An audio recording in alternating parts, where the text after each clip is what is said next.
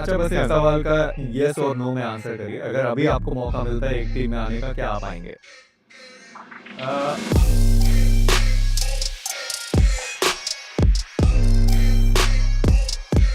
एक टीम में होकर ट्रॉफी जीता करते थे, पर आज एक बार फिर से बीएमपीएस की राह दोनों के सामने आ खड़ी है और दोनों चाहते हैं अपनी टीम के लिए ट्रॉफी जीतना। दो शानदार यात्री हमारे साथ जुड़े जरूर हैं जो चाहते हैं कि रियलमी बीएमपीएस 2025 को वो अपने नाम करके जाएं। पर उससे पहले स्वागत है आप सभी का ड्रॉप टॉक में। मैं हूं आपका होस्ट जीशान मेजी। मेरे साथ जुड़े हैं वो दो यात्री, 8 बिट से सोमराज, गॉडसन से डिस्ट्रो। कैसे हैं आप दोनों और कैसा रहा अभी तक का आपका सफर? First of all thank you मेजी for inviting us for this drop talk show. हम लोग BMPS ग्रैंड फाइनल्स के लिए क्वालिफाई हुए एंड इतने हार्डशिप्स के बाद finally we are here in this grand finals और बहुत सारे नए नए चेहरे आए, सो हम लोग भी उनके अगेंस्ट कंपटीशन फेस करने में बहुत ऐसा एक्साइटेड फील कर रहे हैं। सो let's see how it goes. देखिए, बहुत सारे नए चेहरे हैं भी और आप दोनों की ही टीम में एक एक बदलाव है जो कि बहुत बड़ा बदलाव है। पर डिस्ट्रो, मैं आपसे शुरू करना चाहता हूं कि जैसे हम कहते भी है ना कि भाई आप बहुत टाइम से खोज रहे थे एक चेहरा जो आपको मिल जाए। शोगन के रूप में आप किसी को चाहते थे, पर बहुत सारे ट्रायआउट्स लेने के बाद भी वो हुआ नहीं। तो न्यू का एडिशन अब आपको लगता है कि आपकी टीम फिक्स हो चुकी है? I think yes. इवन मैंने पहले निंजा के लिए भी बोला था, हमारे साथ अच्छा ही चल रहा था जो भी चल रहा था, बट आई थिंक न्यू थोड़ा वो एडिशनल चीज़ें भी ला के देते हैं हमारी टीम में। बैलेंस थोड़ा और ज़्यादा हो गई है हमारी टीम एंड मेरा काम बहुत आसान हो गया उसके आने से। मेरी कुछ चीज़ें ऐसे होती है कि गेम में मैं ध्यान नहीं दे पाता हूँ, तो वो चीज़ें वो ध्यान में रख लेता है। His addition has been really important in our qualification. अभी तो बहुत ज्यादा बढ़िया वो खेल भी रहे हैं, पर उसके साथ साथ गमला भी है जो आप वापस उनको लेकर आए। अगर वापसी हुई, बहुत सारी चर्चाएं हुई, तो आपको लगता है कि वो जो पावर जिस तरीके से खेल रहे थे, क्या उनकी कमी पूरी हुई? उससे ज्यादा वो बढ़िया खेल रहे हैं? किस तरीके को कॉम्बिनेशन अभी गमला के साथ आपका है? देखो, बात रहा हमारे पास्ट का, उस समय एक अलग हम लोग का डायनामिक सेट हो गया था, पर अभी टीम में चेंजेस हुए, होम कमिंग हुई और जो कि इकलौती होम कमिंग सक्सेसफुल हुई। अभी एक नया प्ले स्टाइल हम लोग ट्राई कर रहे हैं। अभी तक सेट नहीं हुआ है, but we are just going with the flow, so let's see how it goes.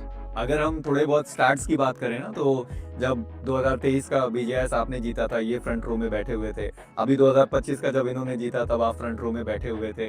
तो ये बहुत सारी जो उतार चढ़ाव भरी चीजें रही है। पर हाँ, BMPS आप दोनों ने साथ में खेला है, वहां पर भी आपका पलड़ा थोड़ा भारी था। आप सेकंड प्लेस पर थे, ये थोड़ा सा ज्यादा नीचे थे 2023 में। तो ये सारी चीजों को देखते हुए अभी आप इस कॉम्पिटिशन को किस तरीके से देखते हैं?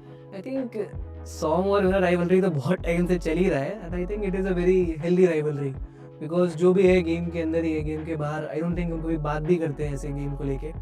तो बढ़िया ही है, not just team. I think जितनी भी टीम्स आई हैं अभी लैन पे, सब कंपटीशन अच्छा ही देने वाली है, मज़ा आएगा। जैसे मैंने पहले बोला, this LAN will be exciting. आप कुछ और ऐड करना चाहते हैं इस चीज में? ऐसी बात एकदम सही है। पास्ट गेम का जो भी हो, गेम तक लिमिटेड रहता है। इतने हम लोग मैच्योर एनफ है और जब हम लोग मिलते हैं आउटसाइड द गेम, सो हम लोग का वो अच्छा बॉन्डिंग है। I call it bonding. अगर अभी के लिए पूछा जाए कि दोनों में से अगर इंडिविजुअल टीम को अगर आप देखते हैं, तो अगर आपको रेट करने को कहा जाए, आप इनकी टीम को कितना रेट करेंगे, आप इनकी टीम को कितना रेट करेंगे? सोमराज, देखो, चैंपियन टीम को मेरे को रेट करने की जरूरत नहीं है।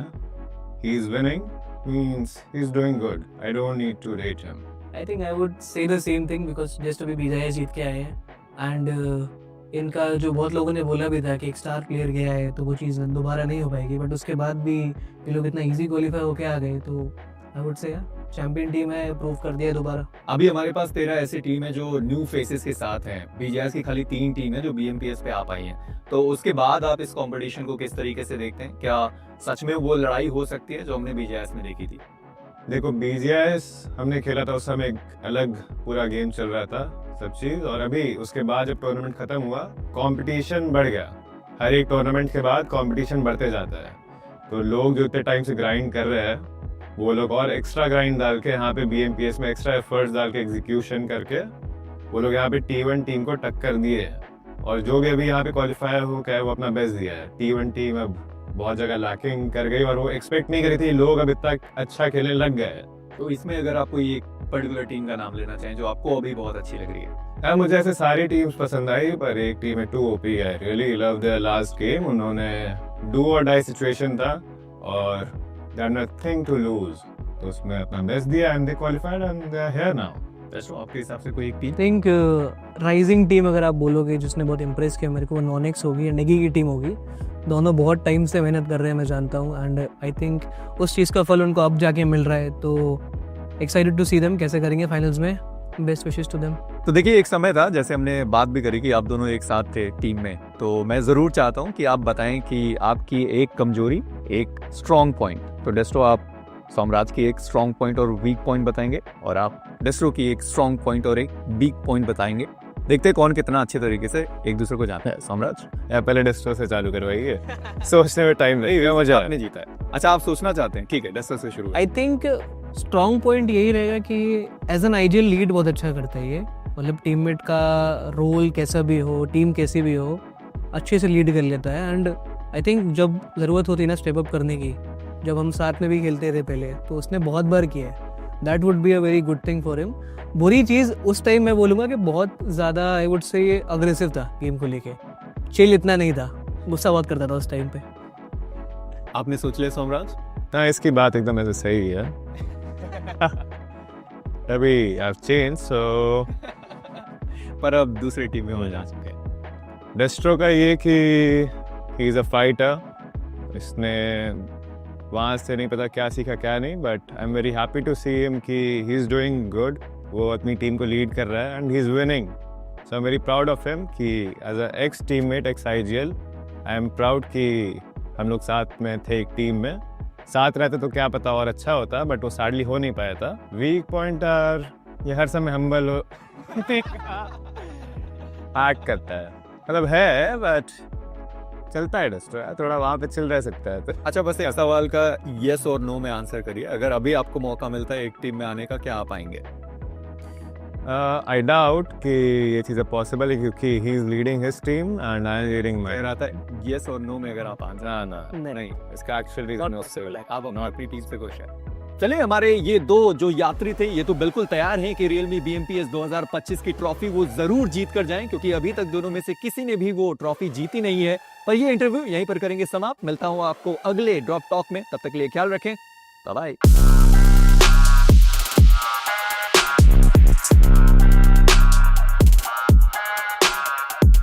आप अभी तक वो T1 प्लेयर बन नहीं पाए, तो इसके अराउंड आप क्या कहना चाहोगे? T1 में तो देखो, मैं तो किसी के उस पर डिपेंड नहीं करता कि कोई मेरे को स्पेसिफाई करेगा कि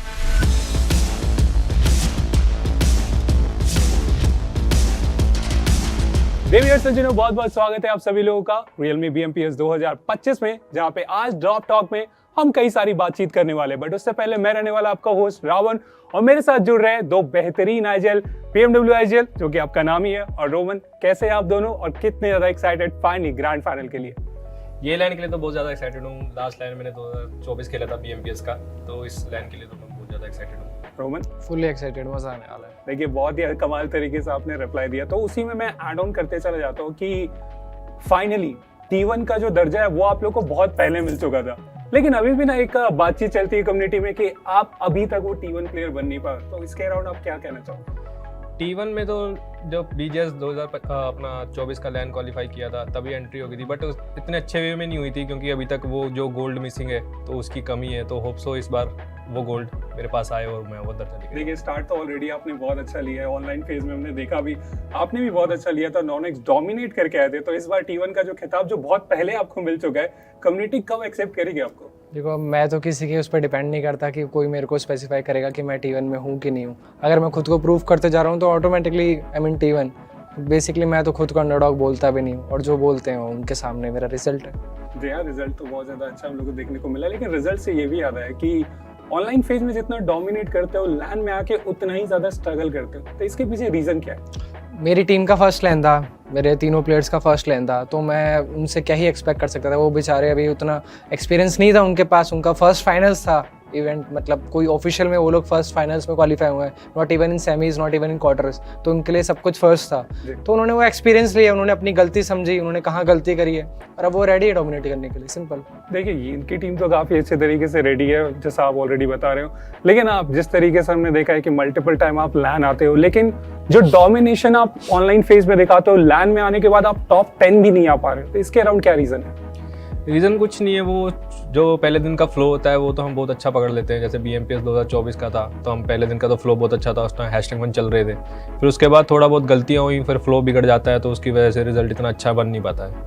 जी हाँ, रिजल्ट आई थिंक थोड़ा और बेटर आपसे एक्सपेक्ट करेंगे, बट जैसा मैं सुना हूँ आपके लाइनअप के अराउंड ही कि फुल टाइम जॉब भी आपके प्लेयर्स करते हैं, तो ये कैसे मैनेज करते हो आप कि भाई गेम भी खेलना है साथ ही साथ जॉब भी करना है? जैसे हमारा प्लेयर है ओवेन है, वो MBA कर रहा है, तो वो साथ साथ वो जॉब भी करता है। तो वो जब भी मतलब उसका इंपॉर्टेंट काम रहता है तो हम अपना 5th प्लेयर जो एग्जीक्यूटर है उसको खिलाते हैं। जब भी मेन मैचेस रहते हैं, जैसे अभी राउंड 3 में था तब हमने उसको एग्जीक्यूटर को खिलाया था। फिर सेमीफाइनल का जब टाइम आया तो फिर मेन प्लेयर की जरूरत थी, तो फिर हमने उसको बोला था कि ब्रेक ले ले थोड़ा सा, फिर वो सेमीफाइनल खेलने आया था। प्रॉब्लम नहीं होता है कि बीच इवेंट में इतने नहीं, प्रॉब्लम कुछ नहीं होती, इतने स्क्रीन्स खेल लेते हैं साथ में, तो प्रैक्टिस रहती है, तब भी कभी चेंज कर सकते हैं हम, कोई दिक्कत नहीं आती उसमें। सेम आई थिंक सवाल मैं आपसे भी जानना चाहूंगा कि बीच इवेंट में चेंजेस वो कई बार हमने देखा है कि लाइनअप में होता है, तो उससे इतने बड़े स्टेज में कई बार आपको प्रॉब्लम फेस करना पड़ता नहीं है इसके कारण? देखो, मैं तो अपना जो मेरे पिछली BGS वाली लाइनअप थी रश बॉय के साथ, मैंने उसी के साथ स्टार्ट किया था BMPS में यहाँ पे, और स्टार्ट हमको उतना अच्छा नहीं मिला था। तो हमारा जो क्या कहते हैं बेंच थी जिसमें गॉडेक्स बैठा था, तो मैंने सोचा था कि मैं इसको भी ट्राई कर सकता हूँ क्योंकि वो मेरा ऑलरेडी एक्स प्लेयर रह चुका है, तो मेरे को पता है वो कैसा खेलता है। तो बस वही था कि टीम के साथ शायद वो उतना जेल अप नहीं कर पाए, लेकिन हम सारे साथ में खेलते थे, सब कुछ पता है, साथ में रह रहे हैं, तो एक वो था कि चल रिस्क ले लेते हैं, वैसे भी राउंड 1 ही है, क्या हो जाएगा ट्राई करने में, बाहर तो हो नहीं जाएंगे राउंड 1 से। तो हमने BMPS में वो ट्राई किया और टच वुड वो बहुत अच्छा गया रिजल्ट हमारा। चाहे हम क्वालिफाई नहीं हो पाए राउंड 3 के लिए, चाहे तो हम सेमीज के लिए, लेकिन हमने वो राउंड डोमिनेट किया, हमने अच्छे से निकाला, हमारे फिनिशेस ज़्यादा थे, हम बेसिकली फिनिशेस के लिए खेल रहे थे और हमें वो मिल गया। तो हमें समझ में आ गया था कि हाँ भाई, ये लाइनअप के साथ हम BMPS में उतर सकते हैं। तो सारे प्लेयर्स कॉन्फिडेंट थे और बस वो चीज़ एग्जीक्यूट करी तो अच्छे से हुआ। देखिए, इस बातों में मुझे ये याद आ गया कि पिछले लैन की हम बात करते हैं, रियलमी BGS 2025, वहां से 3 ही मात्र टीम रही जो कि यहाँ तक लैन में पहुंच पाए रियलमी BMPS 2025 में, और उनमें से एक आप हो। क्या माइंडसेट है इसके अराउंड, क्योंकि इतना ज्यादा डोमिनेट करके आना बहुत कम ही टीम करके दिखा पाती है? यार देखो, वो शायद थोड़े खुद को बैक कर गई हो तो बाकी टीम, या तो उन्होंने खुद के प्लेयर्स में इतने चेंजेस कर लिए, या तो ज़्यादा डाउट्स कर लिया कि नहीं ये अच्छे से नहीं हो रहा है, अपने नॉर्मल गेम पे स्टिक नहीं रहे। हम अपने नॉर्मल गेम पे स्टिक रहे, चाहे हमने लाइनअप में भी चेंज किया, लेकिन हमने अपना गेम प्ले बिल्कुल चेंज नहीं किया कि हमने चाहे प्लेयर चेंज किया। तो बस वही चीज़ हमको फेवर करके गई है। और अब तो ऐसा है कि भाई अब लैन क्वालिफाई कब तक है, मतलब कितने ही लैन क्वालिफाई कर लोगे, क्वालिफाई करके क्या ही मिल जाएगा। मैंने वो लैन पे जाके प्रूव करना है खुद को, अच्छे से वो डोमिनेट करना है लैन, और वो ट्रॉफी का एम रखना है। ट्रॉफी आई थिंक वो काफी ज्यादा इंपॉर्टेंट रहने वाला है। बट PMWIGL, आखिरी क्वेश्चन मैं आपसे जानना चाहूंगा कि हर बार टॉप 10 ये कहीं ना कहीं चुभता नहीं है आपको आगे चल के कि कुछ ना कुछ तो गलती हो जा रहा है? इस लैन में ऐसा क्या अलग आप करने वाले हो जिससे वो ट्रॉफी का सपना या पोडियम एटलीस्ट आप अपने साथ लेके जाओ? जैसे कि हर बार टॉप 10 में ही रह जाता हूँ। डे 1 में तो बहुत अच्छा करता हूँ, उसके बाद थोड़ा बहुत गलतियाँ हो जाती है, तो इस बार यही उम्मीद रहेगी, इस बार मैं अच्छा करूँगा। पहले तो मेरे साथ कोई मतलब समझाने वाला नहीं था, इस बार हम कोच को लेकर आए हैं, तो इससे लगता है कि रिजल्ट इस बार अच्छा मिलेगा। देखिए, इतने बड़े स्टेज में मुझे लगता है कोच की बहुत ज्यादा आवश्यकता रहती है, और वो अब आप फाइनली आज जैसा आपने बताया आपके पास है। लेकिन बातचीत बहुत ज्यादा हो चुकी है, अभी इंटरकॉम से मुझे एक संदेश आ चुका है कि ऑलरेडी हम आपके ड्रॉप के आसपास आ चुके हैं, तो जाइए आप अपने ड्रॉप में और डोमिनेट करिए। तो फिलहाल ये था ये एपिसोड, मिलते हैं आप लोग से बहुत जल्दी।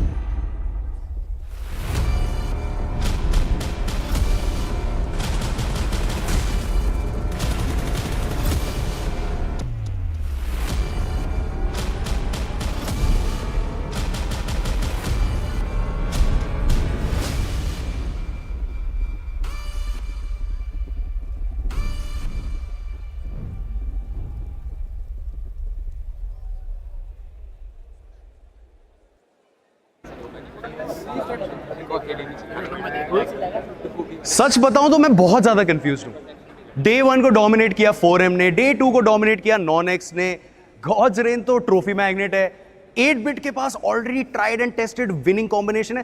तो ये Realme BMPS 2025 जीतने कौन वाला है यार? ये बहुत बड़ा कंफ्यूजन है। एंड इसीलिए मेरे पास मेरे कुछ दोस्त लोग हैं जो अभी मुझे थोड़ी सी हेल्प करने वाले हैं। तो आपके हिसाब से who is going to be the winner of Realme BMPS 2025?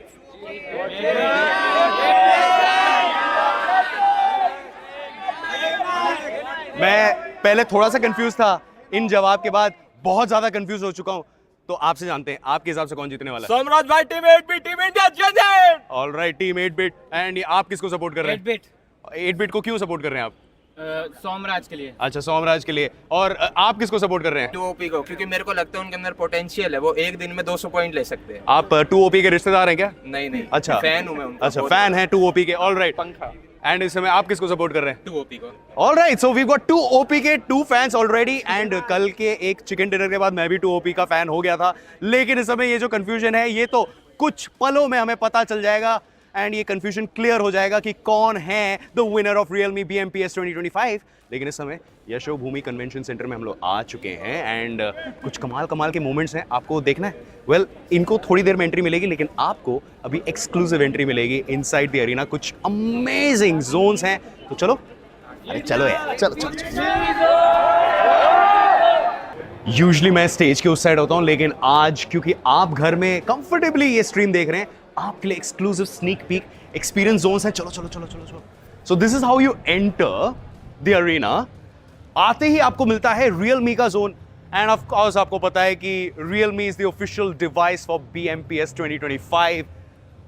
Our players are using the Realme GT7 series in the finals. तो आपको भी अगर वो जो क्लचेस जो आप एक्सपीरियंस कर रहे हैं घर में बैठे, वो सब इस डिवाइस में हो रहा है। तो आप भी चेकआउट कर सकते हैं the GT7 series at this booth. इसके बाद एक बहुत ही कूल सा बूथ है and that's the Krafton booth. अब देखिए, अगर आपको कूल लगना है, we got the merch store and personal opinion, I really love the sweatshirts. Oversized हैं, बहुत कूल लगता है एंड आप बहुत ज़्यादा डैपर लगोगे। So you can check that out in the merch store. उसके बाद अगर आपको जस्ट इन केस अपने फ्रेंड्स को चैलेंज करना है, उनको नूब बुलाना है, तो यहाँ पर आप क्राफ्टन इंडिया के स्टोर में आ सकते हैं, अपने फ्रेंड्स को चैलेंज कर सकते हैं। एंड चैलेंज करने के बाद अगर आपको you wanna drive people crazy, or if you wanna go for that amazing drive, you can also check out the Kia Ceros. Yes, इसके बारे में ऑलरेडी हम लोग काफ़ी बात कर चुके हैं, इंटीरियर्स के बारे में बात कर चुके हैं, इसके सेफ्टी फीचर्स के बारे में बात कर चुके हैं, तो ये आप चेकआउट कर सकते हैं। एंड ये सब करने के बाद अगर आप बोलते हैं कि यार I am tired now, so you got the monster zone so that you can chill, have some fun, sip in some monster and experience the fun. बहुत कमाल का जोन है, it's a different vibe. come see, यहां पर आप अपने friends के साथ कमाल के गेम्स खेल सकते हैं। Of course the vibe is electric here. and एक और कमाल की चीज है, यहां पर ये बूथ खत्म नहीं होता है, ये जाता है ऊपर। अब ऊपर क्या है ये मैं आपको नहीं बताऊंगा। If you are in Delhi, Yashobhoomi convention centre आ जाइए, देख लीजिए कि ऊपर एग्जैक्टली है क्या, बहुत मजा आएगा। सरप्राइज है, मैं आपको नहीं बताऊंगा। And scout is here, scout यहां पर है। स्काउट आ जाओ यार, अगर दिल्ली में तो अच्छा लगेगा। And that is the stage.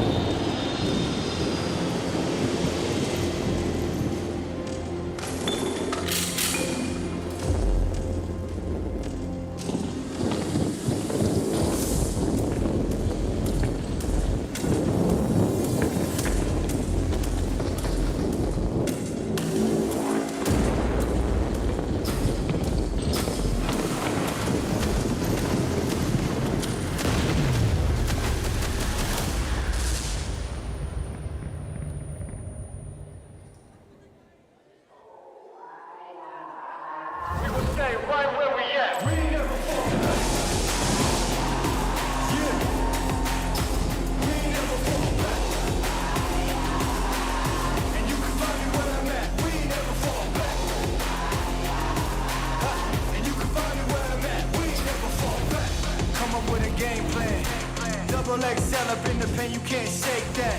All the way against the full tank, man. Moving too quick, keep the cameras in the playback. Dang. Tell me how you feel with it. You put a lid on it, I ain't got no chill with it. This right here your problem, you gon' have to deal with it. Lay it on the line, high risk, that's the meal. Take the meal. And you can find me where I'm at. We never fall back.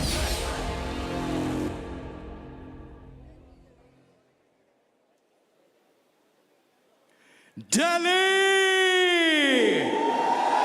Are you ready to crown the champions?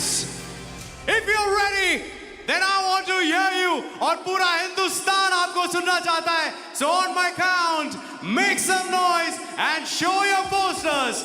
So let's go for it. 3, 2, 1, come on Delhi! Hello and welcome to everyone watching at home and to everyone watching this stream and experiencing this LAN finals live from the Yashobhoomi Convention Centre. My name is Rohit Varghese and if you're ready and with your permission, क्या हम अपने 16 top teams को यहाँ मंच पर बुला लें? मुझे यहाँ से थोड़ी आवाज आई है, वहां से तो बिल्कुल आवाज नहीं आई है. तो एक बार पूरा अरीना एक बार बता दे, अगर आपकी इजाजत हो. Only then we will call the teams. So come on Delhi, I need your permission. Shall we call the teams? All right, they are the style and storm that's brewing chaos. Ladies and gentlemen, let's welcome TWOB official.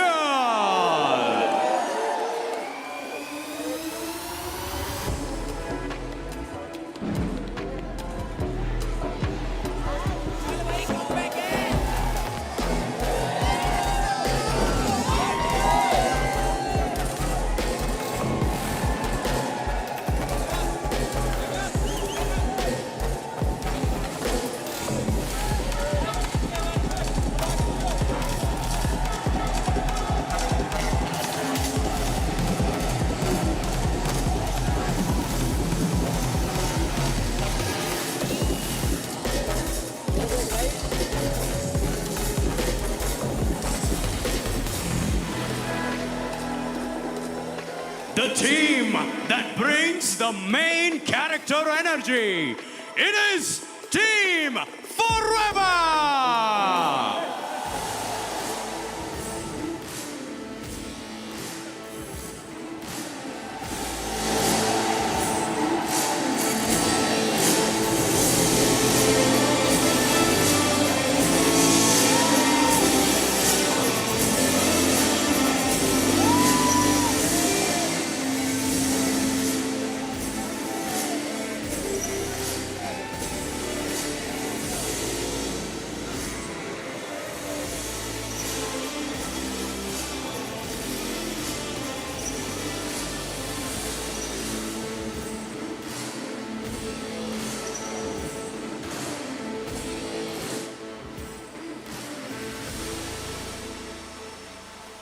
Unleashing madness with method.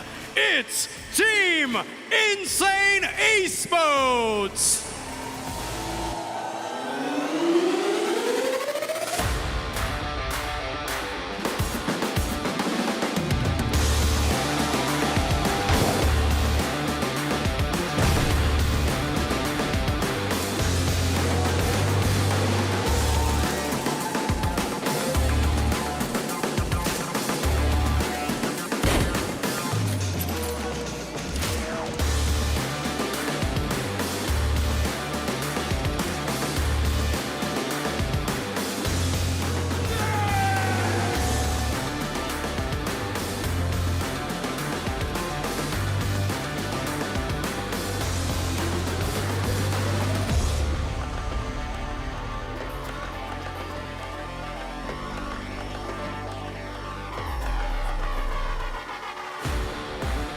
built for the grind, wired to rise. It is 4TR official.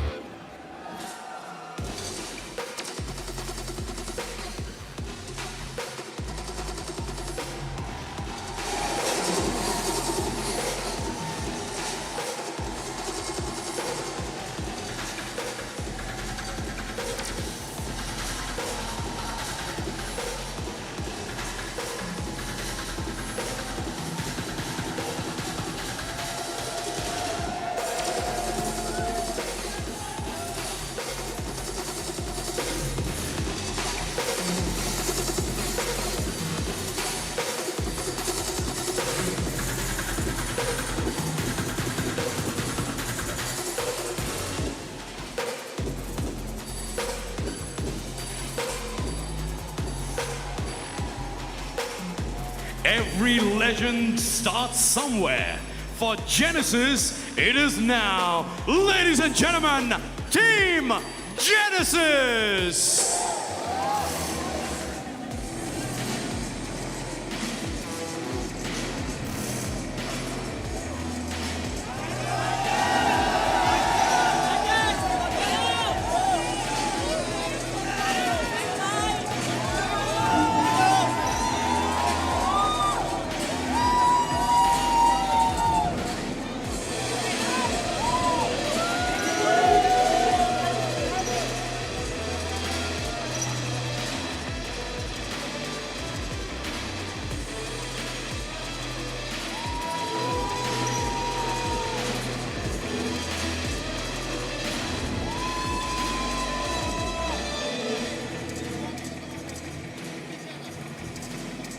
Play, dominate, repeat.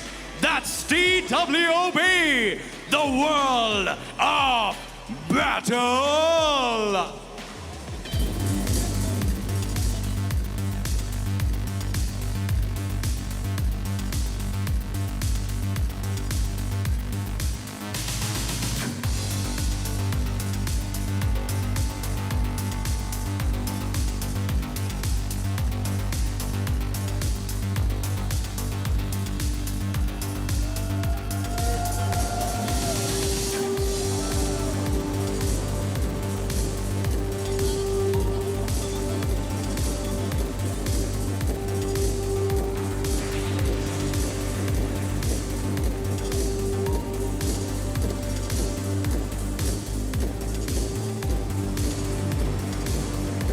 Cracking heads and expectations, Team Eggy!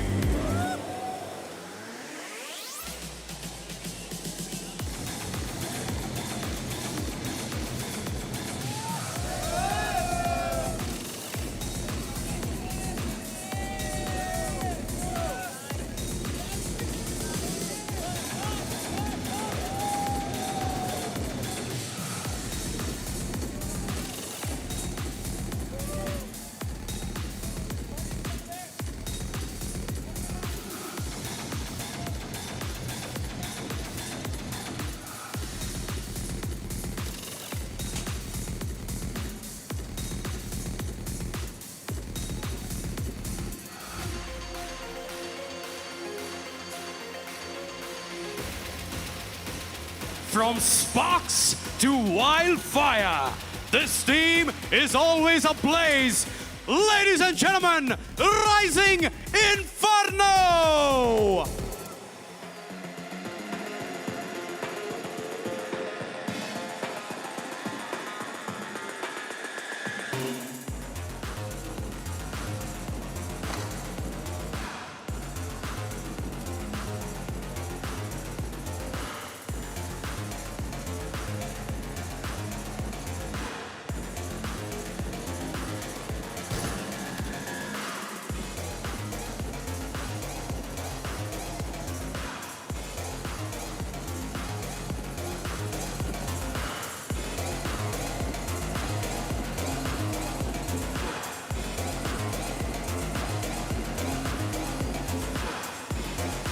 Raw power meets precision.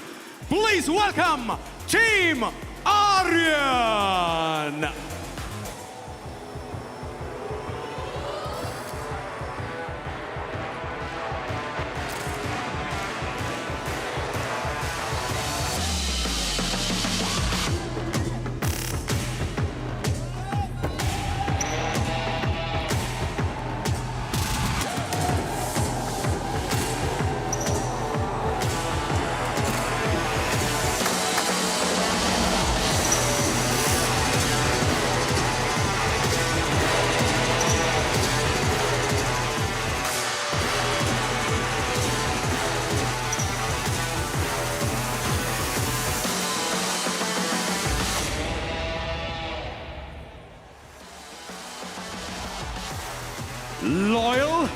lethal, and always on the hunt. Please welcome K9 Esports.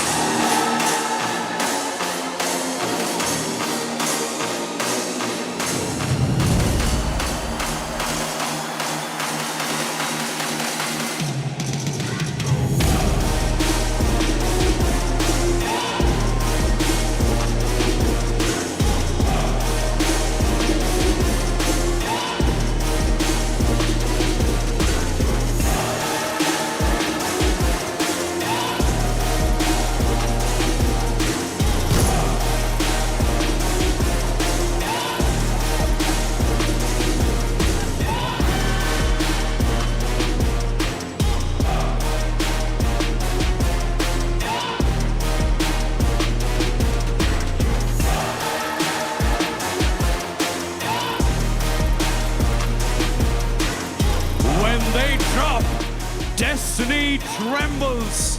This is God's omen.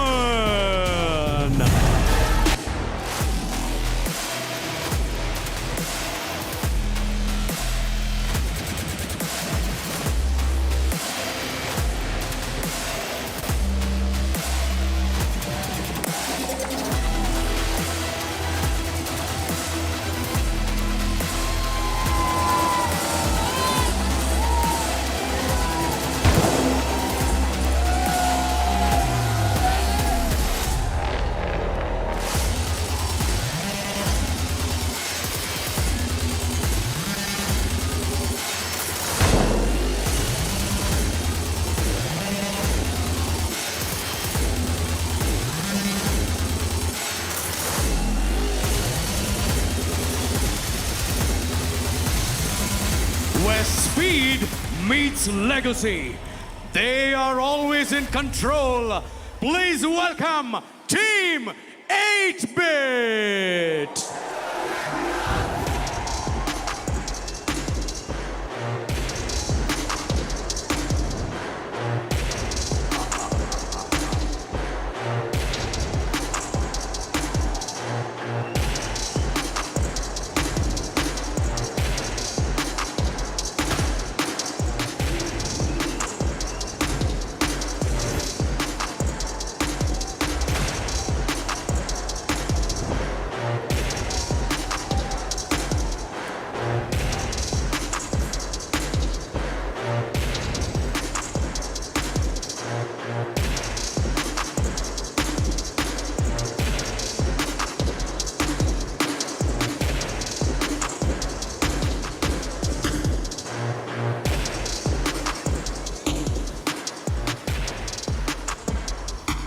Fresh, crispy, and tasty gameplay. Ladies and gentlemen, let's welcome Los Hermanos.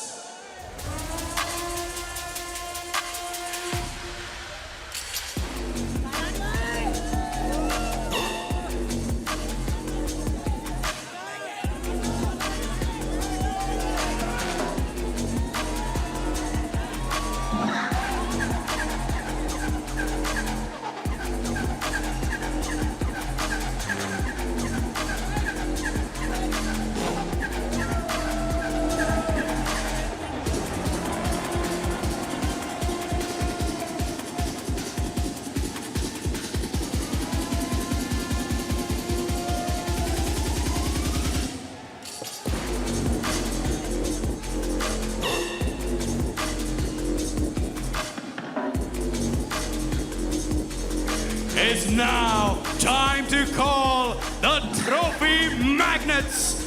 Make some noise for God's reign!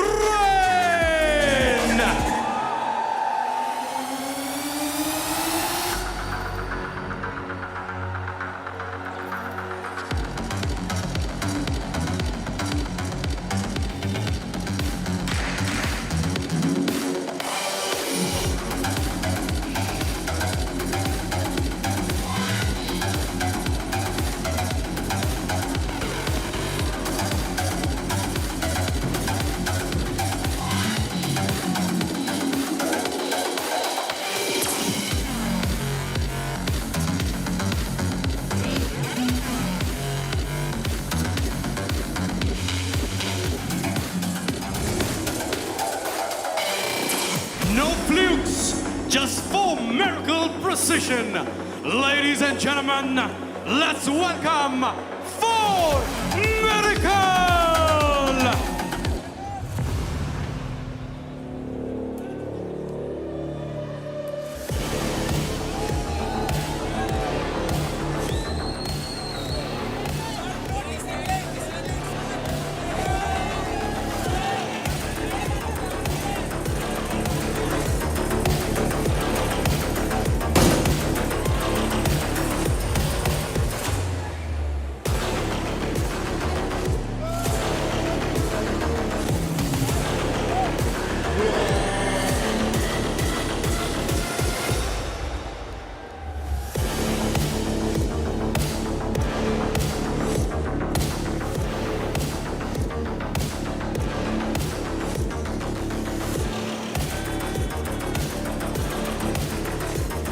The only team with a 40 bomber.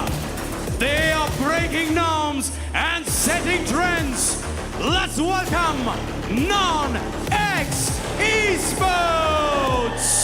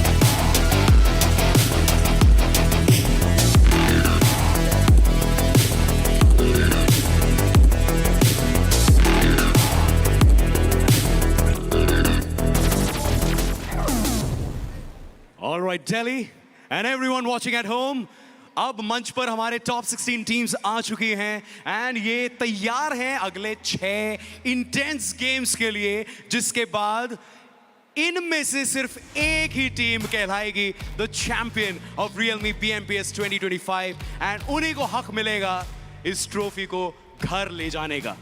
लेकिन पिछले 2 दिनों में हमने बहुत intense battles देखे and जो भिड़ंत है उनमें एक भिड़ंत हमें भी देखना है एंड इसीलिए अभी 2 कमाल की टीम्स के IGLs को मैं यहां पर बुलाना चाहूंगा। I would like to call on stage from team NoNx the IGL Roman to join me on stage. आइए रोमन, एंड साथ ही साथ from team K9 I would like to call on stage Omega to join me on stage.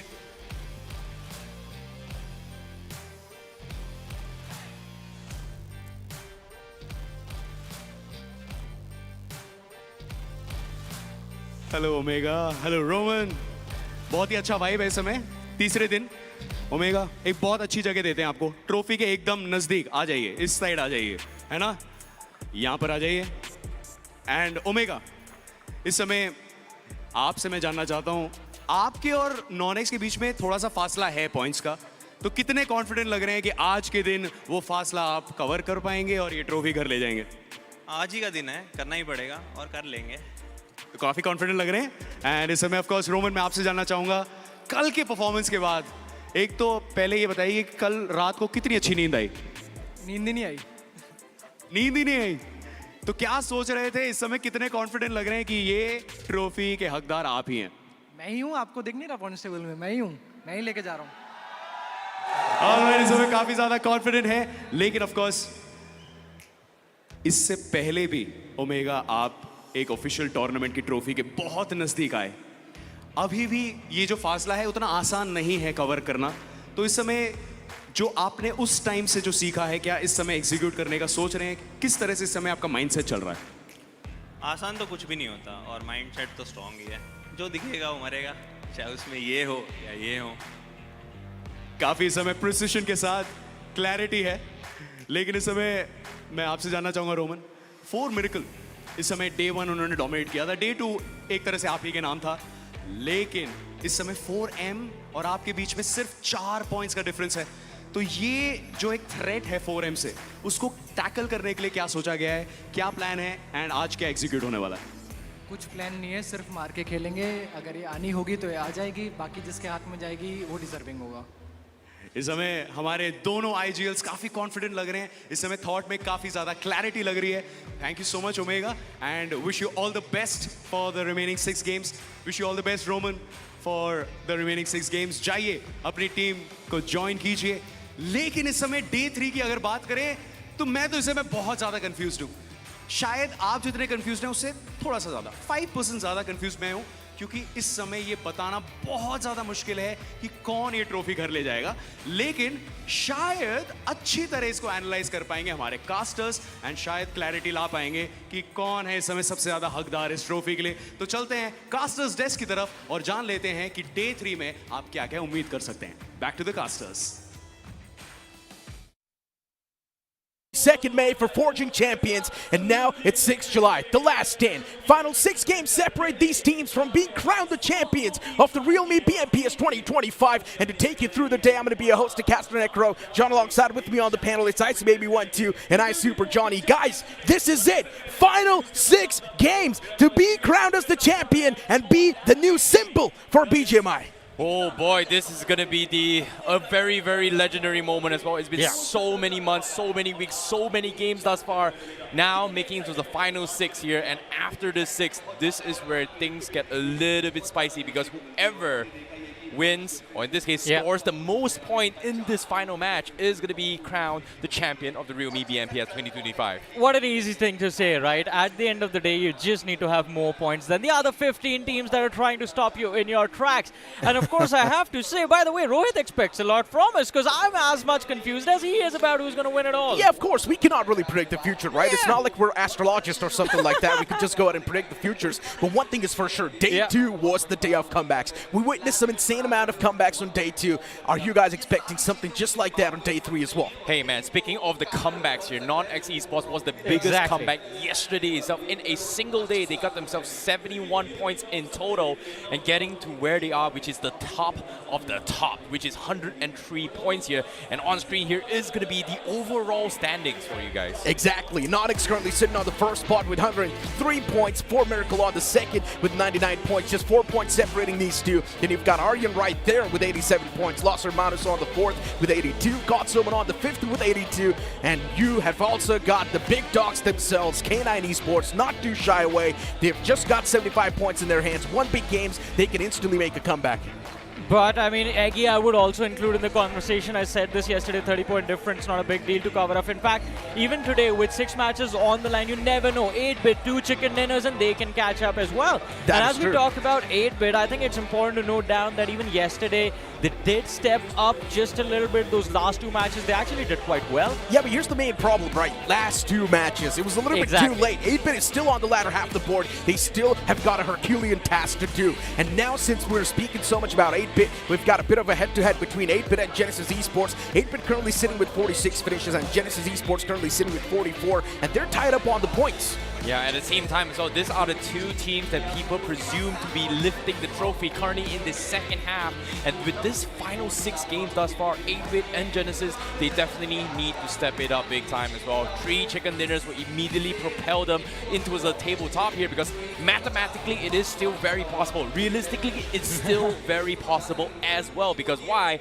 The highest record thus far in the grand finals in a single day is 71 points. So for each of these teams, both 8-bit and Genesis, if they both get 71 points, they should be able to come up to the top. Hey man, even if the odds of winning sometimes are as small as the existence of life itself, you still gotta go for it. Because life exists, and that means you can go for a win as well. And I think that was proven in the last match yesterday. Genesis doing quite well for themselves. 8-bit also popping off on that game of Erangel. I did end up having a conversation with Somraj after that particular match. They were quite upset. They did not know what hit them. and it turned out that they just weren't aware as to exactly where the opponents came in from. All of their attention was focused in on Team Forever and all of the conflict created by Team Insane. And 8-Bit, with all of the aggression, they were just kind of focused on fighting them. You know, interesting enough, yesterday I was able to catch a couple of interviews off cam as well. Somraj has finally broken his silence about him actually missing S power. And that is also on his personal side note, but we also have talked towards the conditions that is happening around his team as well. Akanox hasn't been feeling himself due to a slight finger injury, and that's the reason why they had a lot of roster shuffles yesterday.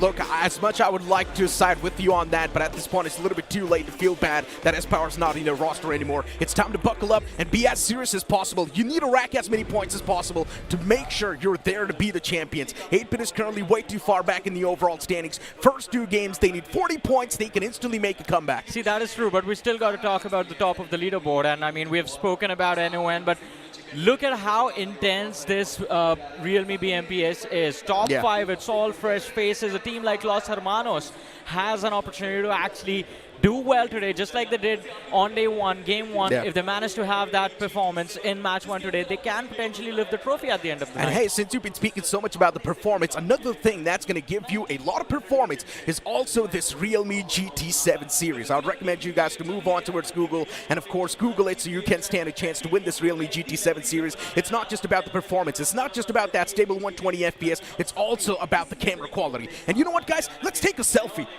Look over here, guys. Come on, say cheese. Can we include the people in the arena? Okay, there we go. Maybe this is much better. Can we have a picture here? Of course, there we go. I've go. clicked a nice picture. Perfect. I hope to upload it on social media as well if I do get it on my phone. But you know what? Continuing the conversation on towards... I wish it was my phone. But you know what? Continuing the conversation on, we still got a lot on the plate. We still got a lot to talk about. NoNx yesterday, as you guys mentioned, pulling off a major comeback. Before Miracle Esports, the concerns are still there. They're just getting 4 to 5 points per game. And I've been mentioning this since yesterday. If they want to pull a comeback, if they want to go on the first spot, they need double digits on the board. And you know what? Since we've been speaking so much about the individual performance, let's have a look at the Realme MVP ranking. Well, speaking of the Realme MVP ranking as well, Levi was the table topper until now. He's currently leading with 90 finishes based on his performances coming from round 1 as well as the first week of semifinals. And thus far now here, even in the grand finals, he has been popping off non-stop. Are you just going to scoff up about the fact that the man got 90 finishes and the closest anyone to him is 54? That is such a big deal. We had to talk about this yesterday too, right? This man is on a different level at this point. Just give him the trophy. Just give him the MVP prize. Is his last name actually Ackerman?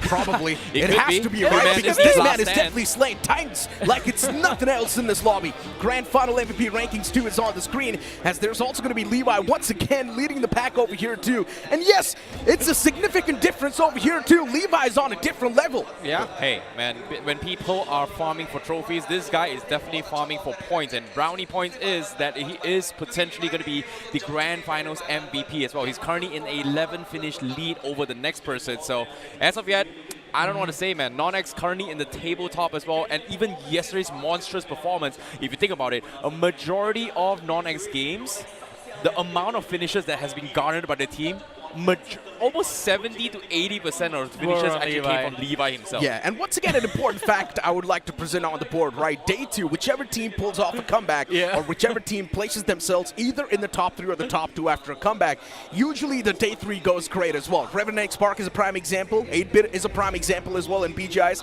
and now NoNx, they've pulled off a comeback yesterday. There's a big chance day 3 might just be theirs. I mean, it can be. They have done quite well. They are riding the momentum of the last 2 chicken dinners as well. I just want to add one thing to what Icy was saying.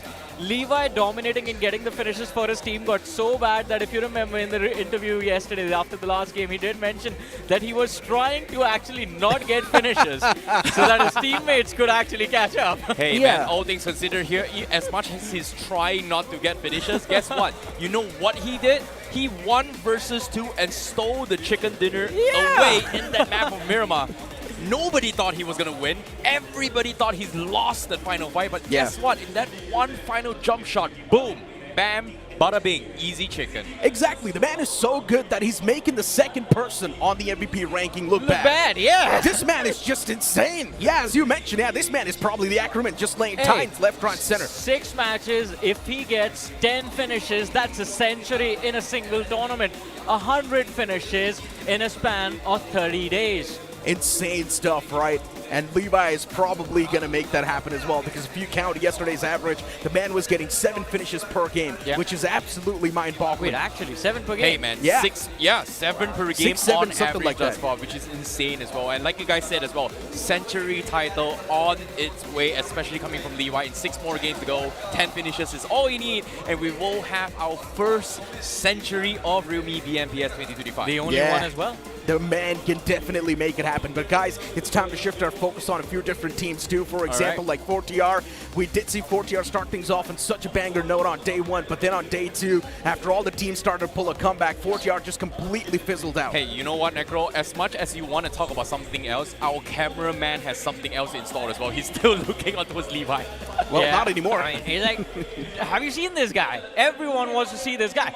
And of course, after the run that NON have had in the finals, and not just in the finals, overall in the tournament, all eyes are going to be on this team. But the contenders now stressed out after losing that first position on the overall leaderboard yesterday. Just one question in their heads: can we catch up? The difference right now, just a mere 4 points, and you can see the intensity in their eyes, man. I mean, that expression, it says it all. Yeah, all things considered, nobody actually expected 4 Miracle to be table-topping on this first day itself. 3 chicken dinners in a single day. Completely flopped yesterday, though, losing the throne away to NoNx Esports. And now day 3, you can see game phase is on, stress is all the board as well. Final 6 game decides the fates of each and every single team here. And I guess the cameraman forgot to show Team Aryan. They're not out of the race yet. They're currently in the top 3, extremely close. Even they can snatch the crown away. I mean, there is a possibility for Team Aryan to actually do well. As you mentioned, not too far away from where they need to be. 103 points on the table toppers. Aryan sits at 87. That is, what, 16 points? Wow. And you can get that in one game. One decent performance. You do not even need to pop off. One decent performance and you can catch up. Now, when we talk about the journey coming from Aryan x TMG as well, they started their journey here at realme BMPS as one of the undergods as well. Yes, they do have one of the most experience coming in here, but if we were to compare them based on their performances coming in from BGIS, this is by far the most improved team because they smoothed their way into the grand finals, leaving uncontended thus far, qualifying from semifinals League 1, qualifying from directly from round 1 into the semifinals, and then coming in here to the grand finals. So they had one of the smoothest journey thus far, but again, now they're so close, yet so far. Exactly. And you know what, since we've been speaking so much about the slip-ups too a while ago, we need to focus on another slip-up that happened yesterday, which was Godscreen. They were keeping themselves consistently in the mid-pack, but Godscreen unfortunately slipped up big time on day 2, and now for them to pull a comeback on day 3, it's next to impossible. I mean, are we sure they just slipped up on day 2? I think this entire journey has been kind of a slip-up, because it is God's reign, man. It's Destro. It's supposed to be the trophy magnet. He told us at the start of the year that 2025 was going to be his year. Hey, all things considered here, obviously it's going to be his year here, but I want to see what they have to say on stage. Starting में वो जो हो गया वो तो हो गया अभी फिलहाल आने वाले समय में ऐसा लगता है कि आप इंडिविजुअल लेवल में कुछ ऐसा करके जाओ कि हाँ एज अ प्लेयर को याद रखा जाए सिचुएशन के अकॉर्डिंग अभी से नहीं बोलना चाहिए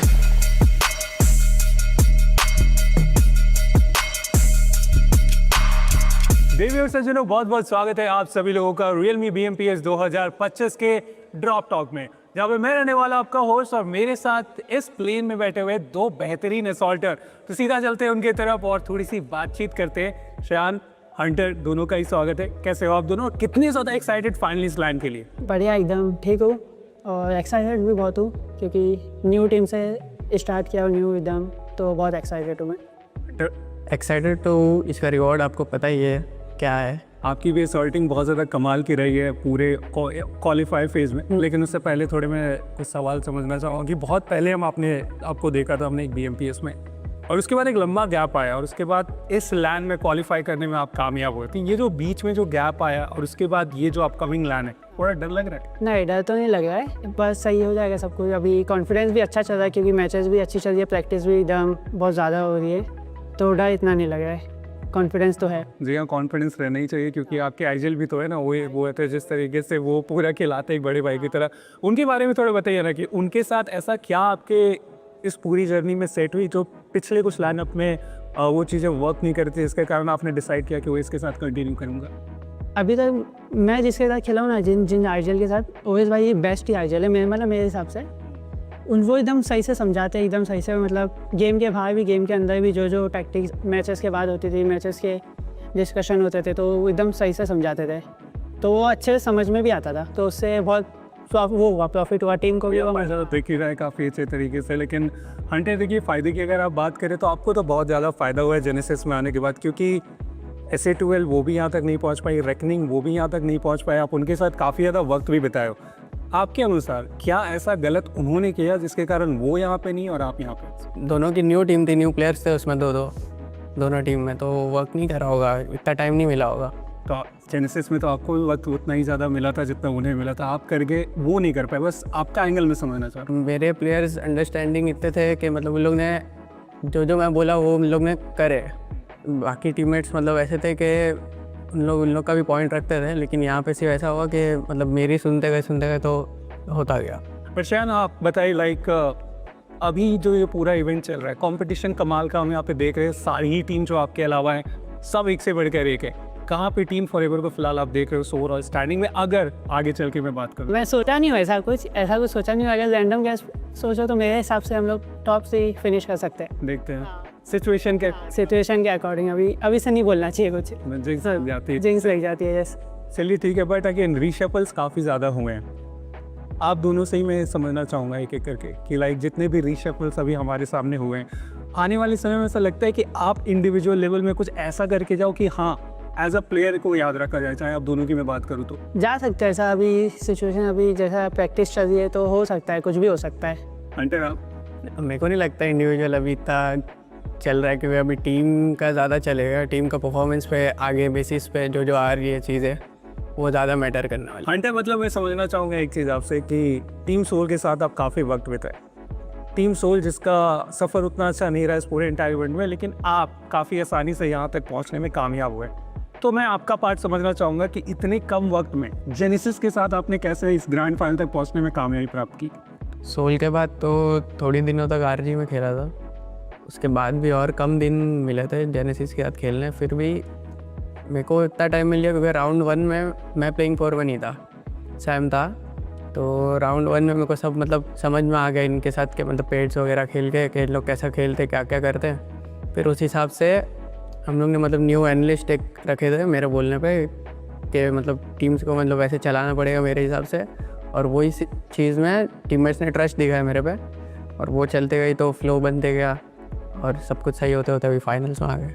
चलिए ऑल द बेस्ट, और दोनों ये असॉल्टर जाइए अपनी टीम की तरफ, ड्रॉप लीजिए, वहाँ पे आपकी ज़्यादा ज़रूरत पड़ने वाली है, और आप लोग ड्रॉप टॉक ऐसे ही देखते रहिए। मिलते हैं बहुत जल्दी आपसे, तब तक के लिए बाय।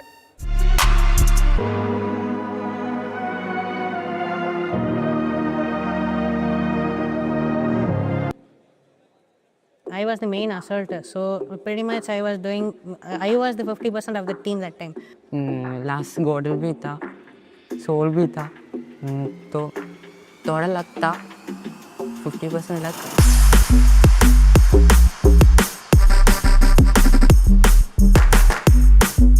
देखिए सज्जनों, बहुत बहुत स्वागत है आप सभी लोगों का realme BMPS 2025 के ड्रॉप टॉक के एक और कमाल के एपिसोड में, जब मैं रहने वाला आपका होस्ट, और मेरे साथ जुड़ रहे हैं दो ऐसे प्लेयर जिनके पास एक्सपीरियंस भी है और वो गन गेम भी इनका बहुत ज़्यादा स्ट्रॉन्ग है। जी हाँ, मेरे साथ जुड़े हुए ड्रैगन ओपी, स्पाई, कैसे आप दोनों और कितने ज़्यादा एक्साइटेड इस लाइन के लिए? Yeah, I'm pretty excited. I'm really confident because we did good, but we had our ups and downs. But still, I know what my team can do, and we have the chance to lift the trophy as well. Right. मैं भी बहुत excited हूँ। हमारा team पहले थोड़ा खराब खेल रहा था, पर अभी हम कॉन्फिडेंट है कि हम ये ट्रॉफी उठा पाएंगे। जी हाँ, वो तो देखने को मिल ही रहा है, काफ़ी ज़्यादा बेहतर आपकी टीम कर ही रही है। बट एक बात बताइए, बहुत सारे लाइनअप को हमने देखा, बहुत सारे होम कमिंग हमने देखा, लेकिन आप ऐसे क्यों हो? जो कि 3 साल से एक ही लाइनअप पे स्टिक कर रहे हो और ये लाइनअप को आप छोड़ के आगे बढ़ना नहीं चाह रहे हो? क्योंकि हमारा कम्युनिकेशन बहुत अच्छे से बैठ चुका है, तो इसलिए मैं स्टिक ऑन करना चाहता हूँ हमेशा के लिए, क्योंकि हमारा बॉन्ड अच्छा है एक दूसरे के साथ, इसलिए। और हम अभी तक तो अच्छे से खेल रहे हैं, सेमीफाइनल से तो हम खेल लिए अच्छे से, अभी फाइनल देखेंगे कैसा जाता है। अभी तो कॉन्फिडेंट है सब कि पिक कर लेंगे। जी हाँ, काफ़ी अच्छे तरीके से वो कॉन्फिडेंस हमें देखने को मिल ही रहा है। बट एक बात बताइए कि पहले 3 साल जो आपने ग्राइंड किया, मेहनत किया, वहाँ पे वो रिजल्ट नहीं मिला। इस बार ऐसा क्या अलग किया आपने जिसमें फाइनली आप ग्रैंड फाइनल में आने में कामयाब हुए हो? हमारे आईजीएल ने बहुत सारे डिफरेंट चीज़ों को अप्लाई करने की कोशिश किया था। जी हाँ, फाइनली वो तो हमें देखने को मिला ही ओवरऑल स्टैंडिंग में, जिसके कारण आप यहाँ पे हो। बट ड्रैगन, मैं आपकी तरफ आना चाहूँगा इसी बीच की गोकुल लाइनअप से चले गए, टीम में बहुत ज़्यादा स्ट्रगल हमें देखने को मिला, बट फाइनली एंट्री हुई रीपर की और उसके बाद टीम बहुत ज़्यादा बैलेंस हो गई। तो गोकुल के जाने से, रीपर के आने से, ये तालमेल मैं थोड़ा समझना चाहूँगा। After Gokul left, I stepped up as an IGL, but I made a lot of mistakes. I could see that. So we struggled too much, and when Reaper played, he completely changed the team in a different way. The team 50%.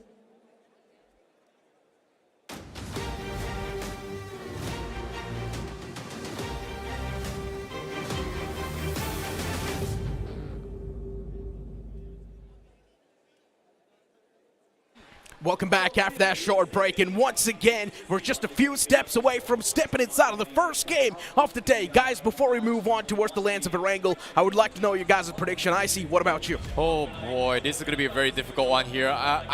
As much as NoNx is doing really well, I have a lot of faith here for God's Omen. Exactly. You know what, Johnny? Yeah. I will get back to you, but before that, the game of Erangel is putting up on the screen, and this time the big bird, it's going to be in the skies once again. As the plane, it's going to hit the skies, and guys, take it over. Well, it is the last day of the grand finals. This is going to be the first game of the day. The countdown begins for the champions to be crowned. And ladies and gentlemen, for this game number 1, the voices you're going to hear for the next few minutes, it's going to be me, Super Johnny, joined by Icy Baby. And of course, my baby, Icy Baby. We are excited. Necro just a few minutes ago asked for a prediction. You gave yours. I would like to give mine. And I think I want to do something with the crowd. I want everyone to just go NON, NON, NON, because there's going to be a lot of pressure on NON for this game 1 itself.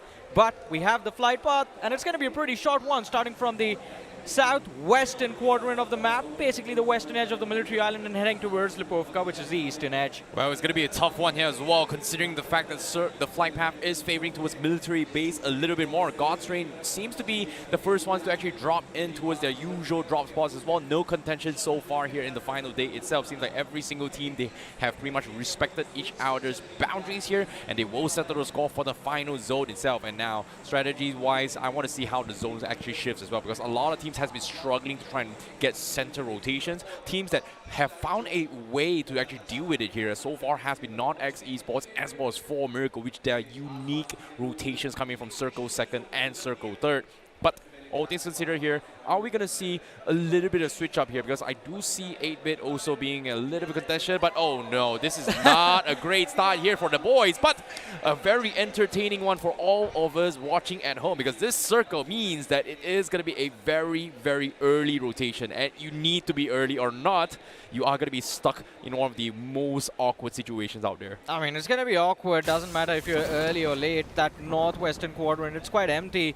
Shooting range to northern Georgia Pole, not a lot of compounds to work with, no cities in existence. It's just those small little clusters where the teams play from, and of course the Hells. Everyone is going to make a run for the Hells, making Iron Maiden proud. But look at Pachinki, 8-bit taking early control. This time, no one is going to go for that early fight. 2 OP officials just continue along their merry way and head towards Yasnaya Poliana for a change. Well, we have to talk about the potential outcomes of the zone as well. If we base on the trend coming in from the entire round stages itself, a majority of the zones have been favoring around the outskirts of shooting range, and also a couple of circles on towards Georgia Pole. Rarely coming from the east side. We rarely saw a couple of ones to Rozok, but the same time, we had only one circle similar to this, which kind of baited everybody off and then shifted towards Ruin's vicinity. You were talking about outcomes, and first and foremost, I see we have to mention this outcome. 40 are on a hunt, 40 TWOB, the chase is on. They have one weapon, a Scarel, on one player, and that man is going to be responsible for finding that first knock. If they actually succeed, it's going to be added pressure on TWOB as to how do they end up surviving in this Georgopol city conflict. But with that awkward little clash, 40R, they get stuck in their tracks, and TWOB, they get to make their way for free towards northern Georgopol. Yeah, this is a great start here for TWOB. They have made a little bit of adaptation as well, considering that their usual comfort drop spots has been Georgopol, but ever since the beginning of day one, and so they are forced to switch up their rotations, and because of that, it has kind of messed up the game in game day one and day number 2 here. But this time with Genesis out of the way, Genesis also a contender for Genesis for Georgopol, has switched up the rotation down towards farm and has messed them up a little bit here. So this switch up may be a little bit of a difference of approach, but we do see a little bit of a skirmish here between Rising Inferno as well as 40R potentially. It's 3 teams I see. There's TWOB in the back, 40R, they want to pick this fight. Rising Inferno also trying to move in and gain some control of the city, but 40R now circling like vultures. Kaliuk, he hides his presence for a second, but it seems like Rapido can be caught off guard. Not a single weapon in his hand, just that dagger to pick this fight. And Utkarsh with the pistol wanted to go for that knock, but the flank fire comes in, and 40R are going to be the first team to lose a body. The knock comes through, but the question is, does TWOB get that finish? What a cover fire coming from Anonymous as well. Well-deserved one indeed, and now the hunt continues because guess what? Another third party comes through, and that's going to be Rising Inferno Esports. But the question here is, does 40R realize it is a third party? And as of yet, now you can see Pain's life dropping down very low on the run here. Jatin going towards the chase, and it seems like he's hesitating, and just like that, Pain's life is able to get out of safety. Oh man, what a close escape. But 40R, their plan of action has backfired. Inferno Rising now has the upper hand, but there's another team. What? From Yasnaya to Northern Georgopol to OP with a very quick rotation. Although, I actually have a feeling they might have just walked into a trap over here. Oh my goodness, this is a complete disaster here. What an early crowded... It's not a disaster yet.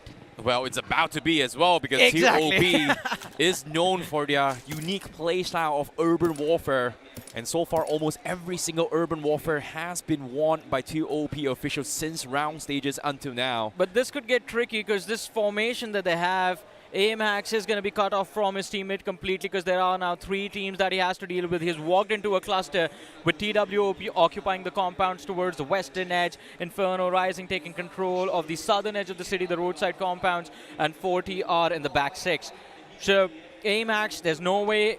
Well, there is a way, but it's going to be very tricky for him to be able to regroup. And you can see on the radar the other 3 players from TWOB official in the backline. Shady spotted out, shots fired, but he still does manage to survive. Yeah, they're definitely predicting and expecting the zone to actually shift down towards Georgopol as well. We've seen this happen multiple times inside the round stages and group stages. So those historical data is starting to be a little bit annoying, but hopefully if the circle shifts there, it's great for these 4 teams because they will have a significant advantage over the rest of the world because everybody outside the city is going to be zoned outside of the zone. But all things considered, that is only if the circle shifts there. So it's a huge gamble though. It's a very, very huge gamble. Right now, looking at the circle itself, man, I see the splash of colors and it feels like a painting by Picasso to me. Because this is going to turn out to be a masterpiece. Well, there's going to be so much action, so much open space, and with Northern Georgopol already out of contention, because already 4 teams occupy that city, everyone else that's playing the central and the eastern half of the zone are going to be forced to fight. But switching our focus again towards Northern Georgia, it is Pain His Life, who is about to get pummeled, because Inferno Rising, their hands are itching. Yeah, they want to pull the trigger, they want to get this point. Yeah, they definitely need to as well. 40R official haven't been able to redeem themselves in this match itself.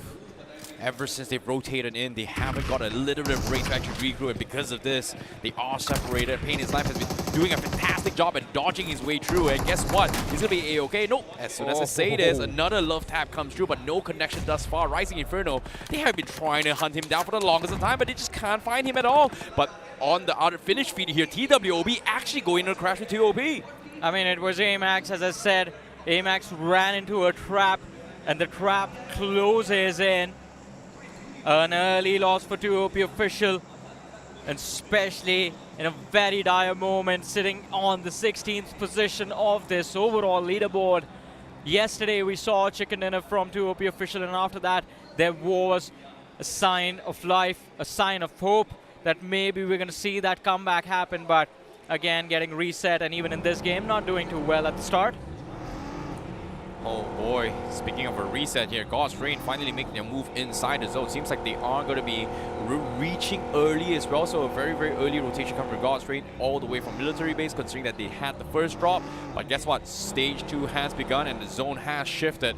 And unfortunately to say, for all 4 teams inside Georgiapol, it is not in Georgiapol. It is not in Georgiapol. I repeat, guys, it is not going to Georgiapol. Hey, you wanted an epic finals. Well, we're gonna give you an epic finals for sure. As you mentioned, I see the circle moves away from Giorgio, centered towards shooting range now. And look at Los Hermanos. That is such a beautiful move. Instantly moving in to take control of that northern shoreline. But I'm a little worried about Team Aryan, who are going to move in from that eastern edge. They're going to run into conflict. They're going to have to deal with those gatekeepers, but teams from northern Georgia finally start to move out. Rapido, a little bit of exchange with the players of 4TR, who took an early exit from those buildings, but they managed to cross the ridge and now will be able to mark the position, mark these exits, and maybe secure a few extra finishes for themselves. Oh wow, and on the screen as well, we do see NoNx also going to be taking the shelters as well as shooting range, while Eggy trying to rotate around them. They themselves getting shot away here, and Eggy going to be taking the mountain terrains off shooting range, and that's going to give them a little bit of bunker. But again, despite all this bunker, I would say the position that Eggy is in right now is super, super underrated. It looks very exposed, but it does have one of the strongest natural terrain in the zone, especially for stage 3 and 4. I mean, yeah. That is what I was waiting for, because in the later stages, if the zone moves away, then Team Eggy is going to be trapped in those bunkers itself. But ladies and gentlemen, if you guys don't want to be trapped and want to move around freely, well, that is what the Kia Ceros is for. The 5-star BR, the 5-star BN cap rating will make sure that you're safe in your journey as well. And of course, Necro, he told me he got to try that Herman Garden speaker system as well, and he was quite happy with it. Yeah, and I agree, you know, the music sound system is great as well. And here in the venue itself, that we have a model all the way in the front of the stage. Well, not really in front of the stage. The entrance of the event itself, you can actually check out the Kia Ceros right there at the venue.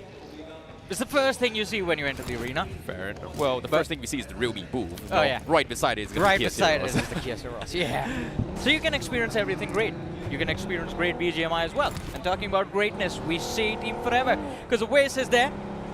And of course, yesterday we were hoping to see a little bit of bounce back from this team as well. And there was a moment where they actually started to build momentum, but then for them, just like TWOB official, things just did not seem to work out. Later stages of the game is where Team Forever has been failing a lot. Now, just as the zone is about to close in as well, when we pay attention to the teams in Georgiapol, the 4 teams that were in there, 3 are still kind of stuck in that vicinity here, while TWOB made an insane mad dash all the way towards the shorelines, and right now, they are going to be A-okay. And this is something that TWOB is very, very comfortable as well. We've seen this perform during their round 1 stages, where TWOB was able to smooth past everybody and just completely snatch the chicken dinner away. As the circle shifts up north once more, TWOB, uncontested in the shorelines, will have an easy pickings for any single team out in the open as well. Same can be said for Eggy, who's having a great spot, but as soon as I say this, for Miracle, they themselves are going to crash Eggy. Well, this is going to be a spray and a half, and for Miracle getting bumbled like that.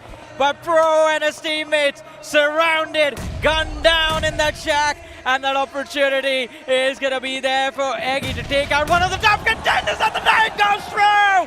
An explosion blowing the hopes of 4 Miracles to have a great start to their journey on this last day. Oh my goodness, Eggy, they weren't expecting this because as soon as this major fight happens as well, Los Hermanos is going to chime in from this long-range tabs. That small little pixels coming in from Los Hermanos was enough to do enough damage. And like I said as well, natural terrain of Eggy is really, really strong. And only if you're able to hold on. But now with 2 knocks coming in, Los Hermanos is going to take advantage to push up. And Colony's almost made it through. Waiting for an angle and also needs to avoid NoNx, but the molly goes out. And it's definitely going to be enough to clean up those fallen players from the side of Team Eggy. I see you were right. They should have stayed in. They should have held back. But no, moving out has costed them those extra bodies. And now Eggy will be down to 1 last player. But Los Hermanos, this overcommitment might just backfire. Could look at the radar. There's 8-bit moving in.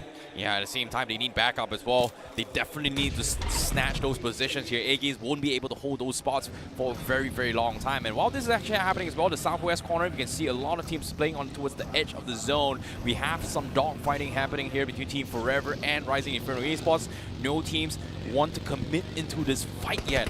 But as soon as sparks fly, you are going to see some explosions here. God's Train is also lying around in the vicinity, which in this case, from Forever's perspective, they have no clue how many teams are around them yet. I think it's all just assumptions. Everyone just panic moving right now, expecting to be surrounded. But Godzum and OMEN, they just charge forward. K9 might be just pinned out. 1 man stuck inside that bunker, 3 were already on the move, and now K9 Esports, they're split away from each other. This gives a great opportunity for God's Omen to isolate these fights and pick off the players of K9 one by one, but a third party from the distance, and Insane is going to be able to secure that first knock. Stone BGMI knocked out. Beast can take full advantage of this one mistake, a miscalculation from God's Omen. Yeah, but the problem as well, Beast can't really do too much as well. Team Insane, they're making sure everyone inside the shelter is going to take some serious damage from the zone. It is stage 4. God's Omen, they are hurting a lot as well. Goku barely makes it inside the zone. Stone BGMI gets knocked from the zone, and as soon as that happens, guess what? Beast, he came out, he snatched it away, and while that's happening, cover fire from Ninja Boy was solid, and just like that, God's Omen, they lose a player. For no reason at all as well, they held the upper hand in that fight. A small mistake, well, 2 mistakes. First, not anticipating the third party. Second, was scoffing up about the fact that you were going up against K9 Esports. And as you mentioned, I see Beast, smart move, perfect timing, moves in, gets the finish, regroups with his team. And now K9 Esports, as they are going to be huddled up together, how do they breach the circle yet again? Because this time the gatekeepers are the leaders of the overall leaderboard, and when standing in their way. Now because of this small blunder, God's Omen is going to be the furthest away in this zone itself. The layering comes through. K9 was able to somewhat get out, get Beast out, and now immediately pushing forward to the next phase of the zone to try and gatekeep them. But they are hugging around the edges of the shooting range through the fences as well. And NoNx inside the shack itself is going to be pinning them off. But on screen now, we do see TWOB official on the hunt. They found Aryan. Well, they run into Aryan. They lose a player instantly. Now looking for trades. Spot fire gets fired down and knocked out. Shady trying his level best to survive. Does not succeed, and TWOB official yet again become the first team to be eliminated. This time Genesis actually ended up securing that last finish for themselves, and now since they see the fallen players from Team Aryan, might as well just secure those extra points as well. Well, this is what happens in dogfighting as well. The moment you stop, people with vehicles are going to be swarming in to try and fight them off. And as of yet, Genesis Esports will be able to rack up some serious points here. Can they make the comeback is going to be the question here. The current record here in the Grand Finals is 71 points in a single day. Genesis, if they get 71 points right here, right now, they should be able to overtake NoNx. And because... Oh no, K9 into NON, 2 players. The MVP out of the way, NoNx manages to get 1, but the squad wipe still comes through. And they sink their teeth into their flesh. K9 Esports, 4 finishes in the back. Not a single player lost as of yet. But guess what I see? From the backlines, we saw the POV of 4 Miracles. That last man, he was watching everything, but God's Omen, opportunistic as ever.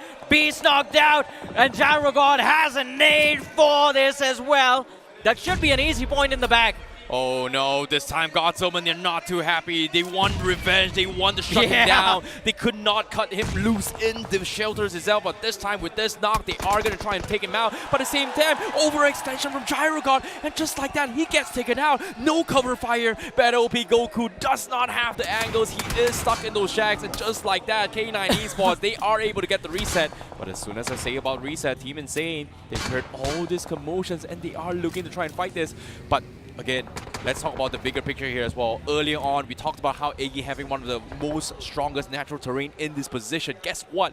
They're also making sure that all these three teams are stuck in this one of the most awkward positions. And even Eggy, they're going to take shots on towards Insane. Well, they have the line of fire available and the high ground to work with, but Insane, they were tracking K9 and GOD'sOMEN for a long time. They moved in for a third party, but Slag shuts it all down, and K9 Esports again! A big performance! 8 finishes in the first 2 fights they run into! This team, today, no matter what happens, they are going to the top! It's now or never, do or die. K9 Esports looking to make the miracle play, the miracle comeback to try and snatch the trophy away. And based on the overall standings, NoNx was the table toppers with 103 points, being one of the earliest team taken out. It is anyone's game as of yet, and even for Miracle, they're weak. Aryan is weak. Everybody is weak at this stage. And despite K9's performances here, can they clutch the chicken is going to be the question, because on screen, a tough contender, God's Reign, also maybe looking to try and make a game for themselves. But Genesis, look at this, Sap! Sap, oh my goodness, he shot the opener, but he was immediately shut down by Delta. Well, the shutdown comes through, and God's Reign, they have to be a little worried about this. Genesis, Apollo, and Shadow, both high ground advantage. Oh, and the nades, as they go flying, the vehicles are getting damaged as well. Delta barely avoids getting knocked out, but from the backlines, it is going to be a third party coming through. 4 from Team Forever, Thunder moving in, and God's Reign, they're going to be left bleeding. Mafia, he has the angle, Delta's spotted out, but Genesis, they end up securing that frag for themselves. Team Forever still gets something out of it though. Still in the fight, 7 eliminations secured. Last man left alive from the side of Genesis. And Apollo, he's gonna have to play like an absolute god if he wants to make sure that Genesis take a leap into the top 8 after this game. Yeah, but at the same time, fantastic timing coming from Team Forever as well. As soon as some team goes for a fight, they immediately go in for the crash, and God's Reign had to bow out from that demise. What a chaotic fight. This zone once again shifting out in the open off shooting range. And so far, the high grounds in Genesis Esports' bag, but he is all by himself. Apollo, last man standing. He has all those off angles. He needs to find a pick, and guess what? He fights Reaper for Miracle. The last player for Miracle. The table toppers, the creme de la creme, has been shut down here in game 1 of the final day itself. Hey, this is what gets K9 Esports celebrating now. 2 teams from the top out of the way. First and second position completely open for the taking. Los Hermanos as well. They've gotten 5 eliminations in this game. All 4 players still alive. And while Spy's position might have been compromised, he still holds the upper hand in this duel against the players of TWOB. Rapido, he's going to get completely finished off. In fact, TWOB, I believe, are on the verge of elimination. Last man left alive, Kalyug. But he's going to try and play for his life, just play for survival. GOD'sOMEN, for some reason their eyes are just completely stuck on K9 Esports. This is the 3rd time they're trying to take out K9 Esports in this match. Well, they can't really rotate out as well. It's going to be very, very difficult considering the fact that they just do not have space. But K9 Bees, ooh, he scouts on the horizon. Thunder almost getting taken out here. But on the contrary, on the other side of the map, 8-Bit was actually taken out in 9th place. So we're now down towards the top 8 in stage 6 of the zone. And the circle shifts once more. Guess what? It is going to go towards the hilltop. And Eggy, again, does have one of the strongest natural terrain in this compound. But the problem is, they just don't have the numbers to rack up all these points. Yeah, that is definitely going to cause a lot of panic. But if they can manage to stay alive and survive to the late game stages where everyone's numbers are dwindled down, getting those finishes is not going to be too complex. K9 on the other side, at least 3 players still alive in this game. But as I say that, Genesis Apollo, he makes sure that Beast is going to get knocked out. Kalyuk from TWOB gets finished off. And now we're down to 17 players still alive. K9 Esports finally looking for revenge for all the nuisance that they have caused them. God's Omen spotted out in the distance and a beautiful spray from Slug. And Omega, the knock comes through. Apollo goes out and Genesis get eliminated. But God's Omen, the target for K9 Esports, if they get those 2 finishes, they hit double digits in this game. Oh my goodness, making one of them a miraculous comeback here is going to be very, very difficult. Meanwhile, Eggy, they have been holding this for the longest time. Los Hermanos, they are pushing up, and a massive nade from Kalan will take him out. 4 finishes in the bag. What a game we have here in Grand Finals day number 3. Not 1, not 2, but 3 massive teams looking to collide, looking to snatch a trophy. And Los Hermanos with 10 finishes on this game, and they will have a little bit sights on God's Omen. But no, Kalan, he gets taken out by Goku. Eventually the trade comes through, but Los Hermanos, they're down towards their final 2 men. Yeah, if there was a point where they could have lost this game, it is now. 11 finishes on the board. Either they start their journey of the last day from the first position, because if this chicken dinner comes through, Los Hermanos will be number 1. Or they're going to keep the fight alive. Well, it's a win-win if you think about it. They're still going to be on the podium. But Team Forever, all 4 players still intact. Well, this is the last stand. The 3 titans of this game with the highest amount of finishes has finally grouped up in the final phases of the game itself. These 3 teams looking to snatch the chicken dinner, and whichever of these 3 teams takes that chicken dinner will have a significant boost of points. But look at this, it seems like it's all going to come down to this brawl now as Carlin moves out. And it seems like with that, with the rotation that he made, he was able to spot out Omega, but Slug, that is an overextension. The nade from Omega makes contact onto Slug, and he loses a little bit of HP, but that was still lucky. At least he's still alive. Hey, that was a little bit iffy as well. Seems like cheaters are starting to get into K9 Esports. Mistakes were a little bit made. Fortunately for them, it wasn't heavy enough to be punished, considering that the numbers game still favor Team Forever. Team Forever having a little bit more map control. K9 Esports has been struggling to push up the hills, but they do have a very, very nice off-angle split here. And the question here is, they're still waiting for those timings. And what timing that is, it's very simple. Whoever starts the major fight first is going to potentially be third party by the other. And they're just waiting for their moment to strike. They are waiting to strike, man. But I think at this point, we are just waiting for the circle to close in as well, because this was an absolute massacre, this game. Stage 7, we're already down to 3 teams, just 9 players surviving in this matchup. And Team Forever, just because they have the numbers advantage and have taken control of basically the entirety of the circle, that amount of map presence is going to be unbeatable. I have a feeling it is going to be their win, and Los Hermanos and K9 are just going to fight for those finishes amongst themselves. And as I say that, another nade towards Carlin. He does manage to stay alive though, but where is he going? He just pushes up for the players of Team Forever. And gives away his position. Now K9 have all the info to work with. Oh boy, K9, they still have a very, very strong way to actually push in as well. Slug still has those vehicles, they still have gas on it, but for Los Hermanos, Kalan specifically, they're all out of vehicles. They have to lick their way inside the zone, and this is going to eventually hurt them. But as you can see, K9 Esports, even though they know that Los Hermanos is an easy target, they just cannot afford to take this fight, knowing that as soon as they start the fight, Team Forever is going to come rushing in if they make a mistake. So it all comes down to just finding information, finding opportunities, and Team Forever, they have so much map control. Even Mafia as well, just getting so much information. He knows exactly what's up, but Mafia is going to make an attempt here. Look at this, he sees Evo. He's going to try to make a couple jabs, but no connection thus far. Shots has been fired, but no sparks flying yet. Well, I think sparks are going to fly, and of course, this last end game circle, man, is going to be set on fire. Shot connection on to Evil. His teammate Carlin needs to be careful, and Carlin has done so much for Los Hermanos in this match. 5 eliminations secured by one man and one man alone gives them an extra bit of confidence to work with in this final fight. But now there's going to be a pinch, and this one is going to be brutal. K9 closing in from the flank.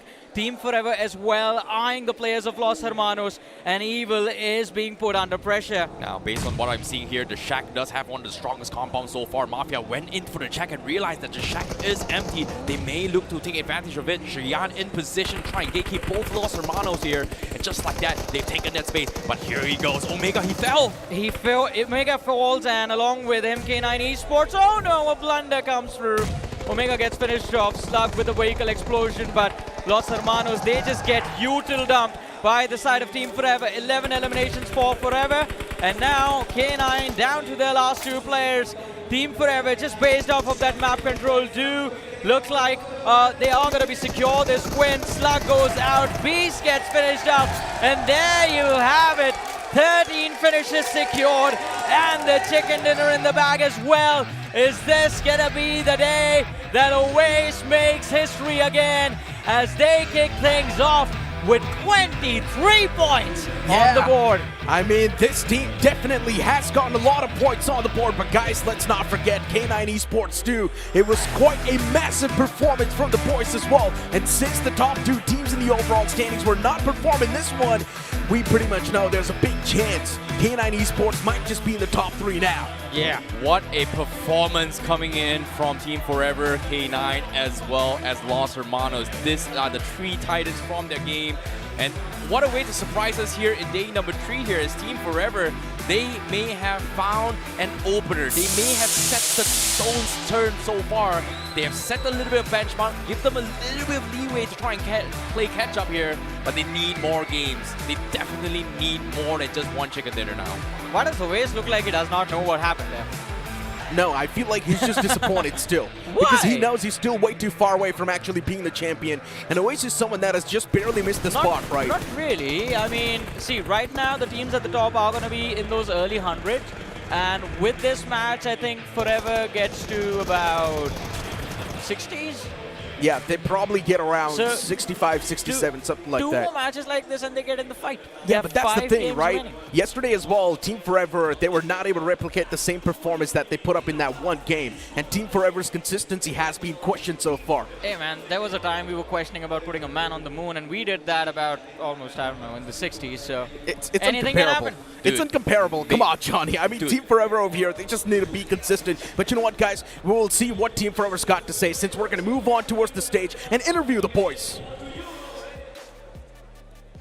Thank you so much, casters. And it's not wrong to say that this team took forever for that chicken dinner. लेकिन ये वही team है जो हमेशा आती है एक main character energy के साथ. We got the main character right here. Oasis is here. Oasis, ये बताइए पहले 2 दिन में क्या सीखा जो इस समय पहले ही गेम में आपने चिकन डिनर निकाल लिया तीसरे दिन में? So first and second day हम लोग अपनी स्ट्रेटजीज पे तो खेल रहे थे, बट जो हमारी फाइट निकलनी चाहिए थी वो निकल रही नहीं थी क्योंकि एक साथ नहीं कर रहे थे. तो आज वही है कि एक साथ किया. लेकिन पिछला जो BMPS था उसमें आप पोडियम पर थे, लेकिन इस बार की अगर बात करें तो आप काफ़ी नीचे हैं रैंकिंग में. तो ये क्या बॉदर करता है, क्या ये माइंड में गेम खेलता है, ये फैक्ट जो है कि आपका जो पिछला BMPS परफॉर्मेंस था और ये जो BM परफॉर्मेंस है उसमें ज़मीन आसमान का फ़र्क है? सो जो पिछला BMPS था उसमें हम लोग 4 लोग बहुत टाइम से साथ में खेल रहे थे और हमने लैन भी खेला था साथ में. बट ये फर्स्ट टाइम है कि 2 प्लेयर न्यू है और हम लोग थोड़ा स्ट्रेटजी के न्यू स्ट्रेटजीज के अराउंड खेल रहे थे, तो थोड़ा दिक्कत हो रहा था. लेकिन यार ओएस आपका कम्युनिटी में बहुत बड़ा नाम है, एक तरह से OG कहना गलत नहीं होगा. तो ये जब एक परफॉर्मेंस प्रेशर आता है एक बड़े नाम के साथ, क्या आप जब ये प्रेशर जब आता है, जब मेटा बदलता है, तो आप उसको अडेप्ट कैसे करते हैं? क्या ये स्ट्रैटेजीज जो हैं, एक्सपीरियंसेस हैं, आप अपनी टीम के साथ शेयर करते हैं? बताइए इसके बारे में थोड़ा सा. ऐसा प्रेशर तो मैं लेता नहीं हूँ क्योंकि इतने टाइम से खेल रहा हूँ और लाइफ में हमेशा अप्स एंड डाउन्स दोनों रहता है. कभी तुम ज़्यादा अच्छा खेलोगे, कभी तुम बुरा खेलोगे. जब बुरा खेलोगे उससे सीखो, अच्छा खेलोगे तो मतलब घमंड मत करो. तो वही है कि जब अच्छा खेलते थे तो हम लोग घमंड नहीं करते थे, सीखते थे, समझते थे, और फिर जब बुरा खेलते तो सबर करते हैं वैसे ही। और फिर जो भी स्ट्रेटेजी है मैं इनको समझाने का ट्राई करता हूँ कि अपने को इस तरीके से खेलना है या उस तरीके से खेलना है, ऐसा। So always wish you all the best for the remaining games and congratulations team forever for that amazing chicken dinner. अब देखिए डे 3 की भी शुरुआत एकदम सरप्राइजिंग शुरुआत हो गई। ये टीम जिनसे बहुत ज़्यादा उम्मीदें थी, फाइनली डे 3 में they get that chicken dinner. लेकिन अभी भी 5 गेम्स और बचती हैं एंड अगले मैप में क्या आप एक्सपेक्ट कर सकते हैं, ये सब कुछ आपको अच्छी तरह समझाएंगे हमारे lovely casters. So back to you guys. This could be the start for an epic comeback for Team Forever, but I feel like it might just be a little bit too late. But you know what? Let's have a look at the realme highlights for now, and this is how the action kicked off. Yeah, you can see the excitement on the arena itself. Everybody is just so pumped up for this match. There was just a lot of high-level tactical gameplays that actually happened as well in terms of macro, in terms of micro decisions. But at the same time, it is the grand finals for a reason. Every little details matter, and one small little mistake can cost you a potential game. In this fight, especially coming from God's Omen, they've made a little bit mess up because the zone allowed K9 Esports free entry to the zone and gave so much finishes points into K9 Esports. Yeah, I mean, K9 Esports, I'm very impressed actually because they were being put under constant pressure, especially with just a few teams chasing after them. God's Omen is what I'm talking about. And of course, Insane was there as well with the chase, but K9 Esports used that to their advantage. They got those finishes, they used the assistance of Insane and God's Omen to put additional pressure on the teams they were pushing on, and because of that, I think those eliminations, that is where they got those eliminations. Yeah, that's the crazy part, right? For K9 Esports, generally speaking, they can still pull off a comeback. Yeah, but at the same time as well, Team Forever was able to rack up some serious points this game as well because they were doing, like, their timing was just impeccable when it comes with the fight coming from the northwest as well. And we do catch a glimpse onto the coach here coming from Team Forever. It seems like his pocket strategies are working out. So I think Los Hermanos is going to be #1 on the overall leaderboard right now. K9 is going to be 3rd. Los Hermanos #1? Yeah, Los Hermanos. Wow, you guys really think so? Yeah. I think so. They were in the top 2 position with more than No, Los 12 Hermanos finishes. was not in top 2. Los Hermanos was in top 5.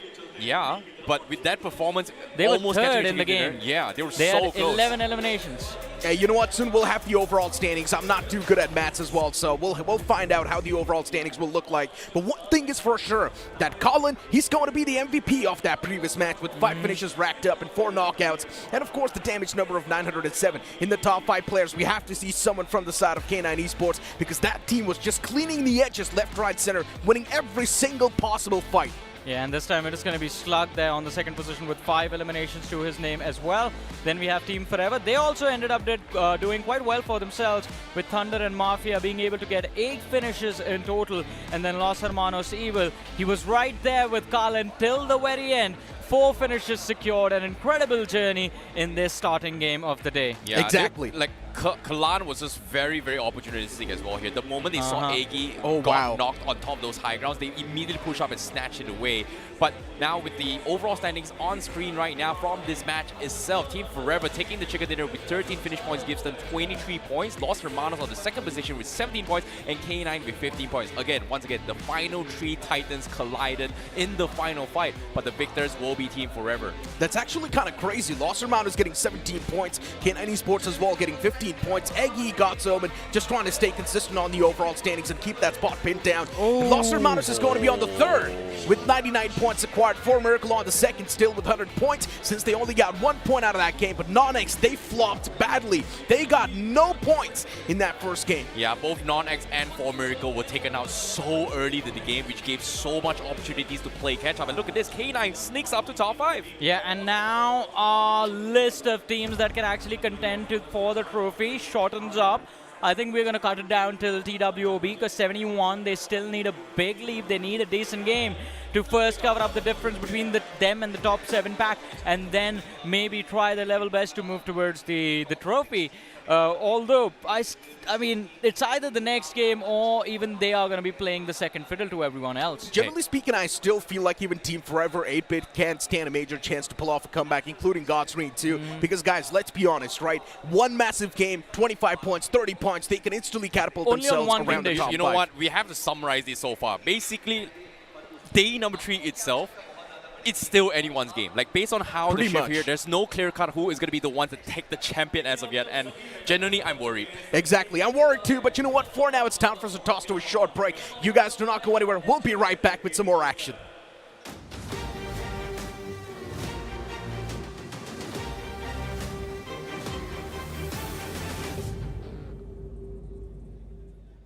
All right, team, we have got our chance.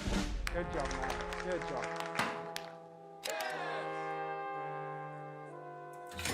Defeat.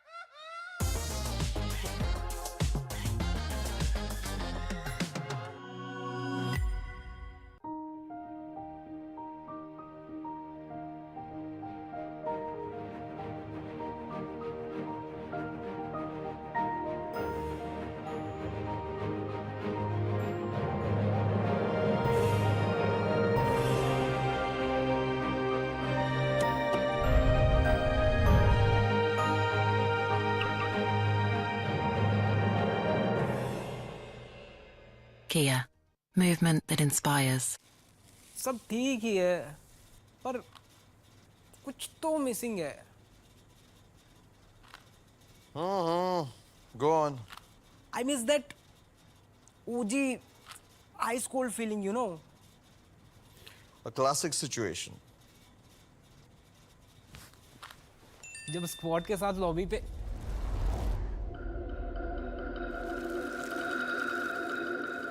It's back?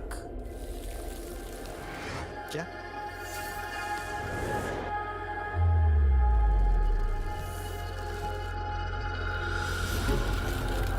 No way!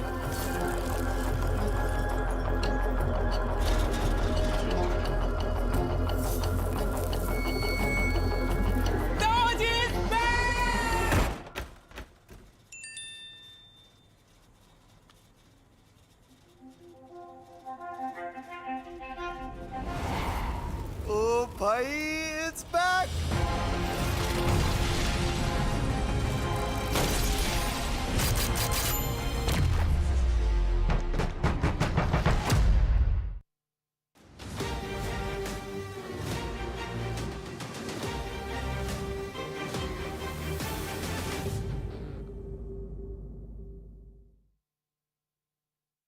Welcome back after that break, ladies and gentlemen, to the realme BMPS 2025 Grand Finals, day number 3. And of course, at the start of the day, we mentioned the countdown, 6 games to go. Well, guess what? Now it's down to 5.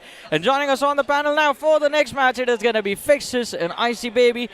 Fixes, I'm going to start off with you because you were observing the game from the backstage area. I want to know your reaction to how K9 dominated, Los Hermanos doing well, and of course the early exits of 4 Miracle and NON. You know, I have my makeup on, but I was sweating, to be honest. The moment 4 Miracle Esports and the NoNx got dealt with, I felt like they're feeling the pressure. And I had a quick word with Slug. You know what did he say? What? You're talking enough about the underdogs. You're talking so much about them. Look at me smacking them. And that is exactly what he's doing right now. I mean, to be fair though, that is the way he performed is the usual expectation from him, right, Icy? Yeah, it took them day 3 to actually kind of pop off game number 1 here, but with that pop-off coming in, they're only 13 points away from the number 1 spot. That is not very, very far here. One amazing game again coming from K9 Esports. They will immediately snatch number 1 spot. This is going to be the most unexpected champion ever this time here at realme BMPS here in 2025. That can be the case, but we can't really forget about teams like NON, 4 Miracle and Team Aryan, who might not have done that well in that opening match, but hey, the door is still open in the next match is Miramar. Oh boy, it's open pretty much. I would say it's still anyone's game. Like, as of yet, based on current standings as well, there's at least a good solid 8 to 9 teams still up for contention for the trophy right now. You know, honestly speaking, Los Hermanos, this is the team to look out for, because out of all the teams in top 3, Los Hermanos is somehow keeping their calm, right? All right, I'm lucky enough to have both of you on the panel right now because I get two different mindsets to talk about, right? First, Fixes, being a former pro, you can tell us what you would do if you were one of these teams in the top 8, in the top 9 right now. And I would want to know from you, what would you say as a coach to Fixes? For me, stick to basics right now because everybody's tired. Fatigue, mental fortitude needs to be ensured here. Yes, you need to make adaptations, but you can see teams are getting worn out here in day number 3. You know, honestly speaking, I would suggest all these teams to go out aggressive, especially the likes of Miracle and NoNx, because now when you start taking that pressure, it kind of builds up, and that was visible from their body language. NoNx, all they got to do is just win that one fight, get that confidence, and keep the ball rolling. Hey, it's not easy for sure. As Icy said, the mental pressure, the fatigue starts to kick in on the third day itself, and Fixes, as you said, sticking to your basics, sticking to your strategies, you can also kind of do well. But if we were talking about teams in the top 9, there's still hope from teams like 4TR from TWOB. One good game can help them pop off, but is that going to be the next match? Well, time to find out as we head over Miramar. Well, this is going to be the game to watch as well. The journey continues, 5 more matches to go, and this is going to be game 2 of the realme BMPS Day 3's Grand Finals before we crown and find our champion of the BMPS 2025 here. And this is going to be an exciting one here in the map of Miramar because the flight path seems to be skewed once more here in day number 3. A very, very awkward flight path once more. Yeah, it's not looking good, especially for majority of the teams, because we know a lot head out towards San Martin, towards those eastern regions. Even the likes of Miracle, they love going towards Campo Militar, so should not be easy. But they did not sign up for easy, right? As now for Team Forever, building up with that momentum from the previous chicken dinner, I see still quite far from really making it into the contention, but we have seen miracles happen, haven't we? Well, we definitely did see miracles here, but I want to see if there is going to be a little bit of a contention here. We know for a fact that 8-Bit has been struggling for contention here for Pozo, but it seems like this time they are not going to be expecting company this time, so they are going to be A-okay. Now, this has been a regular occurrence now in the Grand Finals. Insane, they've been heading towards Battlegrounds. We've seen them go even as further down as Spartona, so they're kind of playing it safe. But 8-Bit, I really feel like in those dying moments when the flames are dousing, they need to spread their wings. What do you have to lose right now? You're pretty much down. And for Team Aryan, for Miracle, NoNx, it's a very crucial game. Los Hermanos, out of all the top 4 teams, they've had the best start. But look at this circle, I see. What a shift. What a day 3, guys. Like another weird circle all the way far-fetched from the zone. And to make it even worse right now, it had to be the biggest map in the game. And it is going to be in the map of Miramar. So basically, every single team will take double the amount of usual time they rotate compared to when they were playing Erangel. We saw Godfrey making a little bit of adaptations just now when they were playing Erangel, but here in Miramar, they have to leave even sooner, and leaving even sooner means that utilities will be at an all-time low. So where can they set up pit stops, where can they restock those utilities is going to be extremely crucial, especially towards the later stages of the game itself. And let's not also forget that after 3 games done and dusted, a lot of these teams will realize they've got no chance on making it to the podium, and hence would be going all out for the prize money. That means a lot of early action. So whatever all these teams need to do, especially the ones in the top 8, they'll have to do in this game and the next game. And again, Sanhok coming up next. It's going to be such a game changer. But to OP, you know, they've been such wild cards in this tournament heading in. You know, they're dead bottom, and you know, they have been seeking for fights. They have been quite mischievous, quite notorious. Hey, they have been seeking for redemption, and of course, when they actually secured their first chicken dinner here in their Grand Finals here, they were celebrating, proving to people that they are legit. And in this case, it has been a very, very difficult order here as 2 OP officials. The mental has been all-time low, and in this final day, hopefully things are going to be for the better because they are still sitting in the last position though. Yeah, they indeed are. But you know, if you do not like sitting in the last position, you want to be the table toppers, do check out the realme GT7 series. Even our pros are playing this coveted LAN on the GT7 series phone. So as we head on, Genesis Esports. Now, interesting insights.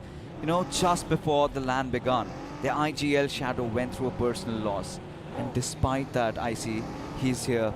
That commitment, that dedication from this young IGL is still out there. Of course, hasn't been the best of the starts, but I think, I do not know what fate holds for them. But massive respect to him as an individual. Yeah, it's been tough as well. Life is kind of rough, but speaking of a very, very shaky performance here as well, God's Omen, they have somewhat been consistent, but they just need that massive closer. They could not convert and also close out games, and that has been a very, very big problem. Those consistency has given him the benchmark, or on this case, the foundation to try and snatch a trophy, which is 88 points now coming from God's Omen, but they need to close out one massive game. And considering how close the points are as well, this might be the first time in a grand finals that the champion might be decided based off a tiebreaker. And that is something that is going to be, again, I don't know who's going to win. You know, we've seen so many ludicrous things happening that I won't be surprised if that were to be happening. But hold on, Gamla boy. Just traversing down the lands, and even worse, Reaper out in the open, Buggy almost flipping, and Aryan just running out of mag. Look at the number of bullets he has. Yeah, this is It's exactly the start of the game. This is exactly what I was talking about as well. Because of how the flight path was skewed so far on the southwest corner, Aryan decided to go for a very early rotation, trying to make time into the center. And look at this, Aryan, he's got control of the mountain, but he doesn't have any ammunition because of how the rotation went in. So he needs some sort of backup to actually help him out. Yeah, and he needs to unleash the beast. And of course, Monster Energy makes that happen, our official energy drink partner at the realme BMPS 2025 as TWOB. They're on the chase, they're on the hunt, having spotted down the players of TWOB officials. They're also trying to make their way inside the circle, but Aryan needs to be very careful with the bullets this time. Shifting onto its Tommy gun. Yeah, not a weapon you would ideally want to have, but so he's weird. still gonna have a go at it. It's so awkward, especially when you're going for those Tommy gun sprays. The travel speed is just significantly lower, and even then, Aryan is just very insistent and adamant to just hold that spot. He's used up all his ammunition, and right now, his fourth TOP official crashed into 4 Miracle. And suddenly, panic button hits. Dragon OP already. He's got his grenade. Locked and ready. Prim, toss this time. Will not find one, but two. This is amazing. His Dragon OP now certainly feeling himself a little overwhelmed. Gets traded off. Beard Baba quick on the trades. Does come in for that backup, and this is it. This is what for Miracle Esports needed. That first fight. Of course, at the cost of Dragon, but still A-okay. That's the 4 Miracle we saw in day one. That's the 4 Miracle we love. That's the 4 Miracle we remember. And Beard Baba, he strikes once more. The top performer coming in from day number 1 finally rises from the ashes. And as of yet, because of this 4 finishes, now 4 Miracle has currently taken the lead away from NoNx with 104 points. It's so close. It's so neck and neck. It's still anyone's game. But the problem is, will we see Lady Luck side them once more? Because it's happened in VGIS, just saying, putting out there, if you know, you know. Yeah, you need all those good omen. You need to have a good day. You need to have woken up on the right side of the bed, as Genesis certainly haven't. God's Omen surely making good work out of them, as Shadow, the IGL himself, on close tussle, as now God's Omen, the cavalry does arrive, but Stone a little precarious, a little careless, and now punished as Shadow builds up, still alive, has Gyro got right in front of him. Another grenade, framed, ready to be tossed. Genesis still trying to recover that one fall, but Gyro God now knows that Hunters on the backlines. Gyro God, he spotted him out. Hunters being very careful, but now the push has come to shove. Genesis, the numbers are definitely up, but Gyro God, he wanted to strike, but those quick trades do come in. Oh my goodness, Goku, last man standing for God's Omen. He's gonna try for a spray, but no! He gets shut down by Genesis Esports. Not today, God's Omen. Not today, Genesis Esports. Not this time, they say. Genesis Esports gets their revenge against God's Omen. They were wiped by Stone in a 1 versus 3. And this time, Genesis, they cleaned them out smoothly. You know, this is happening, right? The floodgates to hell have opened up. And all these teams, when did we last see them engage in those early circles? Genesis surviving the early onslaught, but here come the hunters on the prowl. K9 Esports, having snuffed out that early drama, of course would want to act upon it, and Slug, he's a man on a mission. This is the K9 we remember. It's been a while, but it seems like they are popping off once more. They're just taking fights after fights. The question here is, will they be able to hold on? Look at this zone. Zone shifting on towards water treatment. And we know for a fact the mountain terrains on the top side of water treatment seems to be a very, very good spot. And even Minas is still, no wait, actually Minas is not in place. So the mountain terrains in Minas is not going to help them at all, because it is going to put them in a disadvantage actually push through. And in this case, TWOB, where are they going? Seems like Kanha is pretty much stuck out in the open. Yeah, I don't like the feeling of this. Kanha, his vehicle is almost in flames, but look at this. K9, they arrive. Slug, he's been dealt with. Beast even taken down. Not looking good. As there you go. You blink it and you miss it. And Los Hermanos are the Grim Reapers. K9, that early momentum completely shut off. Los Hermanos being one of the most quiet team coming in from the round stages until the grand final, staying in the middle of the pack for top 4 for the longest of time. Now in top 3, just shut down, denying K9 an opportunity to actually climb up higher.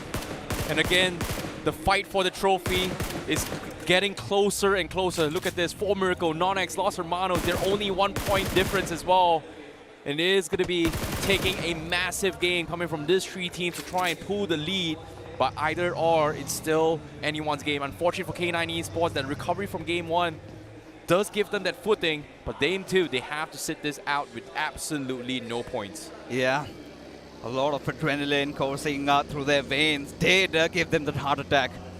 And this is going to be such a tough pill to swallow. Team Forever, however, did get the chicken dinner in the previous game, and they still know they might stand a chance. One more IC, one more good game, and who knows? And they can also start dreaming. Takes you down to BMPS Kochi, where we had them sitting at the podium at the 2nd position. Tears flowing from Mafia's eyes. This time on a path of vengeance, on a path of redemption, and always leading the pack. Has to ensure that they are at their A game today. Yeah, they definitely do. They're coming from the south side as well, but they just don't have any entry points to push up. Hacienda still in play as well. The mansion, the rooftops is still a little bit of an awkward spot to be in, but those off angles definitely can catch you mid-rotation. So it's going to be a little bit of a risky approach here. Always going to be flanking around the edges to try and find a new entry point. But again, as you can see, based on his perspective, there is a crossroad in front of him. And the moment you cross that crossroad, you are entering into his no man's land. Once you commit and cross, there is no way back. There's no cover whatsoever. But it seems like he doesn't really have much of a choice, because the circle is going to force him there in that vicinity. And out in the open, coming from the southeast corner, it's just open fields after open fields. NoNx has won a very, very good compound to gatekeep them, even Rising Inferno Esports as well. Look at Team Eggy, still having that center to themselves. Genesis having that eastern area. Los Hermanos will have to settle with the northeast with Miracle Esports trying to take control over the water treatment region. As for 40R, Insane, everybody hunker down around the certain side. Team Forever come seeking for a battle. Team Insane right in front of them.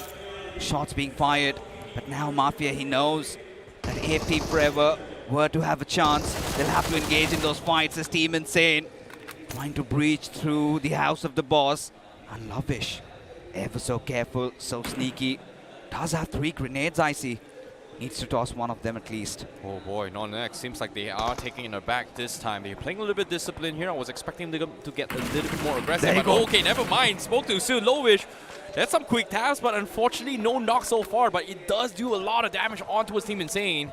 Lazy as well as Yash almost getting taken down here. Very, very close call.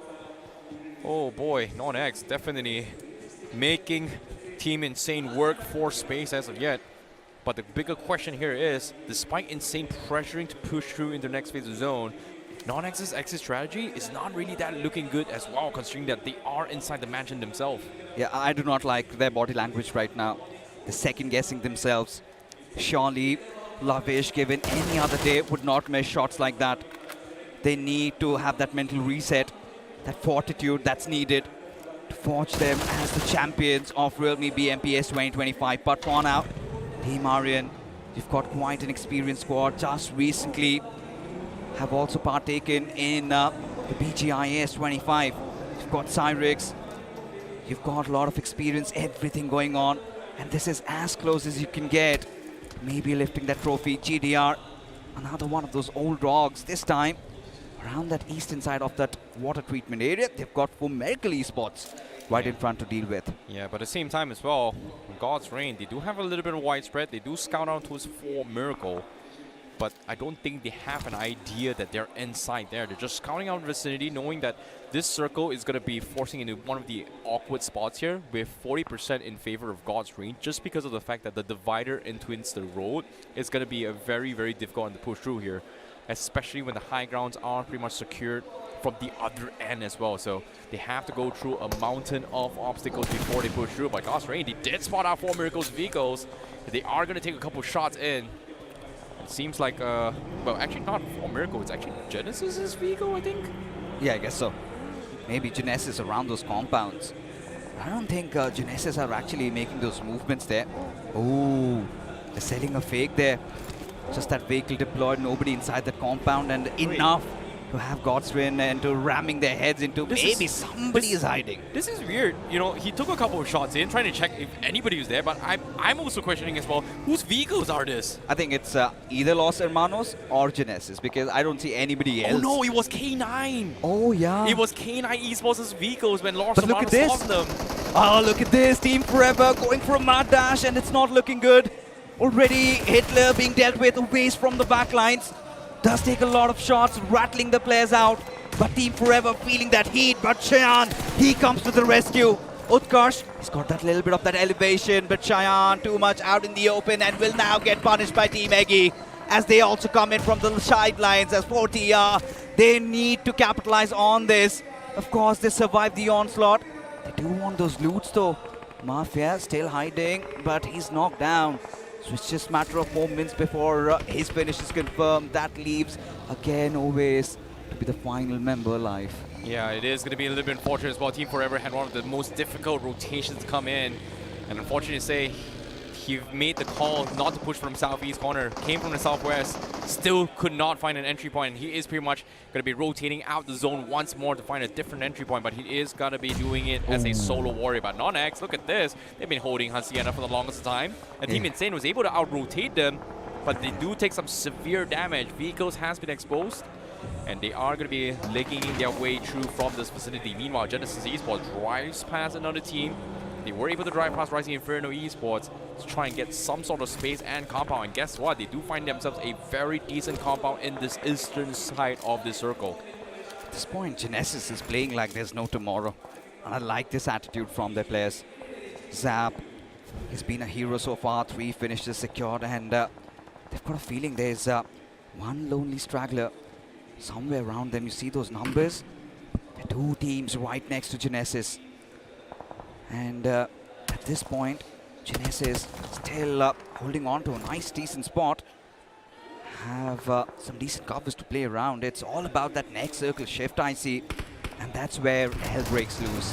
Now, let's take a little bit more on the replay here on the prior fight between both Genesis Esports and also God's Omen. This was a fight that actually happened before this as well in this game, where God's Omen was able to get a 1 versus 3 against Genesis by Stone himself. And this secondary fight coming in from Genesis, allowing them to win, is a major huge factor. But while that was happening as well, there was a third party coming from K9, but unfortunately, while they were third partying, Los Hermanos was the one that cleans them all out. Yeah, and those vehicles, now the confirmation is there, right? If any doubts finally been put to rest. But that's why I was like wondering, why was God's Reign like shooting those vehicles? Isn't that theirs? It's fine, it's fine. But They for were a just second doing- at time, you know, it makes a lot of sense, right? Whenever you see like a stack of vehicles like that, means that there should be a team inside, and they did their due diligence to check it as well. Yeah, I mean, they were just doing their due diligence, so it's absolutely A-okay. But for now, seems like Genesis and God's Reign both aware of each other's presence, just taking those spot shots, hoping one would pop a head off. This is a very easy hold coming from Genesis. Yeah. Like, they should be able to shut down Godstring considering that the circle shifts away from them, but they still have those small little compounds here to try and punish mid rotations here. Los Hermanos is going to be the biggest obstacles here, especially if the circle shifts back into us across the road. But right now, on screen here, let's take a look at the teams coming from the south side. NoNx. Oh no! They have been having a little skirmish here, but Longfish, he finds one, and he gets the second one as well. But at the same time, the third party comes through. Eggy, the thieves, they snatch away some point away. Oh, that's not looking good. At least not for NoNx. Every single finish is so important, and for Team Eggy to be taking those away right underneath their nose. It's not good news, as Steve is saying, in a world of trouble. But look at this, Pain is life. Suddenly finds himself in no man's land, right next to the players of 8-bit, as now the gate crashes there. Utkarsh, he decides to blindside and go for that push. The trades are coming in. Pain is life. He's doubling down on the matters, but Raiden, he also chimes in to the party, and no shots being taken, but still, somehow still alive, still breathing. That N249 singing the songs of death, but no! Pain is live. He responds back, but Assam Raj, he's going to be there to pull that clutch away. What a hold from Raiden. What a hold. But It's while not this over. is happening as well, the crash comes in. Always the solo warrior is going to try and deny this. But 8-bit, they managed to pick up one player as well. Raiden is fine. Samraj is going to try and buy a little bit more time to go for the reset. But here he comes the peak. Raiden is, what are you doing? Always. Oh no, he still got the finish. But at the same time, Raiden's dropped down pretty low. Now a 1 versus 1. Samraj goes in for the peak. He heard the reload, and 8-bit denies Always the finish points. Denied, and 8-bit holds on. They stand strong in this compound. They survive by the whiskers. You can see the tension, the fans. Everybody had their hearts out of their mouth in that one. It felt like a 50-50 coin flip as well. Oh my goodness. 8-bit still holding for their dear lives. But again, Team Forever, the chances from game one now shut down once more as they bow out Ryder early. But on screen now, Godtrain, they need to push in zone. And they are caught in the crosshairs of Los Hermanos as well as 4 Miracle. Spy now spots out Neo. He's going to be stranded. And while the rest of the team from the side of Godtrain decides to push 4 Miracle, they get the knock on Beard Baba. Delta is low. They've lost one player. They get the confirmation. What is going on? For Miracle, completely outnumbered. But now they have to take some decisions. They have to double down. They have to go aggressive. That grenade could be devastating, but no. Destro averts that threat, but he needs to watch. And there you go. Rapido swings in, gets a strike. But now GDR down to their final 2. Reaper, he knows these are the odds. He can play around. Those grenades primed, and Destro, that finish secured for Miracle East. But no, as Neo comes in, that smooth criminal striking, but Poco is there to save the day. 8 finishes for Miracle Esports. A miracle has happened. The savior for 4 Miracle Esports is here, but it's not over yet. The mice, the fights, the chaos. There's just so many people, but Poco, he survived the fire. He's standing on it as well. Aryan, they don't know he's there. This is going to be a very, very risky one as well. Aryan, they're going to be looting up a little bit more, but while this is happening, Los Hermanos takes a couple shots on Devotee, but Poco is waiting for that moment to strike. He is fighting for a opening, but the circle is about to close in very, very soon here. Devotee, oh no, he gets confirmed by Shadow. Los Hermanos, what is this play? I can hear Poco's heartbeat at this point. Team Aryan, they're completely oblivious, but Los Hermanos, do they know? That's the big ask. Maybe they don't. Poco, he lives to fight another day. Shadow, oh no, he's turned his eyes, he's turned his back, he's retreating. He has to back off as well. He's got no tires to work with. But fortunately for him, he's able to regroup with Evo. But Los Hermanos, they started the fight. They were able to get out. They took a couple of finish points and they caused demise. And just like that, they rotate away from the fight itself to try and get cover. And now Los Hermanos, they put that on hold. They have new problems. That is going to be Genesis right now on top of this mountain here. And Kalan once more, he finds the opener. What a knock. What am I witnessing? Los Hermanos, how are you getting away with all this? Smokey covers, but does not matter. The IGL himself, Kalan, is here to take his place, earn his right, as he's got his stakes placed at the throne as Genesis still somehow surviving the onslaught. Genesis at this point, I see, do have that higher ground, but a lot on the plate. So many teams around them, completely surrounded. Genesis, trial by fire for them as hunters. He responds back, Karlan down on his knees, Evil and Spy need to do something about this. Fantastic defense coming from Genesis as well here. We talk about Titans. Genesis pulling a big game this game. They've got 7 finishes on the board. But on screen now, we do get a little bit of glimpse here on 8-bit trying to shut down Eggy, who's having the center control for the longest of time. This massive amount of nades has been going on for the longest of time, but there's just no overcommitments yet. But on the finish fade, we do see Genesis losing a couple of players as well to Rising Inferno Esports. They're completely pinned here. It's just absolute chaos across the battlefield here. Every single team is just taking pot shots after pot shots at each other. Oh, look at this. Team 8-bit against Team Eggy. Just that little dip separating these two teams. 8-bit all hunkered down to one position, but still quite exposed. Rising Inferno Esports suddenly feel adventurous. You can see the tensions going on as well. We are finally at the stage where the top 8 is in play. Placement points on the line. Every single point matters. But from the perspective of Equinox, ooh, he saw Pro OP. He wanted to go for the shots there, but at the same time, Genesis, they were able to get a couple of picks themselves. Oh, Genesis. Zap down Apollo, one of the final players surviving as Rising Inferno. They are scaling themselves, climbing the hills, and now maybe could get the finish of those players. But in fact, they decide to not really press the matters. Of course, to realize Team Eggy right beside them, giving some breathing room for Apollo to get that revive at least. His eyes fixated, look at that circle shape, completely favoring the likes of TWOB and Team Aryan. Oh boy, the circle actually shifts onto a TWOB and Aryan as well. Like you said, Genesis, they have to rack up some serious points right now, and they have to start cleaning out people. Los Hermanos, they have to get out of those gas stations, and Genesis Esports is going to be the biggest obstacle. But the problem with Genesis Esports is they want to get better cover, but as soon as they go into those covers, you are going to be expecting Rising Inferno Esports to push them at the same time. So Genesis Esports has got 2 fronts they have to hold on, and those 2 need to be defended by both Zap and Apollo, and it's going to be very difficult to do so. So Genesis Esports, seems like they are going to make the call here to just give away space, let them come through, and then hoping that maybe Los Hermanos is going to collide and swing onto his Rising Inferno Esports. But again, I speak a tall order. That's a very, very difficult thing to do to try and set them up for each other. Meanwhile, on the south side as well, on the southwest corner specifically, 8-bit still hasn't found the opener against Eggy yet. Yeah, but they need to do it soon. They have to get inside the circle. And now they are actually trying to do that. Those grenades tossed did not really hit its mark, but Equinox, he's got to be a hero. He needs to wear that cape. But Team 8-bit this time a little aggressive. And there you go, JD Gaming completely unaware. Caught off guard as even Rising Inferno. They will wipe out Genesis as even Team 8-bit somehow have dismantled the players of Team Eggy Gaming. Now Rising Inferno on a very close collision with the players of Team 8-bit. But no, to add to their misery, you still have TWOB fixated at you. In one fell swoop, because of the circle, from 8 teams, we are down towards 4 teams. 4 teams eliminated with simultaneously as every single team was trying to push in.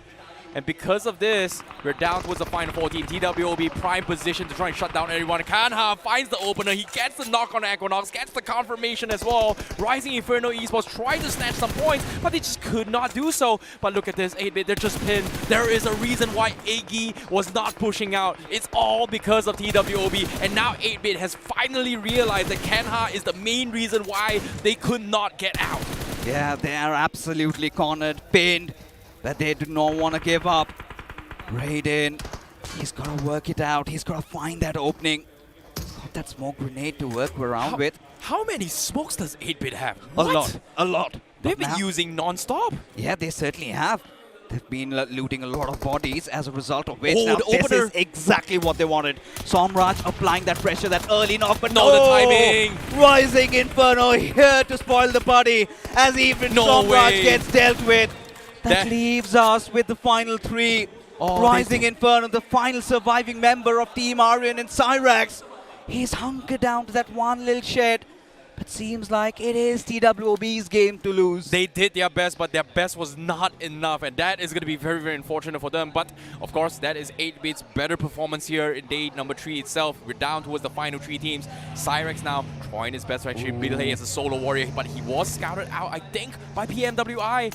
And seems like Rising Inferno Esports knows he is a solo warrior there. So one well-placed nade will completely shut them down. But Omen, wait, I don't think he actually saw him. It wasn't communicated. Omen caught out in open, but eventually Cyrex, oh, that small little pixel stolen away. Rapido, what an angle, what a shot.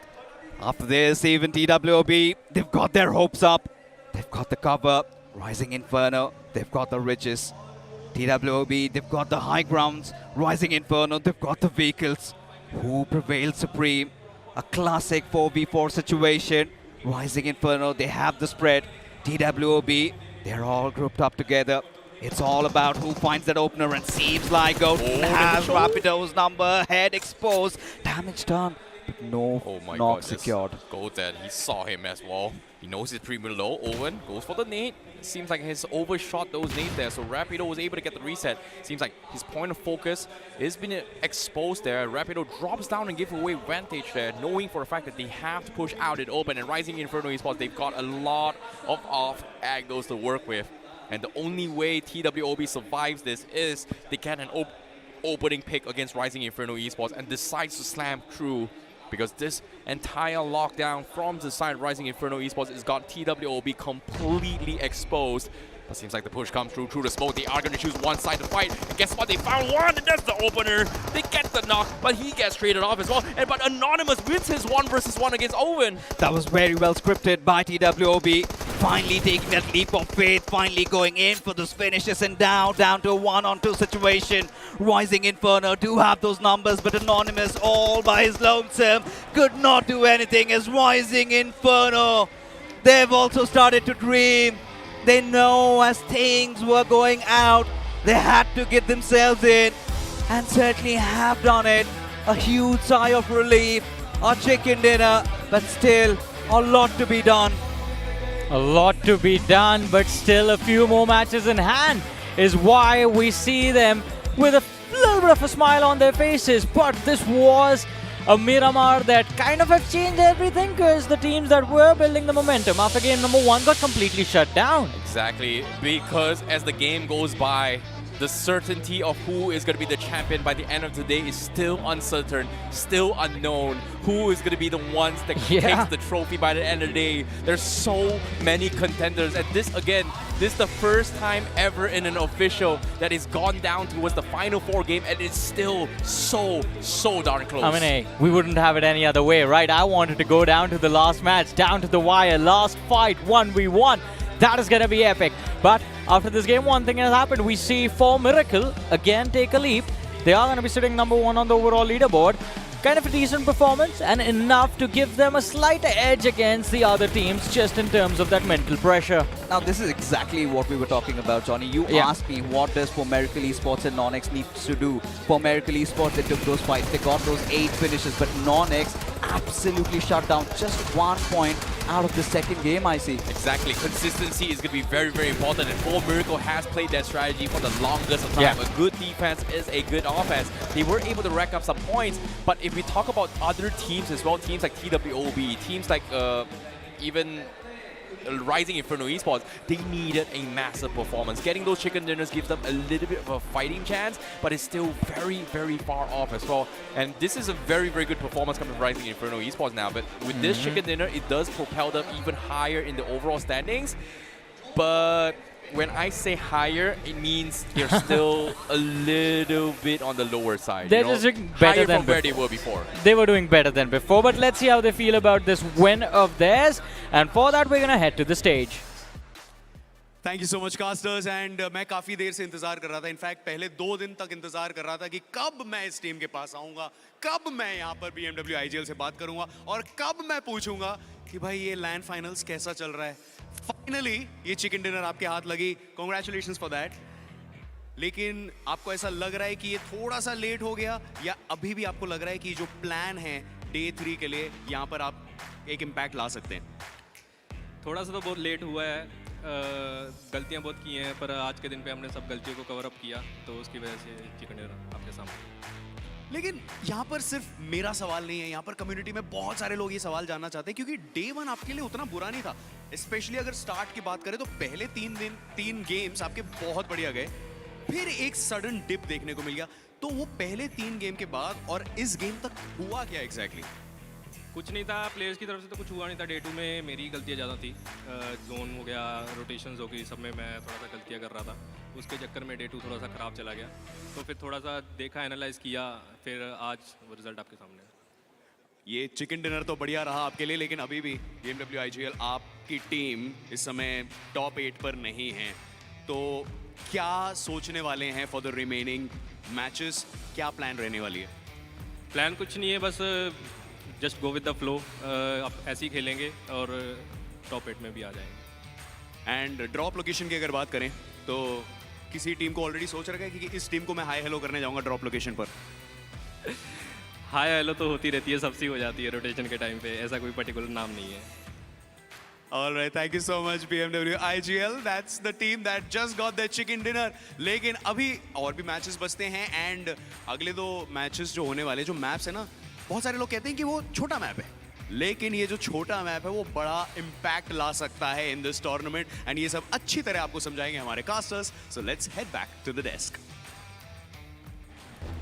I am so happy that Rohit mentioned that the smallest map in the game can make the biggest difference.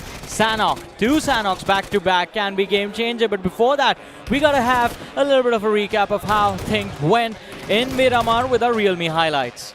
Well, all things considered, 4 Miracle fell off a little bit short, almost a little bit, but at the same time, the Savior Poco was able to get themselves a decent amount of points to kind of keep in the race for the running, and because of that, 4 Miracle was able to overtake NoNx as well as Los Hermanos to stay at the tippity top. But teams like K9 Esports, they just struggle. Even Forever and 8, we saw a little bit of moment of brilliance for them, but they need a massive game starting from Sanhok onwards. Yeah, I mean, definitely. I mean, the brakes were put on the players of K9 Esports, honestly. They started off really well going after Genesis, but a little too far. But now, heading on, what we've witnessed in the first 2 games, Johnny and Icy, is that teams are going really aggressive.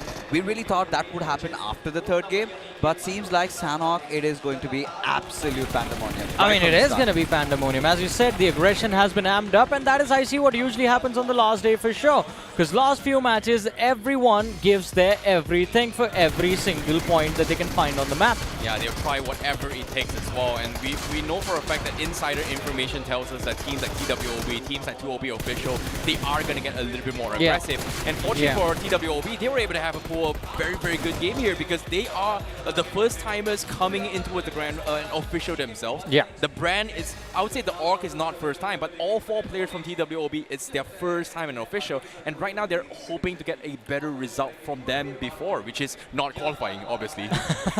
But you know, adding on to it, BMPS has always been a good tournament for an org like TWOB. We've seen them even in the previous one. Of course, they could not get the podium, but still came 4th. So that goes on to show that this is one team that absolutely comes in prepared. And even in the final days, who knows? We have seen miracles. We have seen surprises. One more good game, and TWOB will be back to the race. But hey, before we begin this discussion or continue this discussion, let's have a look at the numbers from the previous match. We have the MVP from that previous game of Miramar, and it is gonna be Goten from Rising Inferno. 4 finishes to his name, 627 damage dished out with 451 healing done. So he was getting beaten down, but he refused to stay down. Hey, all things considered, Goten is the clutch meister coming in from Rising Inferno Esports. It's been a while since we saw that here, but finally here in the Grand Finals, we were able to see moments of brilliance coming from him.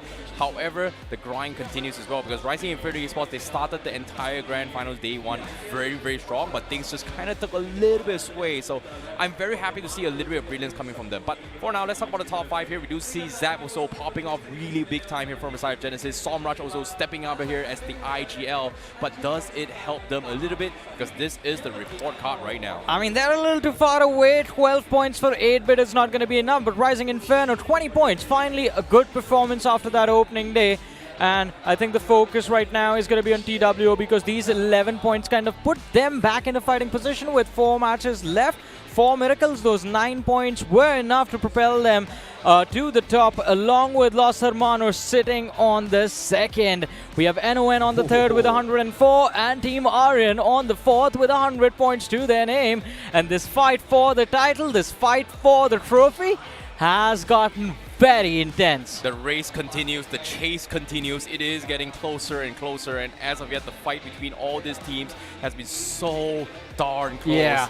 And the decider, in this case, in the map of Sanhok, is going to be a very, very important decider as well. Can they survive the brutality, the unpredictability of the game itself? And oh my God, this is so hard to talk about this. You know, I see It's okay, I see. 14 teams, I feel like, still have a chance to win this. 14? Yes. How 14, Fixes? God's rain, if they get a chicken dinner, in the next game, they're going to cross over 80. So anything is possible. And this is a team that can really capitalize on the momentum. I'm still going to keep them in check. Let's see what happens. But for now, I mean, if the next game converts into a 20-pointer, maybe you need to have 20 finishes, I would say. You cannot root them out, brother. I would agree with Necro. Necro usually goes from a position like this, you need that 30 bomber, not even a 20 bomber. You need 20 finishes and the chicken dinner. Necro will go like, oh no, it sounds easier said than done. I'm going to give you guys some maths right now, okay? Matt's highest record right now in a single day is 71 points. Done by NoNx Esports yesterday. In this one. Today itself, can they break the record? It's still very possible over here, because when we talk about the top here, the gap in 12, right now, the gap for the top, it's not that big. Exactly. Because of those two games, a fumble from them, But it is so unpredictable. Hey, talking about the gap, there's a team that is closed in the gap. We have a special interview, Salty and Afu. Real BMPS 2025 is heating up for sure, और LHS जो overall standings में बहुत अच्छे position पे है, मैंने उनके खिलाड़ी को बुला लिया. आप थोड़ा side आ जाइए यहाँ पे करीब. So my first question is, how are your chances to actually win this tournament at the end of day 3 आज? 100% ആയിട്ട് നമ്മൾ തന്നെ കപ്പ് കൊണ്ടുപോവാ. അതിലൊരു കോൺഫിഡൻസിന്റെ വേറൊരു ഇതുമില്ല. കപ്പ് കൊണ്ടുവന്ന് പറഞ്ഞാൽ കൊണ്ടുപോയിരിക്കും. പിള്ളേര് നല്ലോണം കളിക്കുന്നുണ്ട്, കൊണ്ടുപോയിരിക്കും. I love the confidence on this man. Basically ये बताना चाहते हैं कि सारे के सारे जो खिलाड़ी है वो बहुत ज़्यादा confident हैं, शायद कप घर पे ही आना चाहता है. But second question is, you guys started off on a fantastic note. Day 1 chicken dinner with 16 finishes. Day 2 में ऐसा क्या हो गया जिससे कि दिक्कत का सामना करना पड़ा? How did you lose confidence? നമ്മൾ ആദ്യത്തെ മാച്ച് ഡേ 1 നല്ലോണം പെർഫോമൻസ് ചെയ്തു. അതിനുശേഷം ഇത്തിരി കോൺഫിഡൻസ് കൂടിയതുകൊണ്ടായിരിക്കാം നമുക്ക് ഡേ 2 ഡേ 1 ഇത്തിരി മാച്ചസിൻ്റെ കളികളിലൊക്കെ കുറച്ച് കുറഞ്ഞത്. പക്ഷെ നമുക്ക് ഇപ്പോൾ കുഴപ്പമില്ല. ഡേ 3 നമ്മൾ പെർഫോമൻസ് ഉണ്ട്. I hope cup will come to home. Lovely, lovely. So basically एक और बार बताना चाह रहे थे कि day 1 के चिकन डिनर के बाद कॉन्फिडेंस बहुत ज़्यादा हो गया, but it kind of reached the position of over confidence, जिसके वजह से day 2 में momentum उतना अच्छा नहीं था, but day 3 has started on a good note, so they are hoping to actually take the trophy home. That is me, Salty, from the pitch side, and this is Afu signing out. That was a very special interview because Afu himself is an experienced, well-known player in the Tier 1 community of this country, and we get a little bit of insights of what is going on in the heads of Los Hermanos, a fresh team hoping to lift the trophy. And of course, since the top 4 are kind of fresh faces we are seeing on the stage of the Pro Series for the first time, I actually hope it happens. Hey, all things considered here, anything can happen as well. To be honest, again, it's so unpredictable right now. It's like, it's a bounce from 1 minute is NoNx, 1 minute is 4 Miracle, 1 minute is Los Hermanos, 1 minute. Yeah, but I see we still have more matches left. 4 matches left. And before we move on to the next game, we're going to take a very short break. Don't go anywhere. We'll be back after this.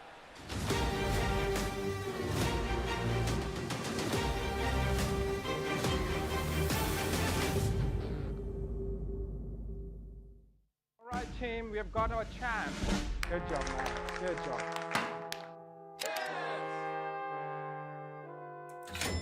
Defeat.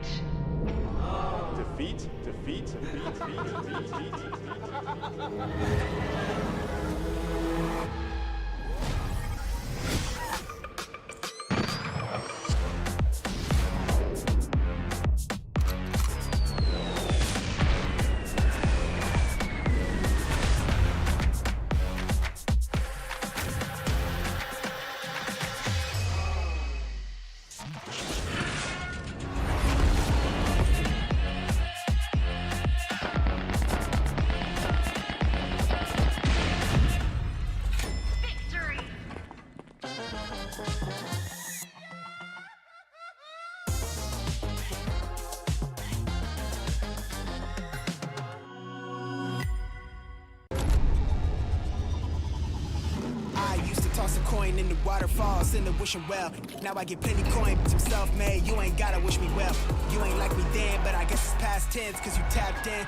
You was never who you said. I see the facade when looking, it really be like you can tell. My guard up, I ain't taking nails. If it's not in my favor, won't sign a deal. I got the royalty in the mail. I got authority in the field. Take a look in my iris. I be precise with the timing. I never know where my mind went.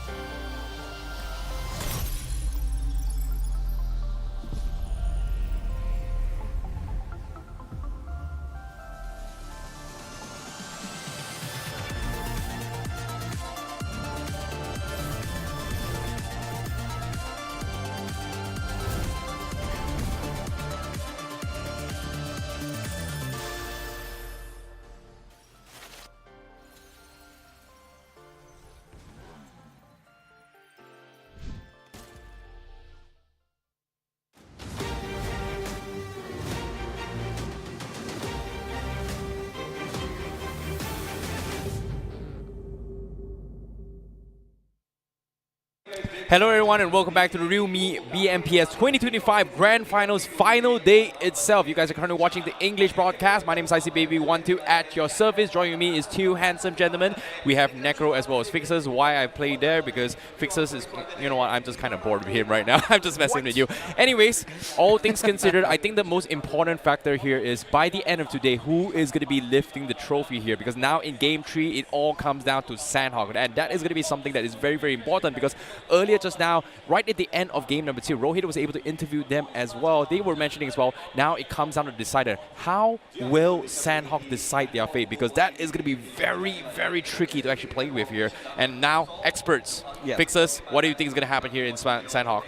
A lot of chaos, a lot of drama, a lot of drop clashes, and teams going all out. It's all going to be about, at least for the teams that have crossed over that 100 marker, they need to play something like how Miracle did in the previous game. Take that one early fight, hold on, hug the center of the circle, and get the chicken dinner and soothe your nerves. Well, a good defense is a good offense, and that's something that Miracle has been doing for the longest time. They have been somewhat consistent. Poco was able to secure themselves a decent amount of points, but now I want to talk about rising Inferno Esports now here. With that chicken dinner coming in play, Necro, do you think this is a potential comeback here, considering that 4 more games, if all 4 chicken dinners rise in their hand, can they still take the trophy? It's still important to understand that 4 teams have crossed on that 100 points barrier. And now for Rising Inferno, yes, they need another chicken dinner, and that's the only way we can still have hopes from them to actually be there and lift that trophy. And generally speaking, to expect another chicken dinner from a team like Rising Inferno, it might just be too much because they're already under a lot of pressure. Now, when we talk about map points total so far in terms of record here in the Grand Finals, the highest amount of points in a single game is 20 finishes and a chicken dinner. So that's 30 points. So mathematically, very possible in 4 games. But are we going to see it happen again? Thoughts? It could, but for that, you have to be very, very much on your toes, right? You cannot make those mistakes inside the final circle. You have to keep fall for if your players alive.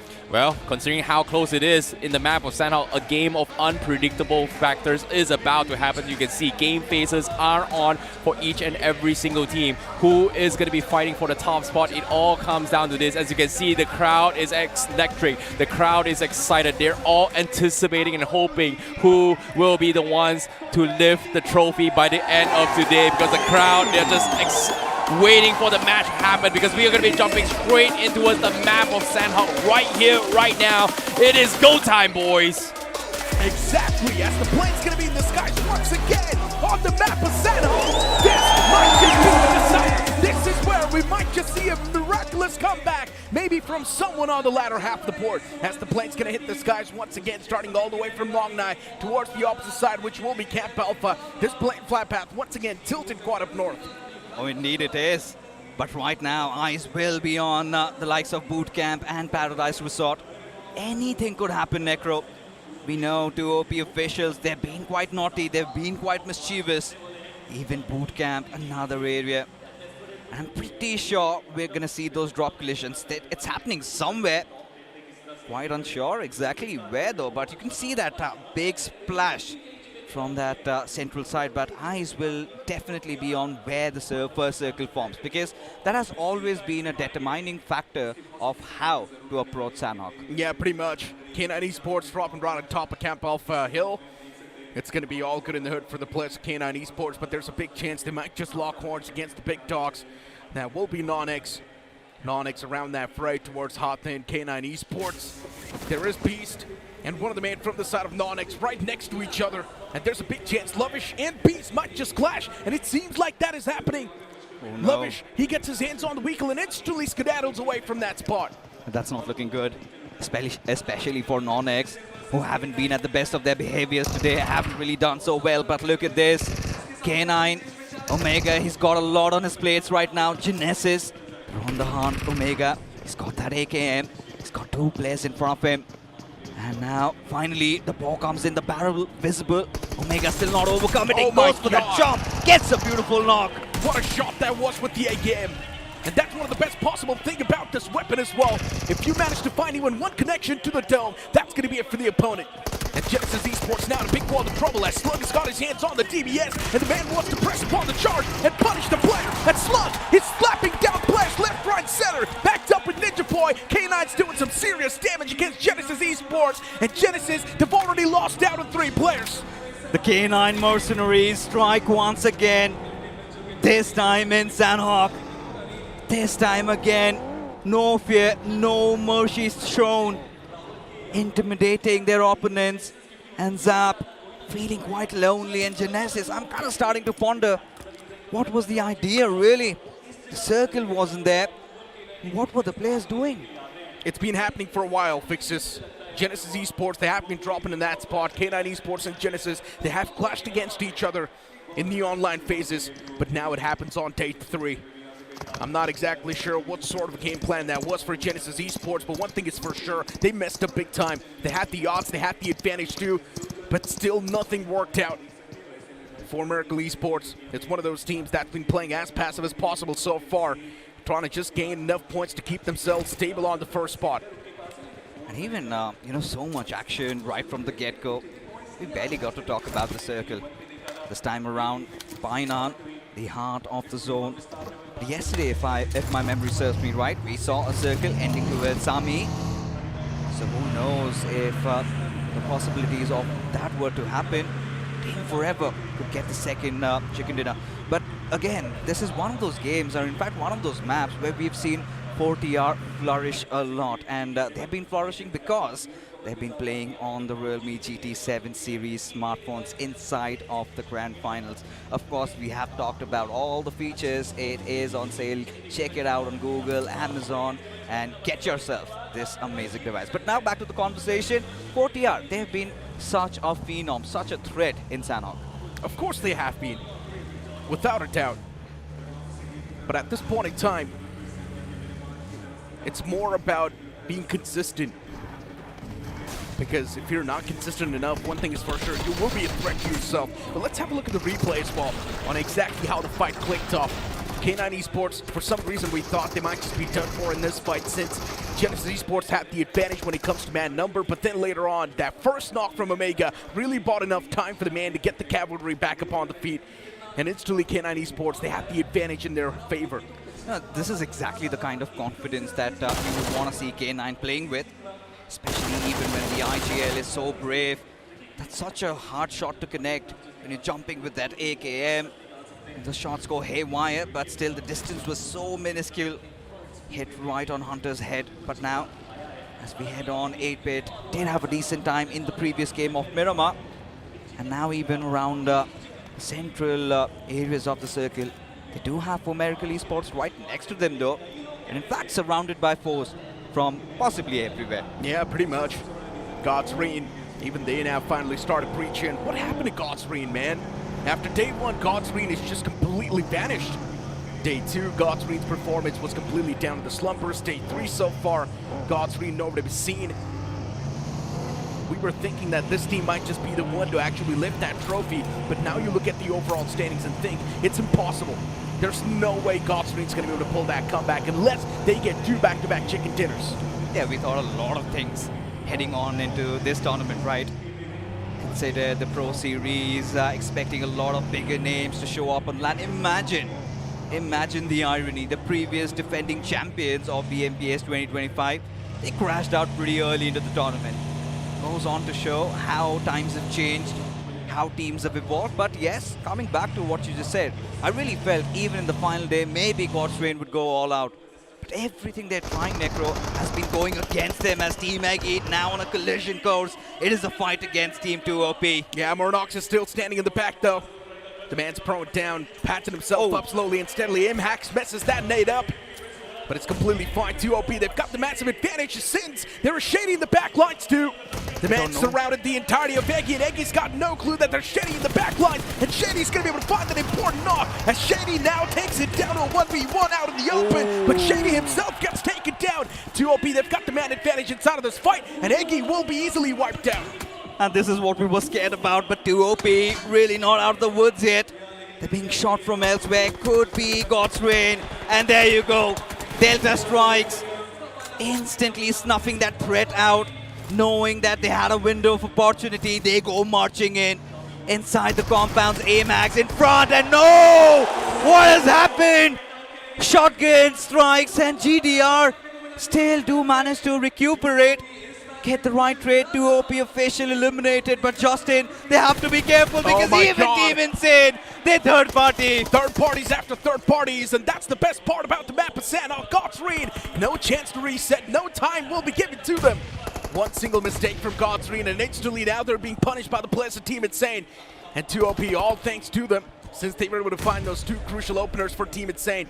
But I like what God's Reign is doing. One man's going for the revival, while the second man's trying to cause some sort of distraction. And already one of the man's revived from the side of God's Reign. But once again, a re-knock comes into fray as Rising Inferno with another third party from the back. God's Reign, they're stuck in a sandwich, nowhere to go, out in the open. The cover's taken away from the boys, and Rising Inferno, even they're striking down the players of Team Insane in return. And in the end, Team Insane will wipe out the entirety of God's Reign. Bodies are falling down left, right, and center.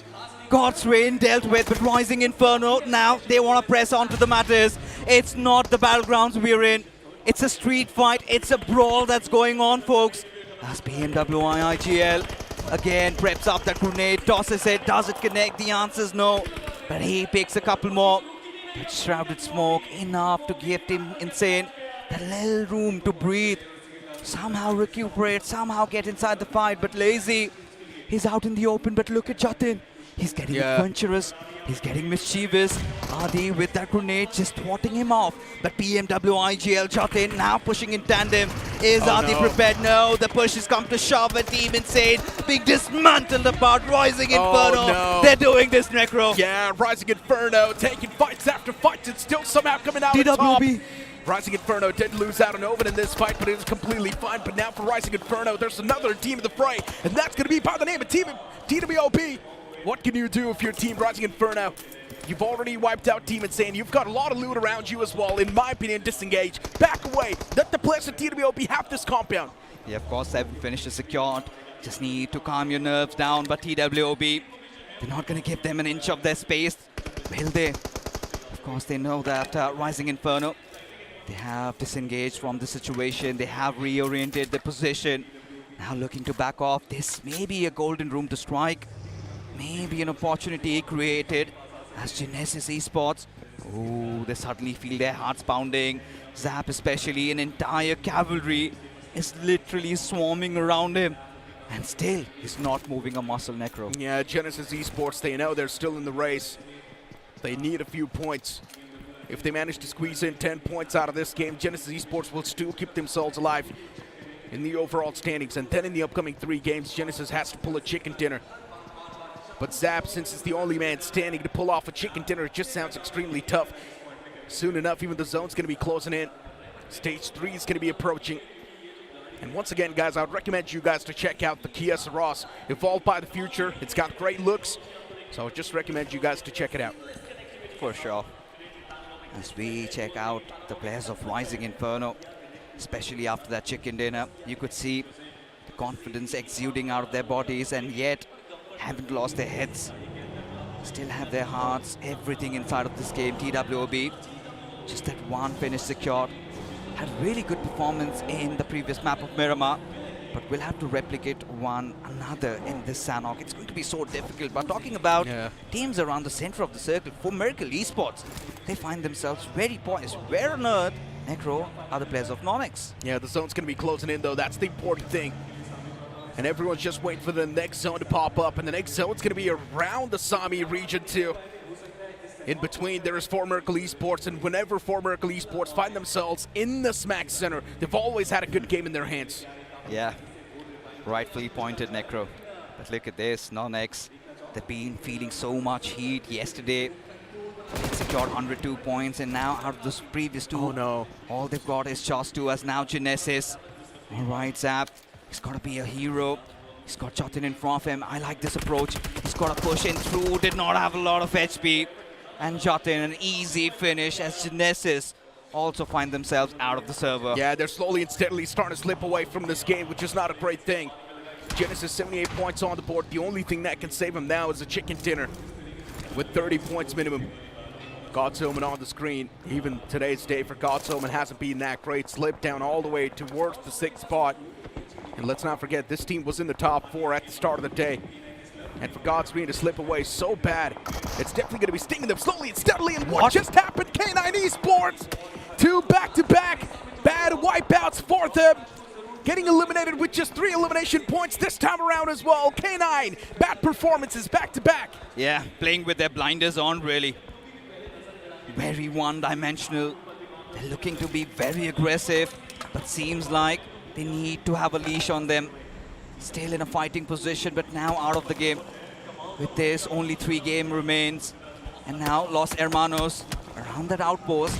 Morty, he's been dealt with. That one finish already secured, but look at this. Rising Inferno completely surrounding Gotten. But still Gotten, he did manage to squeeze in that one knock. And now he's in a position where he can fight back. It's the Clutch Meister Goten. This man has pulled off insane amount of clutches so far, even in the online stages of the BMPS, and they can make it happen once again. TWOB, unfortunately, they confirmed their own teammate with that nade. TWOB starting to panic, surrounded by the players of Rising Inferno, and Rising Inferno, they look like they're much more confident compared to the players of TWOB in this fight. 10 elimination points racked up so far, and the Clutch Meister Goten strikes once again! Takes down all 3 players all by himself. Goten, you absolute madman, you absolute goat. He certainly is. Reminds you of that clutch against Alibaba Raiders in the online stages, and now look at him sitting at 7 finishes. Rising Inferno Esports are actually pulling through. 12 finishes secured, maybe even a top 3 finish, and who knows, they might also be one of those contenders, maybe even in the driving seat, to have a chance of making it the champions of realme BMPS 2025 as we wait for that 4th circle. But a quick replay. Look at that presence of mind in those situations. How he kind of got himself into nice covers and then again went on the aggressive. And TWOB were completely clueless about it. He's just so freaking good. Yeah. Every single time, whenever you see Goten on the screen, for some reason you know this man will win no matter what sort of scenario you put the guy in. And even the next zone did pop up a while ago. Stage 4 approaches. And luckily enough for Team Aryan, they found themselves in quite a great split and also a great spot for Miracle Esports holding the right side of the circle. In my opinion, these teams do not even need a move. Team Forever today, they have been making some sort of moves on the overall standings, but are those moves really enough? They need to create waves. They have to. They've got no other choice, but look at this. This is quite concerning. Levi, the highest fragger of this tournament, has been taken down, and now push has come on the players of Team Forever, getting threatened, but now they are prepared. God's Omen all hunkered down to that one little compound as Cheyenne. He knows he had to strike, but bad OB, he responds back. Team Forever still fighting it through as bodies tend to fall. Bad OB, he's doing it all, but now all that remains out of God's Omen is going to be Stone BGMI. What can the man do? What can one single man do of God's Omen and this nade? It's going to be the nail in the coffin. Team Forever, solid wipeout. But yes, there is also a third party approaching, NoNx in the fray. Team Forever, there's a lot of problems now, slowly and steadily starting to accumulate. There might just be too much on the plate. There's also 4TR in the nearby vicinity. The moment NoNx and the players of Team Forever engage, there will be 4TR third-partying this. Interesting. 4TR have already lost out on Monty. NoNx, they're out of Levi. Just 3 players surviving. Godex, he's got a different angle. While Lavish and Roman have to piece this one out together. And now for 4TR, Pain is live. He's got a strike once again. For 4TR, we have talked about how much of a good map Sanhok has been. And this time, again, they somehow have found themselves in a very good position. But let's not forget, Necro, Team Forever still in this. They of course are. Team Forever, today's day, they have been making slow and steady moves on the board, but since it's the last day, slow and steady is not going to matter. They need a nuclear performance once again, just like the one they pulled off a while ago. But this is how the action kicked off between the players of GodZone and Team Forever, and Team Forever was pretty quick to react. Just flipping the odds, flipping the table against him. And GodZone, clearly the disappointment is visible. Of course, they know they're still inside of the race, and if they keep on losing battles like that, it's just going to keep them outside of that race. And now, when you take a look at the circle, it's completely building around Sami. Either it is the village, or maybe the outskirts. And now 3 teams already centered around that area as Rising Inferno. They decide to come in for the breach. They decide to gate crash this party. As BMWIGL is taking quite some hitting as Team Aryan atop the hills. And Roman, a little bit of damage, not enough to put him out. Oh, this can be Team Aryan's game if they play the cards right. They've got the high ground to play with on the city as well. They might just have so much intel in the end, but there might be 4 Miracle Esports closing in soon, and that's the only team that will try to disrupt their flow. The moment they find a cure to 4 Miracle Esports, I think it will be Team Aryan's game. But once again, we never know. The odds, the tables might just flip anytime. We've seen a lot of miraculous moments so far, a lot of clutch moments. 4TR, 3 men standing with just 1 finish racked up. And if God, he's been the most impactful player so far for 4TR, but they're way too back in the overall standings. And I highly doubt they can pull off a comeback now, but look at 8-Bit, a mad dash towards the city itself. 8-Bit, they've taken a lot of damage while they try to make that mad dash, but luckily enough, none of the men actually get knocked out. Yeah, it's quite concerning. And really 8-Bit, just on the edges of the zone. They know that somebody has to pick a fight against Team Forever. And there's this only small window of opportunity that will open up if Team Forever engage in a battle. As Team 8-Bit still scouring through the land, maybe find a better angle, but now Mafia, he's got the numbers, trying to spray the players down, but nothing seems to really connect. Smokes laid out and Raiden visible. Team 8-Bit out in the open, and it's gonna hurt. It's gonna be the players of 4 Miracle who strike as even 8-Bit, they strike back. No, hold on, it's gonna be Aryan. What's happening, Necro? Even Team Forever is striking down the players of 8-Bit out in the open. 8-Bit's like an open feast, and everyone is devouring them slowly and steadily. 8-Bit, what a massive matchup this was. They should have been a little bit quick with this rotation. It really came down to the wire, and that's why 8-Bit started to panic. This was a death rotation from 8-Bit. And it's not going to work out that well, but they've still got 3 players standing. Luckily enough, can they really get an escape option? That's the big question. That's the big ask. Now Team Aryan under severe threat. It's just not for Miracle Esports. It's also 8-Bit who's got their eyes fixated on the players. A trifecta of death in the making. As Aryan has got his grenades cooked out as Dragon, he becomes the Warrior Reaper. Getting those finishes, Aquanox also getting taken out, and this is BGMI at its very peak. Of course, Team Aryan, they're doing insane stuff against the players of 8-Bit, and even 4 Miracle, they now found themselves in a bit of that pinch. Kamala Boy gets knocked out from 8-Bit. 8-Bit from the back wants to apply a bit more of that pressure, but in the end, they will be wiped out with just 5 points out of this game. 8-Bit, as the games keep on passing away for them as well to be the champion, the chances just keep on dwindling down. 4 Miracle Esports, Reaper and Poco, the final 2 men standing. Poco's knocked out. It's all down to Reaper. Yeah, he's got to be the savior once again. No second thoughts about it. As Poco, he falls prey, and no. Look at this. Reaper also dealt with. The table toppers out of commission in this one.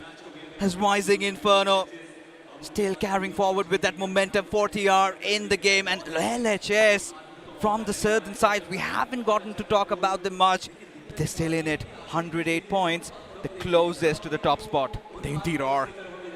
Los Hermanos on the southern side of that city and probably crossing their fingers and hoping that the zone's going to shift right on top of that city as well. It does. Los Hermanos still in that circle. But Team Aryan now, it's time for them to close up that distance. Since Team Aryan is on the hilltop, they will definitely have a lot of lines of sight on top of them as well, but even they will have a lot of information to try and counteract. And Team Aryan, the moment they expose themselves, there's a big chance Team Forever's Thunders might just find the opener. And if that does happen, it will put a lot of pressure on the players of Team Aryan and also bring out a lot of pressure. Yeah, he's relaying all that information.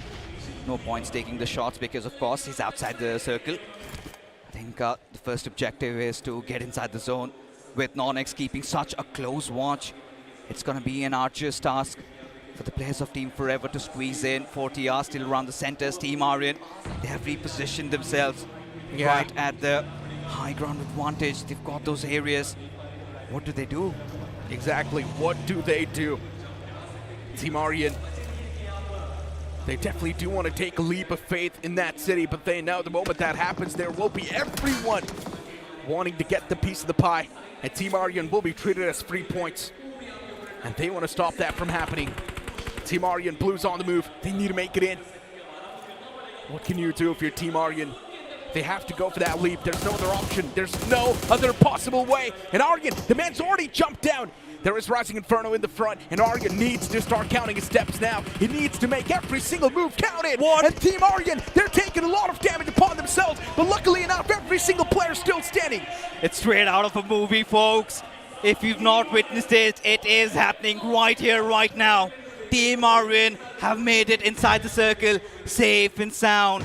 As look at this, Utkarsh instantly sensing that threat, Evil already down on his knees. Karlan needs to trigger that revive, but Lavish, he strikes. Hitler down on his knees. NoNx now trying to squeeze inside the circle. Rising Inferno right at the heart of this village. Has Goten, he has been phenomenal and seems like he spotted the players out. This grenade could be devastating, and it is! Goten, he's starting to feel himself. 9 finishes already, but no! He gets taken down as BMW IGL comes for the rescue. Another grenade cooked. Oh, it ricochets Necro. Oh, unfortunate stuff after unfortunate stuff. Rising Inferno feels like they're starting to get real unlucky in these scenarios, but 4TR, they're real up close and personal. Even NoNx want to step inside of the battle. Zone is starting to collapse. Team Forever, they want to make that bounce against the players of NoNx, but there's just so many teams in the nearby fray. It's an absolute chaos. It's absolute chaos, pandemonium ensuing this village. Absolutely engulfing all that drama brewing up. BMW IGL needs to hold on. NoNx from one side, Rising Inferno around the center. 40R, they still are in this as even Team Aryan, the IGL himself. Aryan, he's got to pull up something out of ordinary. He has to conjure some spell, some magic, some sorcery. As Iron of God, he knows, he's heard all that noise. As now slowly, a little abrupt silence as there you go. Roman, he is there for the occasion. Steps up as Team Aryan out of the game, and suddenly they are back. 40R officials, another team. We have been talking about how much of a good map Sanhok is, and Necro, they have proven this once again. Sanhok is supposed to give you a second shot at life, and 4TR might just have gotten that in their hands. But guys, let's not count out Team Aryan either. They managed to place themselves in the top 2 of that game, and let's not forget there was another team that did exceptionally well, and that was NoNx. Oh my God, those moments for 40R official. I mean, 9 finishes, and what a game of BGMI it was. At the highest level, at the grandest stage of it all. These young lads playing their first LAN IC. Oh boy, close as it gets here. This match is just down towards the final wire itself. Who would have thought that the intensity of the game has risen up so high to a point that it comes down to the final seconds of the zone to decide who could have taken it as well. The fight for the top is just uncanny, unreal. But let's take a look at the final blows as well. As you can see, no one knew who was gonna win as well. It was just so much chaos happening in the Sami map. It was just an absolute chaos. It was just an absolute scramble. Things were just all over the place. But 4TR, they were the one to squeeze in that chicken dinner. But guys, even Rising Inferno had an insane performance in that game. They managed to rack up a lot of finish points for themselves. Oh, they certainly did. But 4TR, I mean, every single time Sanhok pops up, I think go on to say that this is the best team in this particular map. Necro, you always keep talking about how much of a luck comes into play when you talk about Sanhok. And this is definitely not a fluke, I see. Well, all things considered, I want to see what they have to say about this, because we're going to throw it over to Rohit to interview with 4TRX official. Thank you so much, casters. And कमाल का day 3 इस समय चल रहा है. अभी भी ये बताना मुश्किल है कि अल्टीमेटली ये ट्रॉफी कौन उठाने वाला है. And we have team 4TR जिनकी कमाल की परफॉर्मेंस रही. एंड 4TR के IGL से तो मैं ये सवाल पूछना ही चाहता हूँ, क्योंकि एक टाइम ऐसा था हमारे ग्रैंड फाइनल्स में जहाँ पर आप पोडियम के बहुत नज़दीक थे, लेकिन अब ये क्या हो रहा है एंड क्या सुधारना चाहेंगे इन द रिमेनिंग गेम्स? कुछ नहीं, थोड़ा सा कोऑर्डिनेशन इशू आ रहा था, कर लेंगे. अब रिमेनिंग गेम तो बचे, उसमें कोऑर्डिनेट करेंगे अच्छा सा. अभी जैसा मैच निकाला उस हिसाब से निकालने की कोशिश करेंगे, इतना ही करेंगे. लेकिन अगर पॉइंट्स की बात करें तो सिर्फ 25 पॉइंट्स का डिफरेंस है, तो आपको लग रहा है कि आज के दिन आप ये ट्रॉफी उठाकर जाएंगे? यार देखो, ट्रॉफी तो उठाएगा जिसकी ज़्यादा मेहनत रहेगी लास्ट 3 मैचेस में, तो उसी पे डिपेंड करेगा. अब ऐसा बोल नहीं सकते कुछ, देखेंगे अब क्या होता है. आफ्टर 3 मैचेस ही पता चलेगा. लेकिन अगर BMPS 2025 ग्रैंड फाइनल्स की बात करें तो ऐसी टीम्स रही हैं जिनको back to back chicken dinners मिला है. ऐसी टीम्स भी रही हैं जिन्होंने 30 बॉम्बर किया है. तो इस समय कुछ भी पॉसिबल है. तो कितने ऑप्टिमिस्टिक लग रहे हैं ये आपसे तो मैं जानूंगा ही, लेकिन आपके बगल में उत्कर्ष बैठे, उनसे सबसे पहले मैं जानना चाहूँगा. उत्कर्ष बताइए, एनीथिंग इज पॉसिबल. तो इस समय आपकी टीम और आपका ये जो सपना है उस ट्रॉफी तक, ये आपको कितना नज़दीक लग रहा है? ऐसा कुछ नहीं है कि मतलब नहीं कर सकते, एवरीथिंग इज़ पॉसिबल. टीम पे कॉन्फिडेंस है कि आराम से कर लेंगे और आगे गॉड्स प्लान. एंड अक्सर IGL से ये उम्मीद होती है कि वो इम्पॉसिबल को आई एम पॉसिबल कर दिखाएं. तो आप ये कैसे करने वाले हैं आज के दिन? तो आफ्टर 3 मैचेस ही पता चलेगा. हो गया तो ठीक है, वरना देखेंगे, क्या ही बोल सकते हो. तो चलिए, अगला मैप भी सैनहॉक का होने वाला है. तो इस समय 4TR यही उम्मीद करेगी कि इस सैनहॉक में जिस तरह बढ़िया परफॉर्म किया है उन्होंने, वही परफॉर्मेंस रिपीट करें in the next map and एक कमबैक की तरह 4TR देखने को मिले. लेकिन ये कितना पॉसिबल है एंड परम्यूटेशन कॉम्बिनेशंस क्या है फॉर आवर चैंपियंस, ये सब आपको हमारे एनालिस्ट बताएंगे. तो चलते हैं back to the desk. Well, a very interesting interview here with 4TRX official here. You can see the intensity of the match was very, very uncanny as well. You can definitely feel the heat as well, because as of yet, I'm curious to see how the score is going to be looking like. But before we get into the score here, let's take a look at the highlights on how things went down as well, because it seems like every single team was fighting every single inch to get space to try and clutch it into the map itself. You know, one side I'm really happy to be witnessing such good fights, but at the same time, I'm kind of going to raise this question. Where were they in day 1 and day 2, Necro? I mean, that's the main question, right? 4TR was doing extremely well on day 1. But specifically, if you move on towards the day 2, 4TR slipped up a little bit. And I'm pretty sure after this performance, we will see a major catapult from them. But here's the main concern. We're seeing 2 bad games from the side of K9 Esports back-to-back, which is not a good sign in the overall standings. And guys, as usual, once again, Goten, an absolute GOAT in that scenario, taking down 3 players single-handedly. Yeah, I definitely agree. Goten, the Clutchmeister, is back in action. It took him a while to actually back in action here, but it's nice to see him finally making an appearance here in the grand finals. But let's talk about the other contenders so far. 4 Miracle bowing out rather early as well, which is very, very ironic considering that they were defending the title for the longest of time. And even Aryan was able to make a very, very good step up in this game in general. You know, it was the circle, right? Absolutely betraying them. That 8-bit to deal with, their team Aryan to deal with, and they could not capture Sami. They were hoping that the circle will take a shift towards the northeastern side. Did not work out, but still, I mean, a decent game, still having their heads above the water. at least for now. Considering the fact that 4TRX official has been known for their Sanhok gameplay coming from the semifinals as well, I would say this is their best performing map in general. And for them to actually finally step it up this time here, I'm curious to see can they take the next one as well, because this next Sanhok is going to be very, very crucial, especially for each and every single team to try and rack up some points. But let's talk about the MVP of the match, the Clutchmeister of Rising Inferno Esports, Goten, back once more, makes an appearance again here in the Grand Finals with 10 finishes. 10 finishes all by himself. Godin, what are you doing? Are you kidding me? We thought Levi was the peak, but then Godin once again pops up with these 10 finishes and the match MVP. But as we move on towards the top 5 players, you will also see Oasis from Team Forever, the IGL himself, stepping things up by a mile. You've also got Utkarsh from 4TR, 4 finishes, and they've got as well from 4TR with 4 finishes, and Justin from Rising Inferno with 3.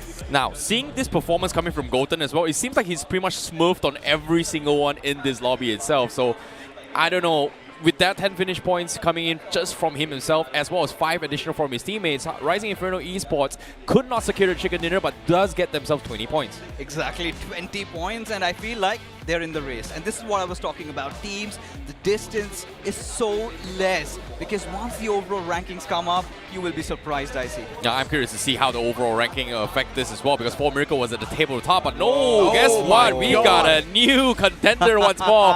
It's going to be NoNx that reclaims the top spot once more with 115 points, followed by 4 Miracle with only 3 points separating them once more. 112 points. Los Hermanos with 110 points. Aryan with 108. K9 still sitting on 5th position with 93, but 4TRX official with that chicken dinner climbs up into the 6th position. The gap between 4TR and NoNx is only a difference of 25 points. So technically, one more massive game from them and they should be able to snatch away the #1 spot. Anyone till the 13th spot is actually in the race. And that's the crazy part about it. Even Genesis Esports, if they smash a chicken dinner, even they can instantly catapult themselves in the top 5, and even they will activate themselves instantly. But one thing is for sure, the top 4 is extremely close. Yeah, it is going to be very, very close. But let's take a look at the realme MVP ranking. Levi still sitting in the #1 position here.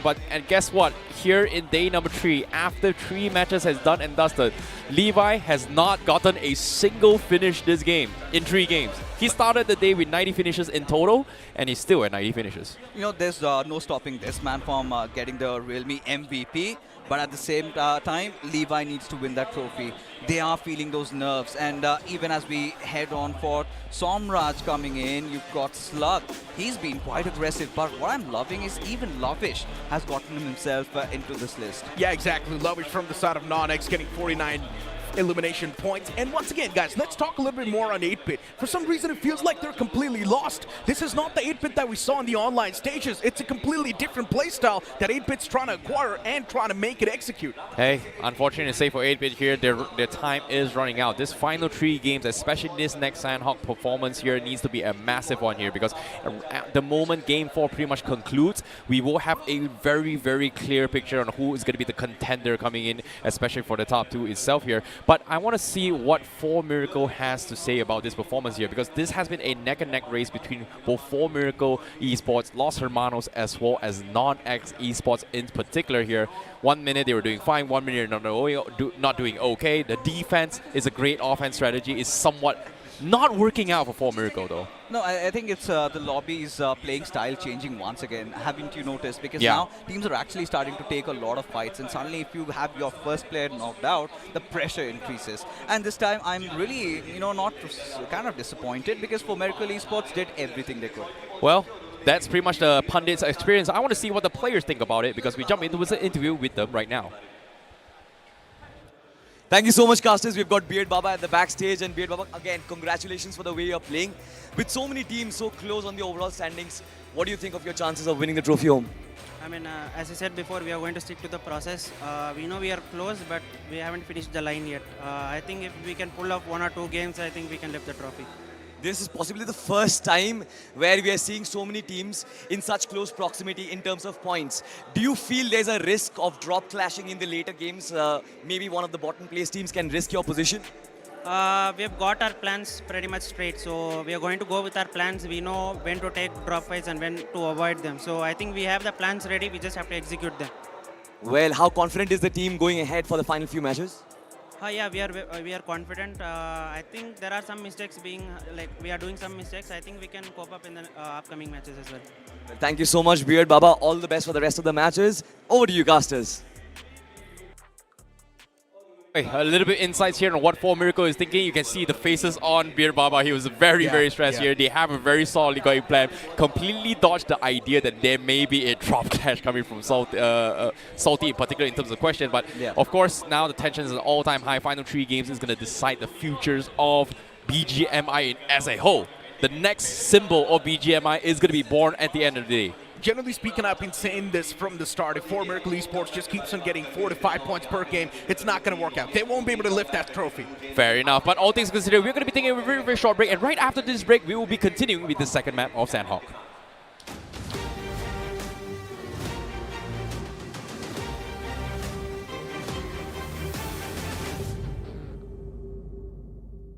All right, team, we have got our chance.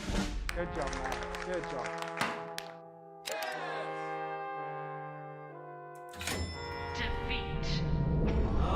Defeat.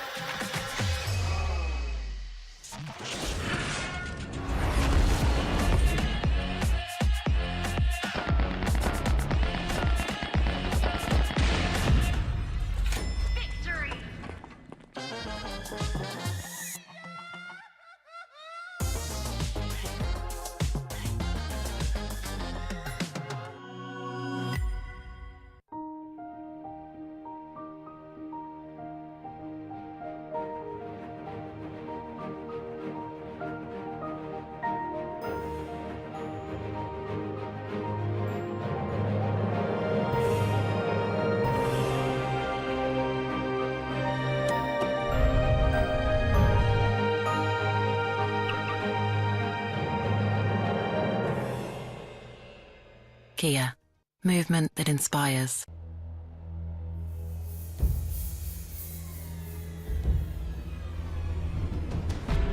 Superman. The most powerful being on planet Earth. Your choices, your actions. That's what makes you who you are.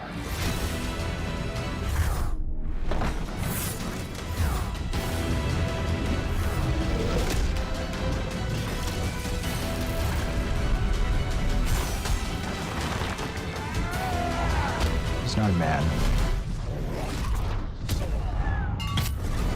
He's an it.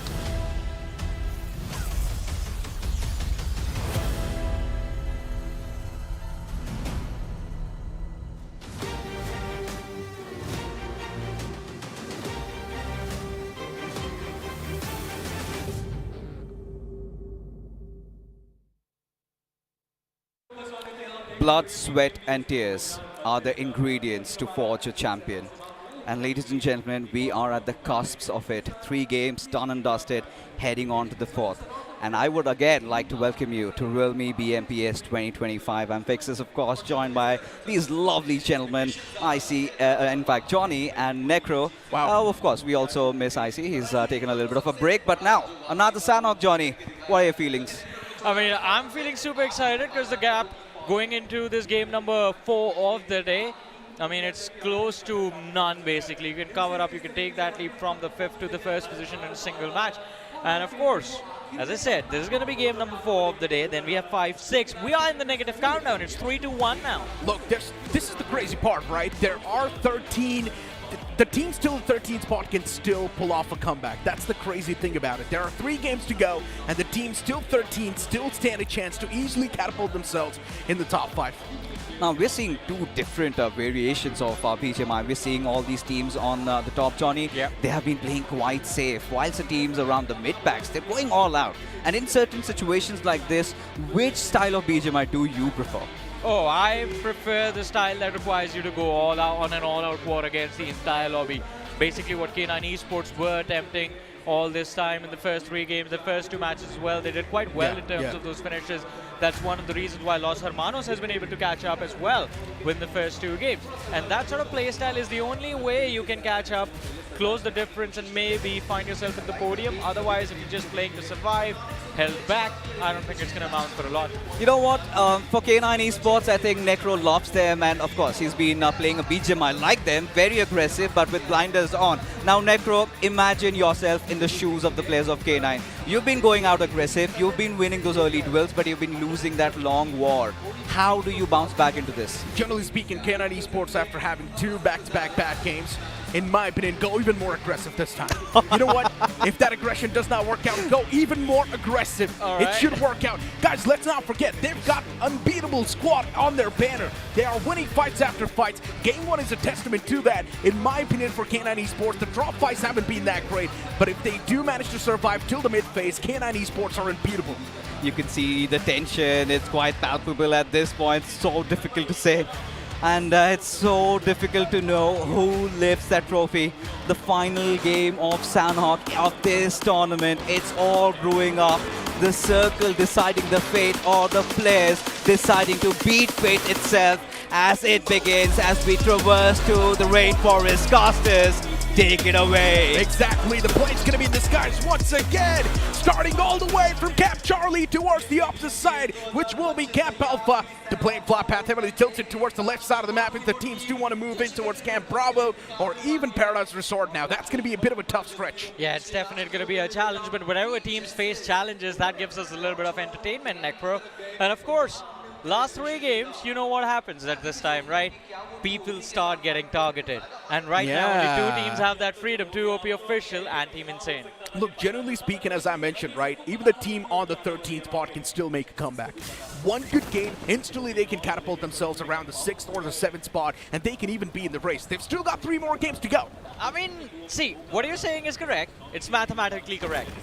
But it would also be like a false signs of hope for the teams on the 13th position, for the team sitting on the 12th position, because you're going to need big performances, man. I'm talking like 25 points per match. And you know what, since we've been saying 13th number, 12th number, let's talk teams, right? Let's talk a little bit more about the names now.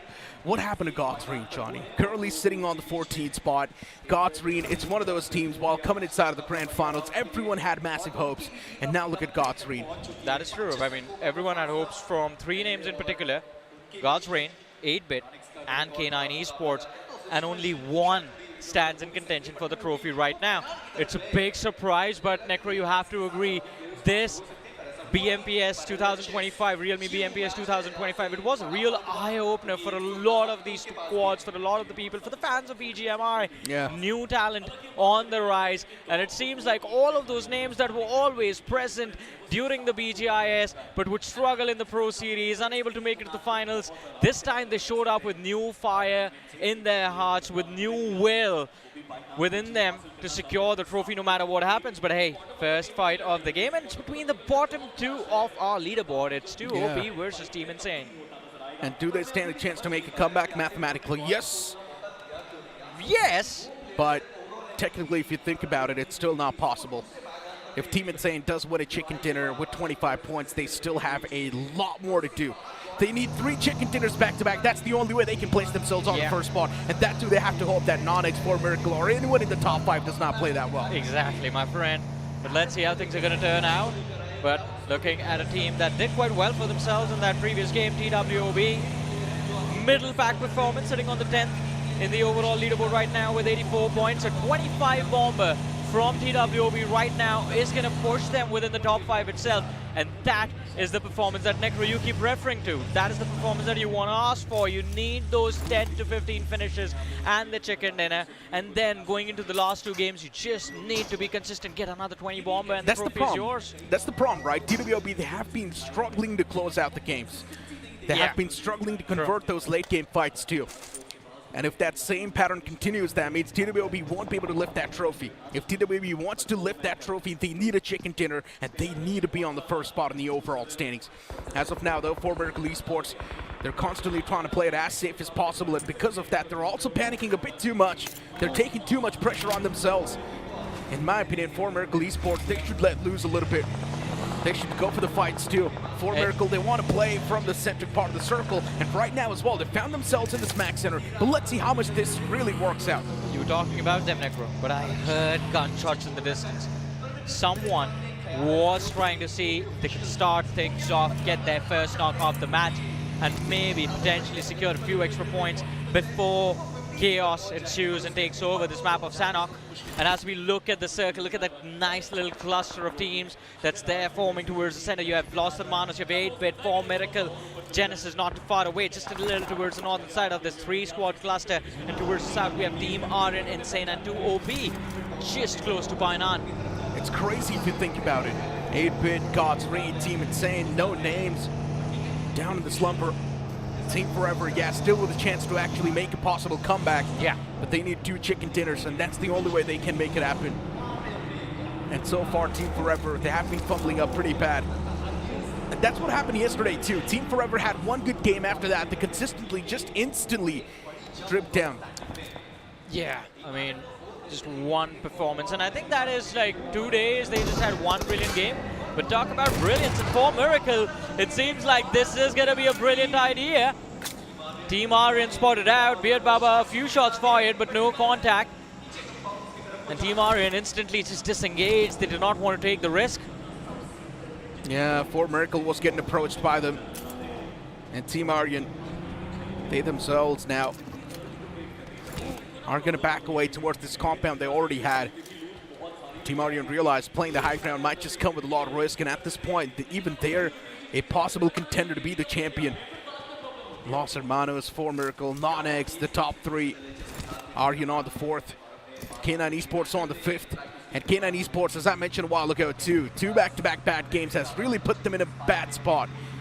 93 points. If K9 Esports gets one decent game, they can also be really close to that first spot. I mean, but it is going to be a step-by-step process. As you mentioned, one decent game. I think a 20 bomber, 25 bomber helps them take that first position directly. But if they are going to try and move with a slow and steady pace in order to lift the trophy from here, you need about 10 to 15 points per match. On the other side of things, Necro, we have to talk about the fact that someone was expecting the winning team to have about 180 points, but this time it seems like we're going to have our winners with 130. Yeah, probably. This time it feels like the points will be much lower. The competition is very tight. Yeah, it is tough to squeeze in points, and it feels like these teams are also taking a lot of pressure upon themselves. And for Miracle Esports, Los Hermanos, they're a prime example of that. For Miracle, though, they're just constantly getting 3 to 4 points, 4 to 5 points per game. And because of that, For Miracle Esports isn't really able to have that big of an impact. And in my opinion, that's not a great goal to have. For Miracle Esports, they should at least get double digits in this particular game. And that's the only way they will be able to rule out the players of NoNx. Talking about NoNx, we have them on our screens right now. Again, a start to the day where they slipped away from that first spot and then catching back with an amazing performance on that map of Miramar, 115 points right now. Look at the strategies forming out as we see the util on every single team. Team Forever, 10 nades, 11 smokes. God's Reign, I like that loadout, but K9 still playing late rotation, still on that Camp Alpha Island. They have a decent amount of smokes, but how do they cross that river, man? That's going to be the first challenge for them. You know, I've never been a big fan of K9 rotating On late Sanhok, inside of the yeah. zone. And it's never been working out that well for K9 Esports. The later you rotate on the map of Sanhok, the more troubles you will face. The moment you get closer to that zone, things are just so unpredictable. And for K9 Esports at this point, that's what seems like the course of action is going to look like once again. Unless they once again start scooping up a lot of elimination points. But on the terrain of Sanhok, there's just a lot of vantage points. I mean, there are a lot of vantage points, and I think what you were saying about K9 Esports also applies to one more big name, but right now, the big performance everyone was hoping to see from Rising Inferno after the last few matches that they had. I don't think that's going to happen. The drive-by Apollo gets one. He gets two! Genesis Esports, Apollo, and godly turnaround has saved Genesis from taking an unnecessary casualty and kind of has handed a reset in this fight to Rising Inferno. Rising Inferno is the only team that's playing like a playground. And generally speaking, if they keep on playing the same way, Rising Inferno, they will definitely have the cake in their hands. They're extremely confident. They're playing like the kids in the playground. Just having a lot of fun mowing down lawns, just having a lot of fun taking down squads. And that's the best possible thing about Rising Inferno. Well, let's see. I mean, it's still going to take a lot more. Especially after having lost BMW IGL right off the bat, things are not going to be easy. God's Reign closing in from the rear. Are they going to survive that assault? But on the other side, Genesis still under trouble as they are spotted out by Los Hermanos. Although, having found that opening knock, some pressure has been relieved. TWOB Rapido knocked out. Eggy now starting to fall back towards that compound. There's also God's Omen in the back lines. The moment a fight comes into fruition, there's going to be that instant third party. God's Reign! They step inside of the playing field, but Rising Inferno, their domination's going to be stopped right now. I mean, that is just unfortunate. God's Reign moving in at the right nick of time, getting that finish for themselves. And the cleanup, it should have been a little bit cleaner as well, but Justin knocked and finished off. God's Reign still alive with 3 players left. And as they keep moving towards the center, they're going to have to face more pressure. On the other side of things, Team Insane, it seems like they have found the opening knock against the side of TWOB official, but the finish conversion has still not come through. Shady, I believe, will eventually bleed out, and there's nothing his team can do about him. Team Insane, 3 players next to each other. And once again for Team Insane, what can you do? Inside of Pioneer, trapped as of now, TWOB, even they've been in that same turf for the longest. And TWOB, they love to play it patiently, especially inside of a drop clash. That's how they beat 8-Bit, that's how they've won insane amount of fights in Pioneer 2. The more patient you are, TWOB will start to get the advantage. Well, let's see, I mean, there's Team Aryan in the back as well, up the hill. They can cause some trouble for both the teams over there, but on our screens, Team Forever, control of cave, and as you can see on the map, a decent area to move around in as well. The circle moving right on the heads of Los Hermanos. This is going to be an open Sanhok Necro. This is going to get more chaotic. Indeed, seems like it's going to get even more chaotic. The zone shifting right atop the place of 4 Miracle Esports once again, but I'm not a big fan of this. 4 Miracle Esports, you will also be the center of attraction soon. Yeah. And that means you will be mowed down the instant you get spotted. 4 Miracle Esports, not a lot of breathing space in this max center. But let's see, it's up to them how they really want to play this one. 4 Miracle Esports, it feels like they're just playing to get enough. But Necro, did you see where NON was? We saw them playing from the northern half of the map, but they've taken a wide rotation, moving towards Cow, and now rotating along the edge of the circle, moving down south. A long rotation from NON. I believe the intention is to play for survival, to last in this match as long as possible. But that's the main question, is that rotation really going to pay off? All that hard work, is it really going to pay off? NoNx moving all the way from that southern side. Team Forever is pretty much on the same track as well. TWOB as well towards the right side. So for NoNx, every single step has to be calculated. And hopefully it does work out. NoNx is currently sitting on the first spot. Before Miracle is probably thinking that NoNx jumps up.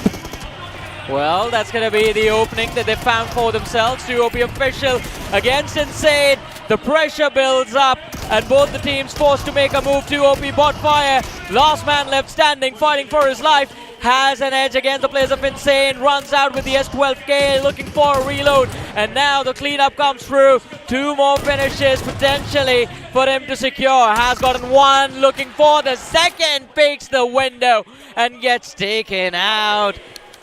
Team Insane wiping out the entirety of TWOB in that fight, but even Team Insane lost out on Adam. It's not something Team Insane were hoping for. They wanted a clean sweep in that one, but Team Insane messed up. Team Forever now on the screen, and Team Forever slowly and steadily inching in towards that circle. There is still NoNx right next to them. And once again for Team Forever, the moment they lock horns with the players of NoNx, this is going to be an explosive fight. It is going to be explosive, but I think NoNx, they are just happy finding a way inside of the play zone itself. Team Forever moving towards the high ground. There is going to be 40R waiting on the other side and 8-bit in the distance as well. A little bit of distraction, but this is a recap. Insane versus TWOB liability. Beautiful knock secure, but the finish could not come through, and bot fire over here. I think there was a little bit of hesitation, a little bit of confusion whether to secure the finish or to actually go for that knock. An amazing personality is in the arena, man. Was that official crack? Yeah, probably he was. What do you mean, probably? I don't know, man. You know what? Let's focus on the game for now. For Miracle Esports in the Smack Center. And generally speaking, for Miracle Esports, luckily enough, the surrounding grounds are still clear. So for Miracle Esports, it's going to be safe in that compound as of now. But the moment teams start to inch in that open field, for Miracle Esports, for them, the gap is going to start to get close, and that's where they will be focused. But hey, if there was a game where 4Miracle could actually topple NON and create a big edge, this has to be it. Smack center of the circle, everyone out into the open, and everyone else will be forced to fight each other. But over here, look at this. And when they have the opening, Levi, he does not know when to hold back. Oasis has been brought back, the revive comes through, but NON has to try to move forward from the flank. Mafia chiming in, almost gets the knock, but Cheyenne confirms it. The knock to the finish, but Roman from the other side still causing trouble for Team Forever. And now the trades come through. Roman falls, the third party from 8-bit, a helping hand being lent to Oasis. Team Forever somehow do manage to gain the edge, and NON, this is a blunder, Necro. It's an absolute disaster. There's also TWOB now in the nearby fray. Even 40R is right there towards that warehouse. A lot of teams in that nearby proximity, and this is where Team Forever should just back away. They've already ignited that fire. They do not need to stay there to try and take care of it. Let someone else move in. Respect the opponent sometime. That nade was extremely close. Mafia could have been knocked out with that well-placed nade. TWOB, they've got the entire firing squad ready to breach in. And once again, for TWOB as well, they know they're still inside of the race, so they need these points. I mean, both the teams do. Both of them in those mid-80s. And one big performance, one big chicken dinner can put you into the fight position going into the last two matches. TWOB, it seems like they are getting too eager, but down below, we saw this 40R getting pushed on by God's Omen. It's a 2 versus 2 situation. God's Omen in some trouble, but now as they try to move out, instantly get annihilated. And 40R, they still manage to survive with 3 finishes on the board. Oh no, God's Omen, fights aren't really their stronger suit, huh? They've been losing every single fight they've been going for. And God's Omen, they lose out on this one as well. Oh no, slipping away from the top 8. God's Omen, it's not a great look. But Team Forever, even they're in a big wall of trouble, taken down to a 3-man squad as they face off against the entirety of TWOB. And it's not going to be an easy fight. We have to remember, there's another team waiting for both these two squads to overstep beyond the ridge. And a third party at any given time from 40R can happen. And as the circle moves away, now moves are going to be forced as well on the finish feed. Look at that. Aryan against K9. It's a fight within the top 5 itself. K9, one player lost. They do find the trade. But 40R, the third party onto the players of TWOB, happens as well. On the other side, 8-bit shutting down the hopes and dreams of Team Eggy as they're down to the last man. TMG Gaming looking for a revive, but a nade from Gumbler. And the cleanup is going to come through. The first 2 finishes on the board for 8-bit in this match. Even Eggy bites the dust now. 8-bit slowly and steadily trying to close their grips. Even they're looking a little bit more confident now. And this is the 8-bit we were supposed to see a while ago. Yeah. But they were lost. But now 8-bit might just be back in the game. Genesis Esports approaching the players of Los Hermanos. This might just be one of the most scrappiest fight. Genesis in the race. Los Hermanos extremely close. Genesis still in the race, but Los Hermanos, they're fighting for the trophy already. And Hunters, even though they are outnumbered, they do not want to back off. It's now or never for Genesis. 2 versus 4. Molly lobbed out to cut off the angle. And now hoping to see if he can secure a knock with the nade. Good question, and Genesis, they're gonna make that pound. It's Los Hermanos. They lose out of the first player in that fight, and Genesis Esports, even they will be thwarted as the last man Hunters gets dealt with too. Los Hermanos, there was one casualty, but that's all there was. But now even for 8-Bit, they go up against 4TR, and they come out on top easily. I mean, that is just insane. First Genesis asked to sit down politely by Los Hermanos, and then 8-Bit tossing the players of 4TR out of this game. 6 finishes on the board for 8-Bit, propelling them close to the 90s, but TWOB also in the line of fire, and Raiden, he does not want to back off anymore. The opening knock has been found, the nade goes out, and that's gonna be it in a matter of seconds. 8-Bit just make sure that it's not gonna be a battle, it's an all-out war for them. 9 eliminations, still a lot more to go as we're down to the top 6, top 18 players alive. Crazy stuff from 8-Bit. 9 points in total from them. 8-Bit still in the race on the 7th spot. 8-Bit needs this chicken dinner, and that's the only way they will move on towards the top 5. But as of now, nothing can be said yet. There's also Team Aryan still standing. And Team Aryan now, they just want to take a bit of that dig against the players of 8-Bit. Tap. But none of those taps were able to connect. Team Forever spotted too by the likes of Team Aryan, but they're not able to do anything about it. That high ground advantage, it can be big, but Insane getting knocked out. Aryan also looking for a lot of points, still in the top 4. And now Team Forever spotted out in the distance. Devotee eager to take those shots, but no action yet. Devotee just wants to find a bit of that glimmer against Team Insane, and there we go. That's going to be the first man cut off instantly for Team Insane. Their heads on the swivel, but Team Aryan, they once again start to strike back. And while all this is happening, Los Hermanos have lost a few extra bodies. 2 players finished off by 4 Miracle.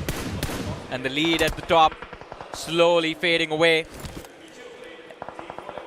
Team Forever still looking to make that climb, playing from the southern edge. It's not going to be easy. Aryan towards the west, looking to control the entirety of the map, and 8-Bit, this could be a shutdown. If Forever climbs the hill, 8-Bit is going to be caught in a trap. For Miracle, though, they've been holding on to these shacks for the longest of times. And now Thread approaches along with the blue in the form of Los Hermanos. For Miracle Esports, 3 players still somehow standing, 2 finished points converted. For Miracle Esports, if they somehow manage to squeeze in a chicken dinner, that's going to be the icing on top of the cake. Yeah. But once again, for 4 Miracle to make that happen, it's going to be extremely tough. The confidence has been all-time low. They are under a lot of pressure. That might just be a free finish point. But no, instead it gets converted by Team Aryan.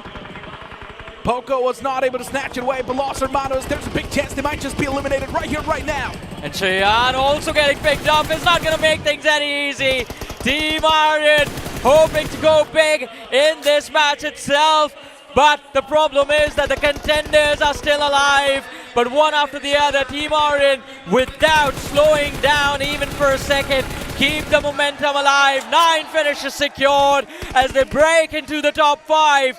And now it is stage 8. The circle still there's a big threat waiting for them on the other side. It's going to be 4 Miracle, but Cyrex does not care as he runs into the face of Adi and secures another point. 11 finishes, the top 3, Devotee on fire. The stars have lined up, and Team Aryan, this is the moment where they can create a massive difference between them and the rest of the competition. 1 more finish secured as Gamla Boy falls. Last man left alive from the side of 8-Bit, and the final 3 are going to be left from 4 Miracle. No matter who stands against them, they're just instantly getting mowed down. Team Aryan, they're looking so confident, and now approaching this compound. 8-Bit, there's a high chance they will not be able to survive this wrath of Team Aryan. They're just down to that one last man, but luckily enough, he repositions in the right nick of time. He's still going to be standing for a bit. Well, he's standing in a corner, but Destiny is going to flush him out, and the shotgun is going to strike the final blow. Down to the top 2 teams, 7 players left, and Team Aryan, I love this confidence, just pushed through. 4 Miracle, 1 man down and out, last 2 left standing. It's a 3 versus 1 as Beard Baba falls, and now it's down to Poco.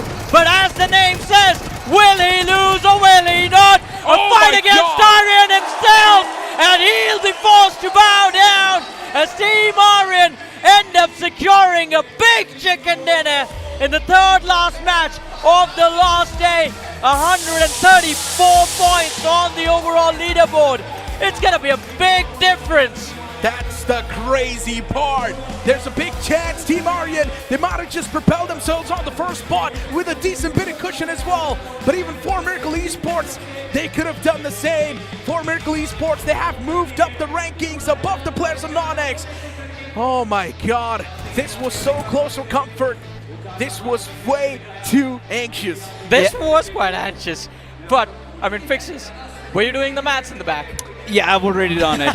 There's no chance that actually they've made it. They've broken through the roofs, and I'm pretty sure after such a commanding chicken dinner, they would be soaring right at the top as the drama further intensifies. For Miracle Esports, Necro wasn't too shabby either. Yeah, before Miracle Esports, they were not able to funnel in a lot of elimination points, and that's been the main problem.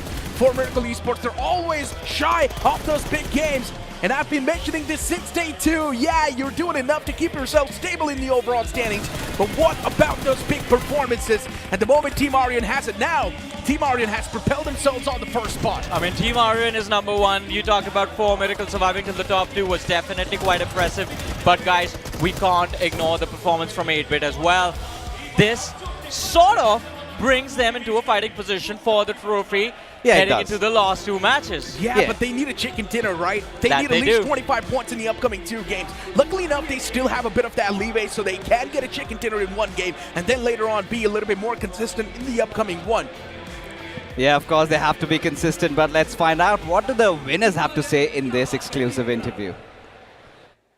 अगर आपके mobile में calculator है वो भी काम नहीं आएगा, अगर आपको साइंटिफिक फॉर्मूलाज पसंद है तो वो भी काम नहीं आएगा। इस समय कोई भी फॉर्मूला लगा के आपको ये पता लगाना थोड़ा सा मुश्किल हो जाएगा कि अल्टीमेटली ये चैंपियन कौन होने वाला है ऑफ रियलमी BMPS 2025। लेकिन इस समय team Aryan are on fire right now. Of course, Devotee is one of the contenders for the MVP, लेकिन Devotee इस समय आपकी टीम की परफॉर्मेंस तो बेहतरीन रही, लेकिन ये जो टॉप 8 में जो कंपटीशन चल रहा है उसके बारे में थोड़ा सा बताइए कि क्या आप लोग पॉइंट्स के बारे में सोचते हैं कि सिर्फ और सिर्फ अगले गेम के बारे में, अगले टारगेट के बारे में सोचते हैं? हम लोग नेक्स्ट मैच के बारे में ही सोच रहे हैं। ज़्यादा उतना पॉइंटेबल्स दिख नहीं रहे हम लोग को बस थोड़ा हर मैच एवरेज खेलना है और फिर जीत जाएंगे टूर्नामेंट।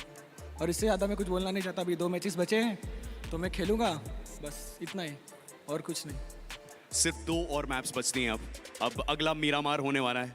एंड मीरामार से पहले, क्योंकि सैनहॉक कंपैरेटिवली एक छोटा मैप है, अगेन आप मीरामार के लिए आप मोड शिफ्ट करते हैं, अपना थोड़ा सा पूरा स्ट्रैटेजाइज करते हैं, तो उससे पहले क्या डिस्कशन है? क्योंकि सिर्फ 2 और गेम्स बचती हैं, फिर इतिहास बनते हुए देखेंगे, तो क्या पॉजिटिविटी है, कितने कॉन्फिडेंट हैं आप?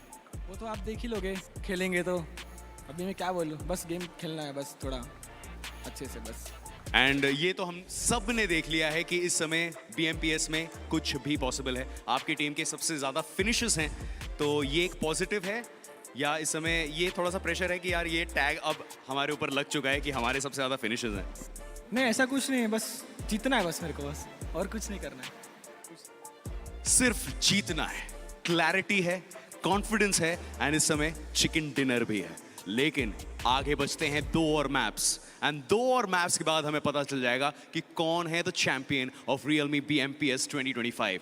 अगर आपके थोड़े गेसेस हैं तो आप कमेंट सेक्शन में गेसेस कर सकते हैं, लेकिन इस गेस में थोड़ी सी और मदद करने के लिए हमारे lovely casters, so let's head back to the desk.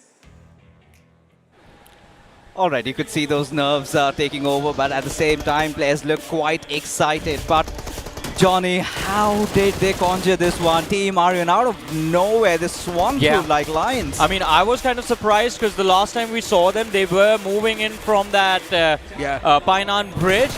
And considering there was Insane and TWOB official already present to block them in their way, first of all, to be able to ignore that fight, completely move in, that is where they saved their numbers. And from there, just total beat down after beat down, man, just pummeling anyone they ran into. Yeah, and that's the main problem right now. Team Aryan has a major advantage and also a massive momentum. Anyone needs to try and stop Team Aryan at this point. Someone just go and stop them. Because at this point, if you do not stop Team Aryan, one thing is for sure, they're going to keep on hammering through. I mean, at this point, 4 Miracle lost hermanos, NON, 8-Bit as well. these teams are going to try their level best. If they can get into a position from where they can just completely wipe out Team Aryan without taking a single loss, just go for it. You know, I'm still unsure about how these teams stand. We'll have more clarity once we have the overall standings. But NoNx, all right, we need to talk about this. What went wrong, Necro? Yeah, for some reason it feels like NoNx is just not really getting inside of that groove, just the way they had yesterday. And yeah, NoNx, it felt like they were coming up with a master plan, but in the end, they were just completely left surprised because they got caught off guard by their own rotation. Exactly, I blame that rotation straight up. I mean, you're playing from the northern edge, you know there's not a lot of teams that are going to stick around, especially on Sanhok, and yet they try to move in wide, move from the west, eastern side, down south, and get taken out along the way.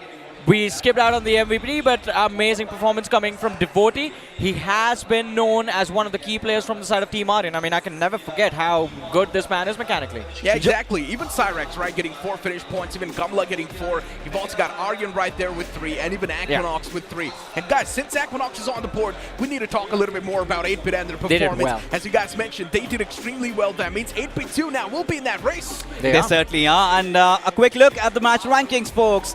Team Aryan, 16 finishes chicken dinner, earned themselves 26 points at such a crucial junction. Yes, 8-Bit, a comeback in the making, or is it? We'll find that one out. As for Miracle Esports, just hold on to those 9 points, as now their overall report card, there you go, soaring through 134 points. At such an important moment for Miracle, still holding on. Los Hermanos still in this, but 8-Bit. Yeah, you were right, Johnny. Yeah. They're back in the race. I mean, they're back in the race, but it's not just that, man. There's a massive smile on my face, because imagine this. You know what? We are storytellers and we want iconic endings to our story. Think about this, God's Omen. What if they get 130 bomber in the next game, Necro? If you think about it, if that's the case, anyone till 13th is still in the Still race. in the race? If they get a 30 bomber, they instantly catapult themselves in the top 3, Johnny. You know, gentlemen. Teams in the 80s are going to need 40 points. That's the only maths I wanted to correct. But again, I feel like it's still a little bit far-fetched. And right now, NoNx. Now, this is a team to be really concerned about, guys. Because, yeah, of course, the Sanhok game really went well. But this Sanhok did not work accordingly. The rotations were really not coming to the play, and tensions are definitely building up. To find some answers, of course, we've got Salty with an exclusive interview. Thank you so much, casters. Once again, we've got a light. आज जिनका जन्मदिन है, so a very happy birthday, bro. And I hope जो gift आपको चाहिए वो gift आपको मिले. But एक बात बताओ कि Day 2 आपने खत्म किया था #1 में. Day 3 में आके कंपटीशन बहुत ज़्यादा इंटेंस हो चुका है. तो क्या प्लेयर्स उस चीज़ का प्रेशर फील कर रहे हैं? नहीं, बिल्कुल भी प्लेयर्स प्रेशर नहीं ले रहे. बट अभी वही है कि जो कल का Day 2 था उसको वहीं पे रखा है हमने. आज नए फ्रेश शुरुआत कर रहे हैं. जितने पॉइंट्स हम लोग ले सकते हैं उतने पॉइंट लेने का कोशिश करेंगे. That is actually a very brilliant strategy. एक बात बताओ, मैच के बीच में टीममेट से मिलने का मौका मिला, एंड अगर मौका मिला तो Roman, how is he motivating the team right now? पहले 2 मैच हमारे पूरे खराब गए थे, फिर भी प्लेयर्स प्रेशर नहीं ले रहे थे. उनको पता है कि हम अपन ज़मीन से ऊपर तक उठे हैं तो डेफिनेटली अभी भी कर सकते हैं. तो प्रेशर तो बिल्कुल भी नहीं है. अभी भी देख ही रहे हो आप, नेक्स्ट 3rd मैच जो सैनॉक आया है #2. जमीन से देखो आसमान तक आप जा सकते हैं, और वही कहानी रही है रियलमी BMPS 2025 की. बाकी के एक्शन के लिए stay tune, and this is Salty from the pitch side signing out.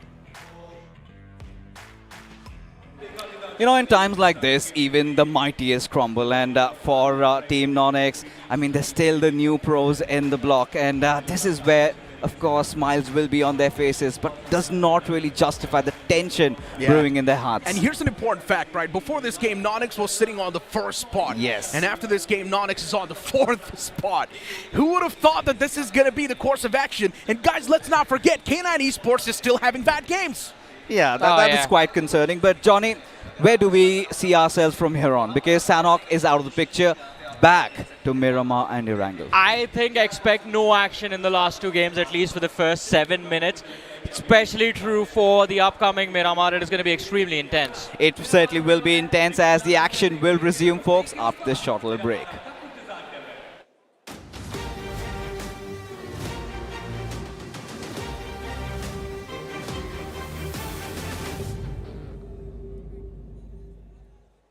Team, we have got our chance. Good job, man. Good job.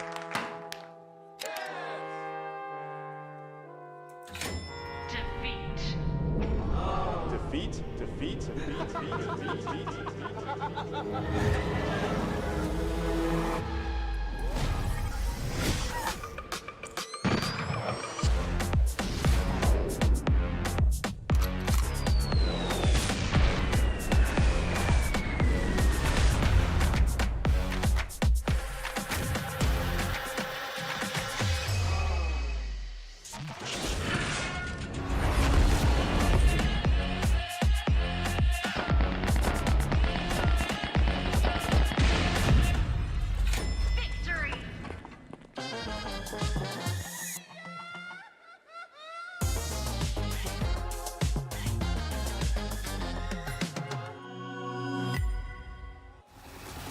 I used to toss a coin in the waterfalls in the wishing well. Now I get plenty coin, but I'm self-made. You ain't gotta wish me well. You ain't like me then, but I guess it's past tense, cause you tapped in. I move on a touch that's the high risk. I never know where my mind went.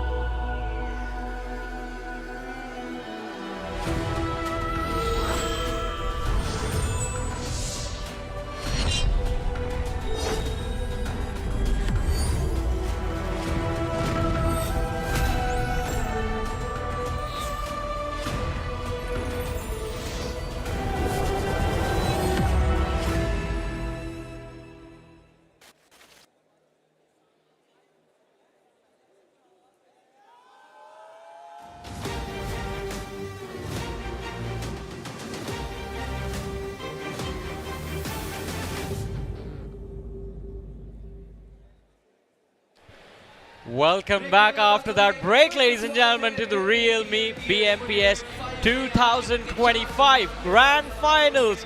Last 2 matches left, 4 legends to be forged. This is Super joined by Icy Baby and Fixes alongside with me. And guys, it has been an incredible journey for the last few days of the finals, but it has gotten more intense than we expected. You know, it is going to be very, very intense indeed here because this final 2 games is going to decide their fates as well. Months and months, weeks and weeks of preparations pretty much leads down to this final 2 match to decide who is going to be lifting the champion as well. And the entire day itself has been ups and downs, race after race, fights after fights. And guess what?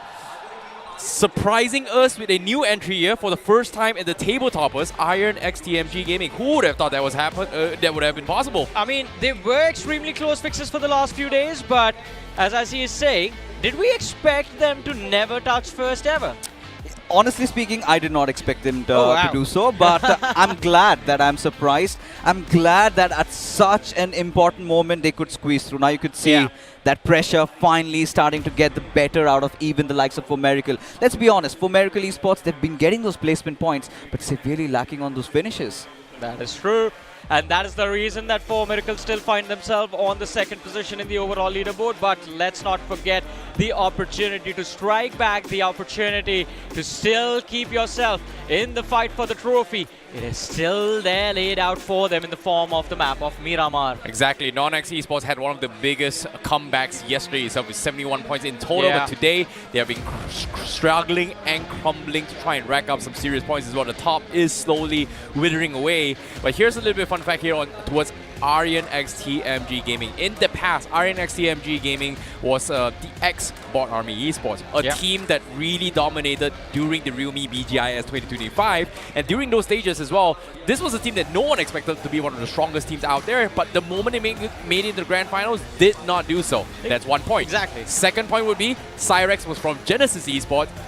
He helped them qualify into the grand finals, but they set him out the entire duration. And now he wanted to play, and he's back in action. And guess what? This is his opportunity, or maybe I would say the closest he would be able to lift the potential trophy himself. I think if things go well, he can actually end up lifting the trophy right now. Because Cyrex and Devotee, that duo is incredible.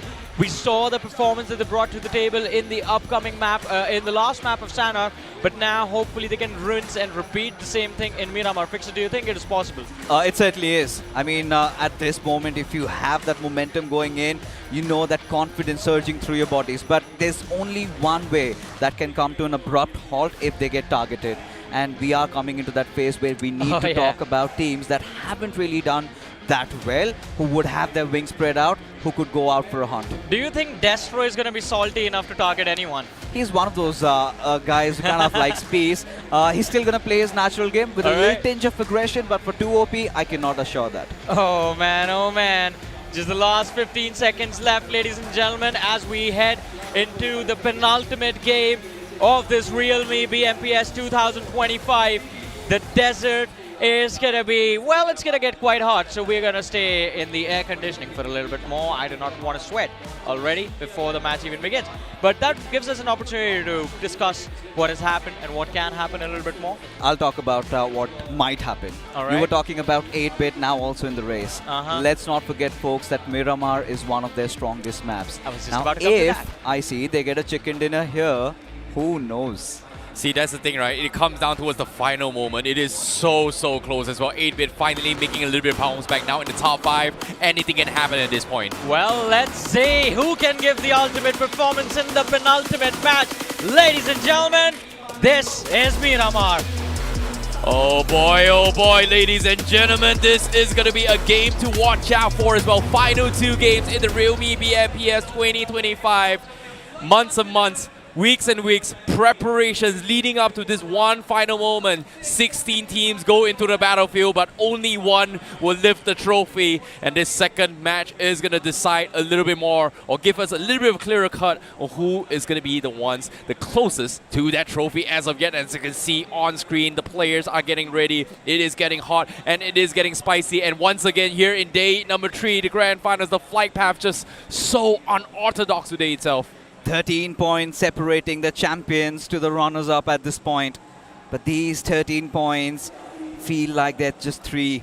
Anything can happen as the flight path trajectory quite skewed towards a certain side. I see all these teams, especially the ones in contention, they'll have to go for that long stretch. And by the looks of it, Somraj saying his prayers. We know he's the Captain Cool, but you never know.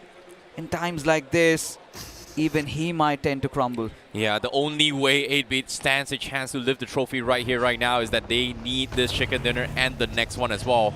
Realistic numbers will be put out there, and that is going to be 30 points in a single game. But hold that thought for now. On screen, looks like we have a little bit of targeting. Seems like Neo is going to be going into the clash with TMG. Somebody's going to be stopping the bleeding, and that is going to be God's Rain there. Hitler left all by himself. He needs to win his 1 versus 1, but he loses it, and that's going to be Neo that comes up top. The bleeding has begun, ladies and gentlemen. The bleeding is begun. Yeah, the first poke. And for Team Aryan, enough to rattle them off. But let's not forget, even TWOB in the fray. Of course, GDR did not want to target. It was Team Aryan. They had to go up north. They had to seek some vehicles. And were really out of options. And eventually fell to the players of fate. Individually could have done much better though. But for GDR and TWOB official, yeah, it's a battle between the bottom of the tables. Well, definitely as well. But all things considered as well, Aryan being caught in crosshair is just so unfortunate as well. But fortunately for them, they still have 3 man available. They were able to get out scot-free and loot up towards their usual destination. But the question here is, will they make it in time to rotate to the next phase of zone? So as of yet, center circle has been a trend here coming from all 16 players themselves. But we are seeing a lot of stragglers this game. God's Omen right smack in the northwest corner of the quadrant. Seems like they are taking jabs onto his rotations here. Very early rotation towards Eggy, but I guess it's not really that early. Oh, never mind. On screen right now, Shadow finds a pick on K9 Esports. Yeah, this is looking quite concerning. Once again, K9 in a world of trouble. And Shadow, that shotgun to work around with, has secured 1 finish. Needs to reposition. He's got that reload with that explosive crossbow. That's going to be interesting. Now look at Ninja Boy. Omega did not have a lot of HP to work around with, but the squeeze in is there. The Vector coming into play as the trade also comes through, but the Danger Man slug out of the picture, quite concerning, as even Genesis still wanting to fight back. It's Hunters. They toss that grenade, but seems like He wants to get the hell out of here. Oh my goodness, K9, they Or might maybe have not. almost dropped the ball in that situation here, but they're quite a weak. Hunters is debating whether or not they should take this fight, considering that Shadow OG has pretty much done so much work on this fight prior to this as well. So K9, they're pretty much stranded out in the open, but the question here is, will they be able to get out to safety? Because as of yet, in terms of overall loots-wise, Genesis Esports and K9, they're not exactly in peak performance as of yet. So right now, Hunters is just making sure that both all K9 is going to struggle a bit here, and the rest of Genesis is going to come in to try and gobble them up. No, K9 still in the race. One good game, but no. Slug being taken down does not really help the case at this point. But no time to lament, no time to remorse. They'll have to fight back. Apollo, he's making some strides. He's got that grenade cooked up. No, instead, trying to reposition, quite oblivious of Beast's whereabouts. And Beast just about to sneak out of the corner. Beast, no, position compromise. Still unable to do anything in that situation. Wants to press onto the matters with the Vector. Damage done, but Apollo still alive. Both these players ring around the rosy right now going on. Apollo, that little bit, draws Beast out and he succeeds. Gets that knock, still surviving. Yes, he's fighting. Oh my goodness, Beast completely outplayed that. As soon as Apollo ran, he knew for a fact that he's going to press the advantage. And now Genesis just slowly crumbling like flies here. But a nade from Zap instantly equalizes the fight now. We are into a 2 versus 2 situation. And Genesis, they have to back off here. Hunters and Zap, the two new additions from the side of Genesis, is going to try and rack up some serious point by K9. With this fight not going in their way, they're in a lot of trouble. Zap giving chase, going on the offense. Omega needs to hold the angle tightly. Does not have an HP. Does have that shotgun to play around with. It has to come into a position. He has to make this one work. K9, this is a very important fight. The most important one of their careers. Beast, the clutch machine, he has to rise, but no, he falls, but this time he gets a trade on a sliver of HP, a fight against Zap, and K9 in a world of trouble. Beast now shrouded in inside the smoke. What's going on? Oh, Beast versus Zap, he needs to go in for the reset as well. Zap is trying to find that stray bullet, but there's just no connection. Beast now only has bandages to work with, needs to build his health up a little bit well as well. Genesis does have a little bit of position and distance to work with. He is going to play the numbers game to try and reset this fight. Beast, he needs to push. If he takes too long, he's going to be in trouble. He's got the STLK, he's going to make an attempt. Pink Fights comes in, denies the resurrection. As now he's going to try and go in for the one pump. He's got the health. Zap is on the outskirts. The jump shot comes straight, pre-fired. No connection so far. Zap still playing around with his toy, but Zap will take him out. That is K9 out of the equation. What an outplay from Zap. Yeah, just buried him 6 feet under. Genesis Esports eyeing defeat, but this time this battle is theirs to claim. What an intense one, and for K9, again losing track of their vision. Had such a golden opportunity again to be squandered.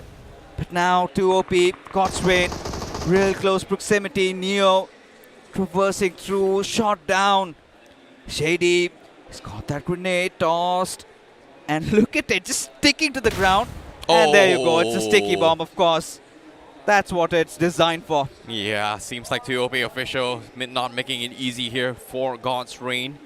But all things considered here, as of now, in terms of the race for the trophy, God's Reign and TWOB officials pretty much out in the contention for this. God's Reign mathematically still possible. Maximum amount record, which is 30 points in a single game so far. In both games, they will tie it with Aryan, but even then, it is going to be very, very difficult here for God's Reign. Now the push comes through, aim hacks, oh, what a spray. Takes down Justin, goes for the drop shot, but he does not have enough ammunition. So Destro is able to shut him down, but look at his health, it's so low. Shady's got him put him out in the open as well. AMX going to give him the position as well. Indicators has been marked for Shady, but just could not get the knock on Destro. But look at Delta, look at Delta. He squeezed through, and even Shady knows somewhere around the vicinity. All right, obscures his vision, but Delta, he's got another way to work this one out. And a beautiful grenade at that. As Delta, the savior, will buy enough time. As now even bot fire spotted out that shot. Wow, what was that? Okay, that was an insane spot from Delta. God's Reign seems to be feeling the momentum right here, right now, God's Reign. Definitely needs to back out from this fight here. But fortunately for them, they will be able to survive this. But look at this shift here from the circle. It is going to shift onto his Los Leones. It seems like the mountain, or in this case, the southeast mountain terrain of Los Leones is going to be very, very important place to be holding on. As you can see, based on the minimap as well, a lot of migrations are coming in. For TR already going to be calling dips on those mountain terrains. Same can be said for Rising Inferno Esports. Yeah, it certainly is. And for TR, enjoying the luxuries of the center. But if you want to also feel the luxury of a premium smartphone, do check out the Realme GT7. And now Justin inching in closer. Bot fire caught between a rock and a hard place, quite literally, as the AKM singing songs of death. Bot fire before going down, of course, a valiant effort. One player knocked, but to no avail, as Destro will be brought back to life. But coming back, I see 4TR right at the smack center. And even Los Hermanos, they're making some quick movements inside the zone. Yeah, because of how this circle is designed as well, those mountain terrains is going to shut down any team coming from Los Leones. But on screen, we do see 8-bit losing a member as well mid-rotation. God's Omen is able to find a couple stragglers themselves. Seems like God's Omen going to be going for the hit and run strategy. They are currently in 9th position with 91 points. The gap between them and Aryan is somewhere around 33 points here. So a massive chicken dinner will propel them up. But again, they need to start getting very, very aggressive here. Points needs to be farmed non-stop in this game in order for them to stand a chance. You were talking about Team Aryan. They lost one of their players to Neo, and seems like round 2 is just around the horizon. Not on the current feed, but on the northeastern corners of this map. We've got Aryan and God's Reign in very close proximity, folks. 134 points is where Team Aryan is sitting at. But the pressure is surmounting over them. Cyrix, the closest he's gone to lifting a trophy. BGIS 2023, second position with Big Brothers. And then that steep decline. And now he's feeling it. He's got that tingling sensation. But Rising Inferno Esports, Goten, he's also feeling the same. Oh boy, NoNx losing a player right there and then. Rising Inferno Esports making a potential comeback today itself in the overall placement points. They are currently in top 8, but let's talk a little bit more on Eggy, a team that sailed their way in towards the grand final. Seems like hasn't been able to find a footing at all in these performances. But this direct head-to-head 4 versus 4 for Rising Inferno Esports is going to be very important here, considering the fact that they are smack middle of the zone themselves. Yeah, they'll have to be very cautious. Could be a third party, but now this is the moment I was talking about. Team Aryan feeling all that pressure, while Destro has unleashed his shackles. He knows what the go call is. He's given it. Wants to go for those finishes. Still in the hiding, but he strikes like a rattlesnake in the desert. Destro, he's destroying Team Aryan one after other. And now Aryan, that confirmation will be there. Their hopes, their dreams, all being broken apart as Devotee. He has to swing back, but Justin will deny him those pleasure. Oh no! As Justin, he suddenly entered into his villain arc. Oh my goodness, Aryan x TMG. They might just go out with absolutely no points. But while this is happening, God's Reign, guess what? The third party comes through. God's Omen is going to try and join this fight. But for Aryan x TMG, it's not truly over until it's finally over. Cyrex, the solo warrior, can you make this work? But the question here is, with the zone pressuring them as well, can they get out to safety is going to be the question here as well. God's Reign stuck in a stalemate between them and God's Omen. Cyrex, solo warrior, does have no options, have no teammates to get out as well.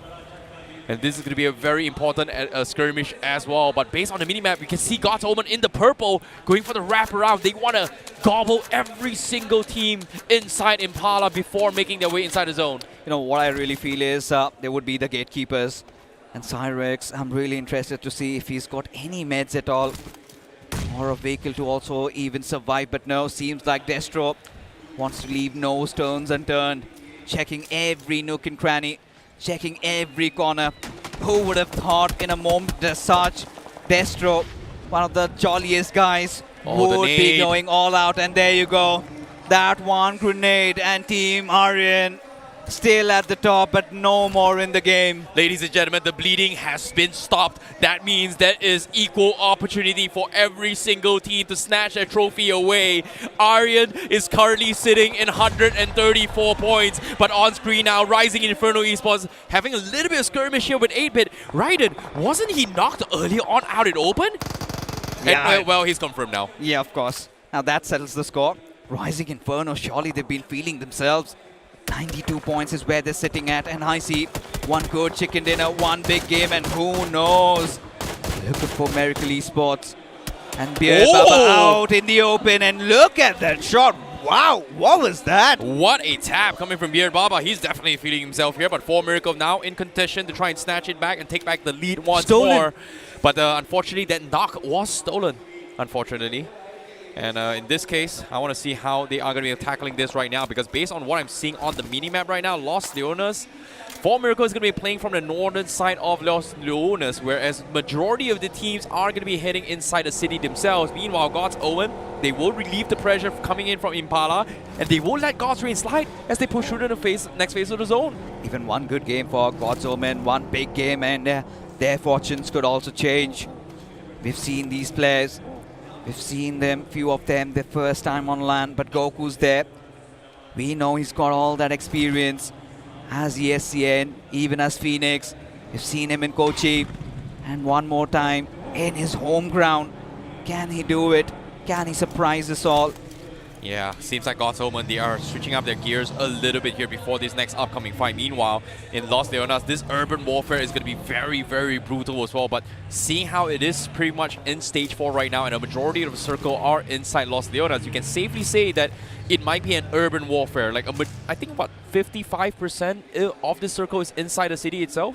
And I would love if that happens, and for Miracle Esports will be enjoying everything, right? Now, this is a very defensive team. We've talked about that.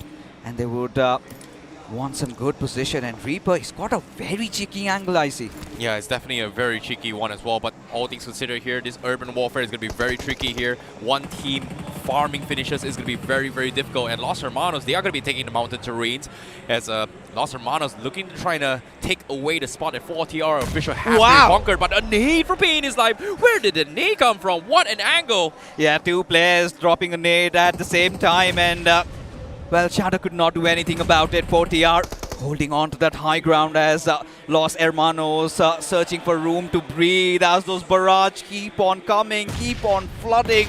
Los Hermanos, tensions really rising, and from the backlines it's going to be INF God just dishing all that damage apart and tearing their hopes, breaking their dreams. 4TR official, they got a chicken dinner in Sanhok and certainly feeling themselves in Miramar as well. Well, can they do it? It's going to be the question. They need a massive performance, but based on this circle, they need every single point and also the chicken dinner to get maximum value inside this competition here. And inside the grand finals is just unheard of as well. Every single team still fighting towards the last final few games to decide whether or not who is the true champion of realme BMPS 2025. As of yet, Aryan still sitting at the top, but they are out of this game. They certainly are out of this game. For 4TR official, it is paramount. They get a chicken dinner in this one. My eye is still searching out for NoNx though.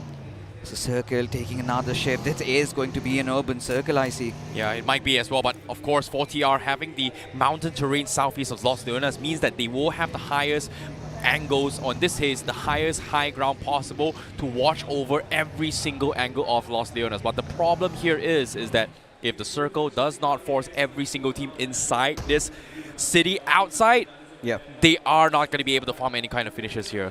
And considering that every single corner of the city needs to be checked and has a very, very disgusting, not just very, very disgusting, is multiple off angles that the mountain terrain can peek through. Maybe coming from apartments, maybe coming from mountains, maybe coming from the stalls, maybe coming from the roadsides. It is going to be impeccable for them to actually rotate in. The timing needs to be very spot on for all these teams to actually survive this fight. Yeah, quick look once again at the replay, and yes, God's Reign. This was quite unanticipated, but yes, what is anticipated about BMPS? And yeah, I completely agree with you. Now with how the circle is starting to form, it kind of goes against the players also, I see, because they do not have a lot of resources to actually work with. Yeah. So majority of them would be hoping that the circle really blesses them. Imagine a game coming down to sheer luck, the circle favoring one, and somebody has to cash in on that. You know, based on the trend of all 16 teams as well, majority of their utilities has been prioritizing on smokes rather than grenades. The only other team in realme BMPS that prioritize on multiple nades is none other than Hero Extreme Godlight. But unfortunately to say, they are not in the grand finals, and this is like the perfect circle for teams that have a lot of grenades to use it to try and clear off angles or maybe even cornerstone angles in order to push through the next phase of the zone. But here's a little bit of fun fact. The bow is amazing in this sort of situations. But do they have a bow? That's a big ask. But what is going to happen next? Is Karlan finding himself in a world of trouble just to perish into thin air? Has lost hermanos. Oh my god, in one of their strongest maps, they dropped the ball.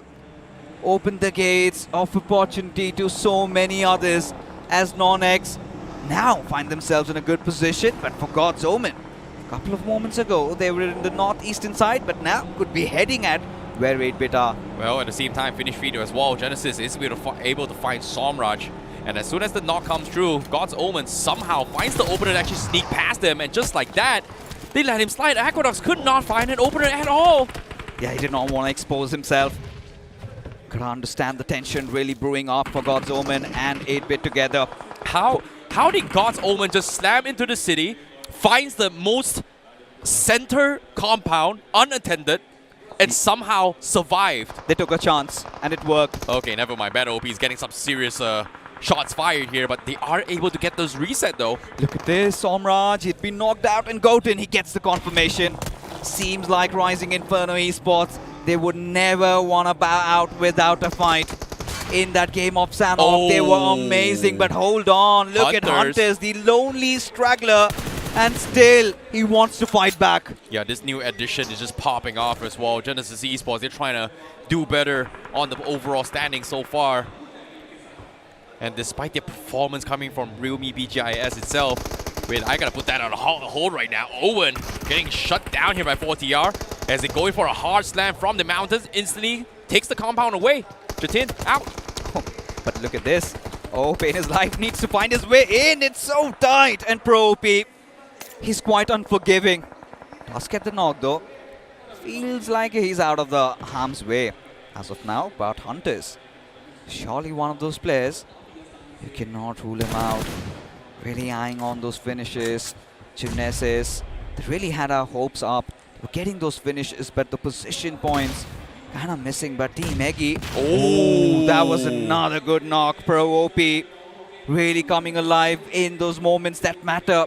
But still, look at this hesitance. Of course, Team Eggy knows they cannot press onto the matters. This is what I mean by they need a lot of names when it comes to urban warfare, right? Like, one nade knock is great, but they need those confirmations. And of course, having a lot of nades means that you will have a little bit lesser in terms of smokes, considering that it's either you play safe or you just clear people out. So it is going to be a high-risk, high-reward situation if you play this kind of meta. But hold that thought for now, Eggy. They try to reposition 4TR, shooting them from the back. Unfortunately, won't be able to find a knock, but their vehicles are pretty much done for from inside Team Eggy.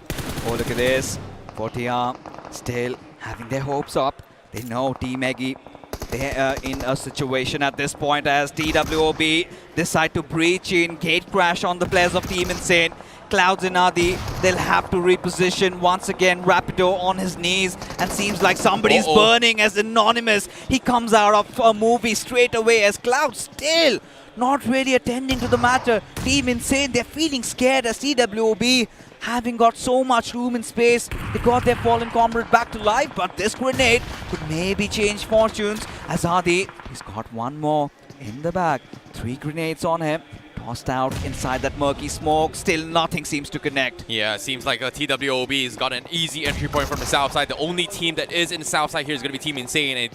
And if TWOB cleans them up, they will have a safe passage inside the zone. But again, we know that. They don't know that because they have a lot of angles they have to worry about as well. But the opener comes through. Rapido finds a knock. Anonymous finds another Insane. Just like that, they crumble. What happened? You blink it and you miss it. Yeah, for Team Insane, things haven't looked really great on LAN. I mean, we really wanted for Adi to set his comeback story. But that is not happening. As for God's Reign, we know they have been quite aggressive. They have been on the hunt, and seems like For Miracle Esports could be next on the hit list. Yeah, but at the same time, look at this. For Miracle's got a very, very nice off angle to shut down teams who try to rotate early from the north side. And if you think about this, this is perfect execution grounds here for Miracle Esports. But the problem is, if they get those points on God's Reign, that means they will get closer into its top one. But the next problem they will have to face is that they need to cross those roads. And that is no man's land right now. And of course, NoNx is also going to be inside the next phase. They're looking on towards these teams on the north side. So I would say this urban warfare, it all comes down towards where the final zone may or may not be in. As of yet, you can see Roman is already smack middle. God's Omen is also smack middle to try and take space. While the rest of the teams, I would say the rest of NoNx Esports' members are going to be left behind to gatekeep the teams in the north. So Roman, if he survives this, that is going to be a free passageway for the rest of his members to get center control. Now at this point, it all comes down to who the gods of BGMI are going to favor, to be honest, and who makes the least mistakes. NoNx, of course, they've increased their odds. Roman in that very, very sticky situation. And now, moment of truth, and there you go. Seems like God's Omen will have a slight smile on their face. Yeah. Rising Inferno also in a good position, but 40 up. They've got their backlines clear. Yeah. Not entirely. The Southwest TWOB might squeak in any given moment. Yeah, as long as 4TR wipes off TWOB, they will have easy entry in towards the north side as well because of those 30 angles. But as soon as I say this, for Miracle, they take advantage of the chaos. They are going to try and sneak under NoNx Esports with this drive-by. They lose a player. That's going to be Reaper down, and NoNx Esports making a potential comeback. But the clash continues. The battle of the Titans. Poco goes down. What is going on? Dragon OP, last man standing for him. Oh, piece by piece, they have been torn apart for Miracle Esports. A team at the second, they bow out. And look at this, NoNx haven't gotten a single casualty, with Roman still undiscovered. TWOB still quite unsure. They do not know they've got a snake in their neighborhood. Could be Roman, could destroy their dreams, but for God's Omen, they're on high alert as TWOB get their forces into place. Their players knocked out, but God's Reign against 8-bit. Aquanox good for one, but eventually Destro cleans up the mess. Oh my goodness, this is so crazy. 7 teams remaining in the city. It could be anyone's game. One slip up, one mess up, you're done for. It all comes down to those micro little details as well. It's no longer about macro. It all comes down to timings. It all comes down to reaction speed. It all comes down to how well you know your angles. And this 7 teams has to figure out the best possible action in every single corner they check, every single inch they move. And you can see the tensions. It is an all-time high. God's Omen having smack middle of the control with those warehouses. But the problem is for God's Omen, they don't have a lot of windows to work with. And that is so unfortunate, just because the apartments across them, which is where Hunters is, does have a little bit of a weird angle that may peek through towards the cracks on top of the terrains, and that's why they're not taking advantage of the second floor. Now this is going to be very interesting. This is going to be absolutely important for NoNx. They'll have to get inside the circle, and they'll have to find the right timing, especially with God's Omen keeping such a close watch on them and TWOB on the sides. It really becomes important that they now finally lay down their smokes. But now Godix, he's revealing a lot of his body. God's Omen, if they can have that window, maybe they'll strike. Yeah, but at the same time, Hunters was able to find an opening onto his 4TR, instantly stolen away by TWOB. But as soon as I say this, TWOB also spots out NoNx. They get the knock on Levi. Humanity's last stand here. Quoting from straight out of Attack of Titan, Levi. You know, at this point, it's not looking good. NoNx, they're starting to crumble. They need to understand, deploy a few more smokes. Or do they even have any? That's a big question, because if Godhex has to get that revive, he has to come from that opening. He has to come from that gate, and, you know, that's up for open. And I don't know what happens to Levi next. And right now, the biggest threat in this side of zone here is actually Hunters, who's been playing all by himself for the longest time. And because he's been so active in this game itself, every single team assumes that there is a full team inside those apartments. And because of that, they are forced to take each other out. Hunters might be able to make a miracle play out of this. Yeah, Chuck Hunters right now. Look at Destro. I think he's got that tingling sensation that says maybe he could find somebody else. He could maybe shatter the dreams of NoNx. Imagine a David versus Goliath situation. GDR, they're on the back foot. NoNx on the cusp of winning it all, and Destro spoils it all. But no, seems like Kana, he's got other plans, and Goten even visible. Stone BGMI, is he gonna try his luck? Yeah. Grenade pinned down. He needs to be precise. And it goes. Does it make it spark? It does. What a dunk from Stone BGMI. Goten knocked. Jatin dropped down pretty low. But at the same time, on the finish feed, NoNx also having a major fight with TWOB. They've got a couple of trades here and there. Seems like it all comes down towards the final stages of this circle. Every single corner is going to be very important. But Justin takes a jab. He steals away the finish point. He takes it away from Stone. What a steal from Justin! And imagine them getting the chicken dinner. Maybe their hopes might rekindle. Rising Inferno Jatin down to their final man.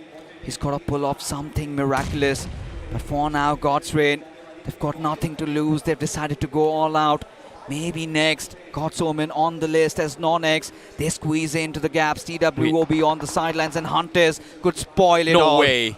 No way. TWOB smoke actually allowed NoNx to actually cross as well. What a smoke timing coming from NoNx. And because of TWOB prioritizing and positioning, it allowed NoNx to creep up on God's Omen.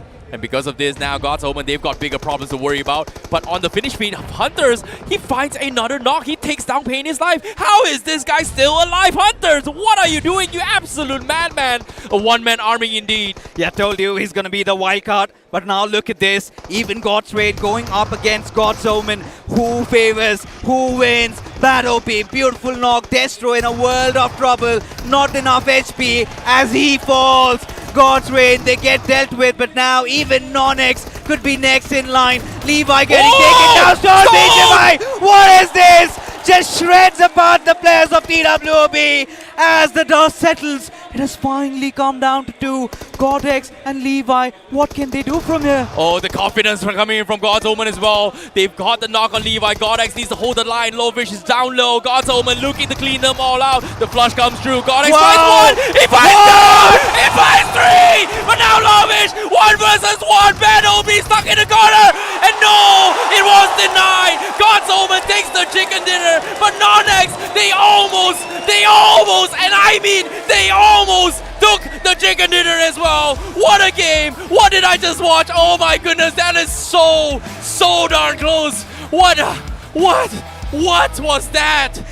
In a night sky full of stars, Lovish could have been a supernova that shined. But eventually, it was the players of God's Omen that had the final laugh. What a game of BGMI. The tension still there. And still speculations out. Who is going to be the victor? Comes down to the final game now. What a game, Johnny. What a game. Yep, it was incredible, especially that anticlimactic climax that we just witnessed. 4 versus 2, brought down to a 1v1. But in the end, it was God's Omen who became the Omen in the lives of NON, who almost walked away with the chicken dinner. And those extra points could have actually propelled them to the first spot. Ladies and gentlemen, last match.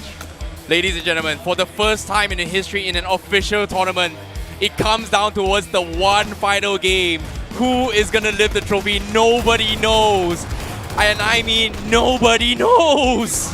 It could be right till the very 10th position, and it feels like, Johnny. It could be. Very well could be. One match. I mean, hey, they're going to have to bring in about 35 points in a single game. It's a big feat. But so was God's Omen winning this chicken dinner, and we have their stats on our screens. 4 finishes for Stone BGMI, including that amazing moment towards the very end. Then we have 5 for Bad OP, Gyrogod with just a single finish, and Goku has no finishes, but still a little bit of contribution inside of the game in terms of giving info and, of course, securing that chicken dinner for his team. No love lost for Bad OP, to be honest. I mean, kudos to that clutch. We wanted Lovish to play well, but it is what it is. It is what it is, but for now, there's an interview on stage with Rohit. What did I just see? ये कैसे possible है? ये इन्हीं से जान लेते हैं. We have God's Omen with me and इस समय स्पेशली मैं इन जनाब से बात करना चाहूँगा बैड ओपी से. Bad, what you did to that opponent was not good. 1v4 को तुमने अपनी साइड कैसे खींचा? Tell us about that moment. Tell us what was going in your head. क्या चल रहा था आपके दिमाग में उस टाइम? प्रेशर था बड़ा, बाकी कुछ नहीं.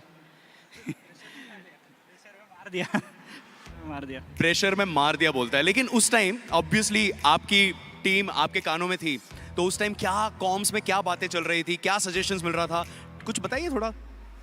कॉन्फिडेंस मिल रहा था बस. टीममेट कॉन्फिडेंस दे रहे थे कि मार लेगा चल बस वही उतना ही है.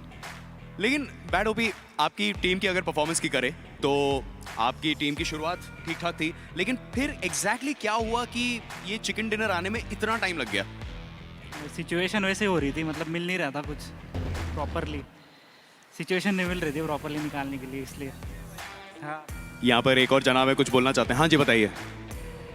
मतलब सब जगह हम ले रहे थे जोन वगैरह, प्रॉपर हम कन्वर्ट नहीं कर पा रहे थे चिकन डिनर के लिए.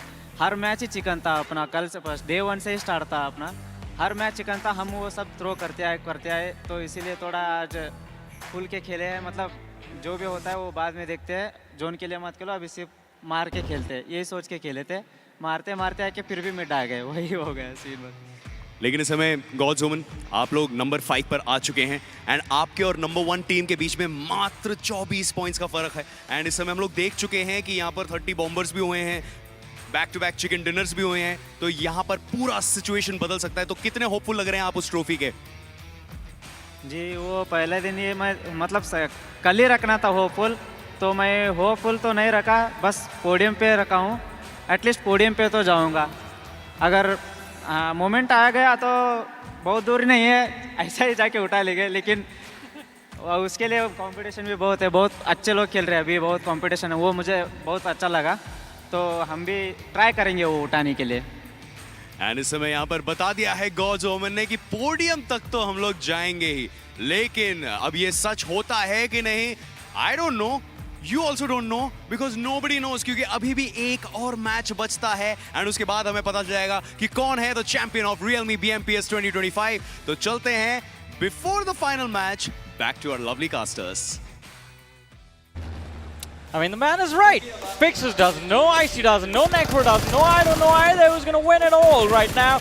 But what we do know is what happened in that previous map of Miramar. Ladies and gentlemen, we have the realme highlight of that game. K9 Esports, it felt like what could have been the start of it all, well, came shutting down pretty quick.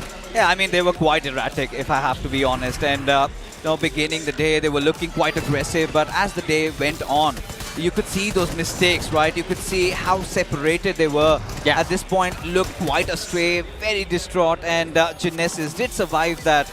But eventually, Genesis, Hunters, the last man playing, the last man alive, he did a lot there.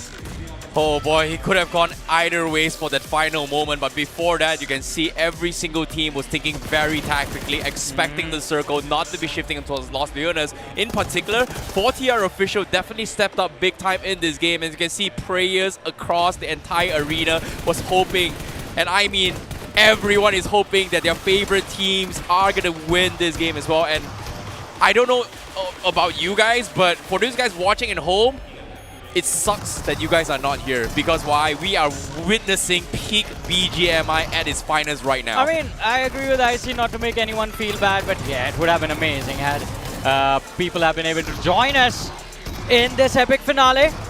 Yeah, you were talking about what you're missing out. I'll tell you.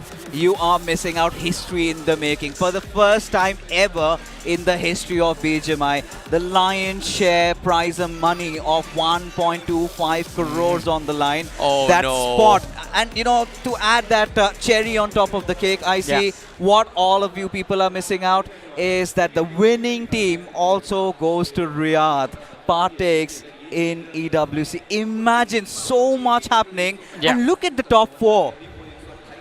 It's all new faces.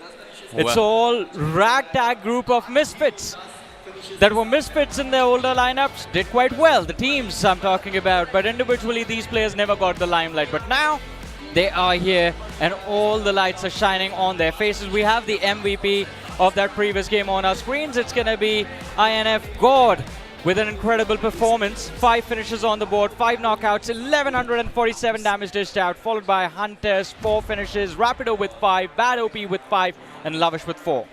Well, this is going to be a very, very interesting one as well here, but we have to talk about notable honorable mentions here. It is got to be Hunters as well, because he was the solo warrior from the side Genesis, survived the longest of time, and he was the biggest nuisance for every single team in their final phase of the zone. And eventually, everybody crumbled eventually as well. And look at this, Genesis is also going to be part of the equation as well. Top 6 there with 9 points total. A majority of the finishes coming in from Hunters. By God's Omen, 10 finishes, and the Chicken Dinner, 20 points for them. God's Reign. What is this? God's Reign, where did you get the 11 points from? Yeah, and pretty much in their dying breath, it's all about just going all out before the curtains fall on them. But look at this, Johnny. It's so close now. Yeah, I was just looking at this. I mean, the top 7 still in contention. A 30 bomber can change the fate of TWOB going into this last match. And it is going to be an epic finale for their journey if they manage to drop those 30 points. But 30 points, by the way, 33 points just to catch up to Team Aryan. And then they need to get some more. Well, if we talk about position grids so far, ladies and gentlemen, the starting position grids has been set.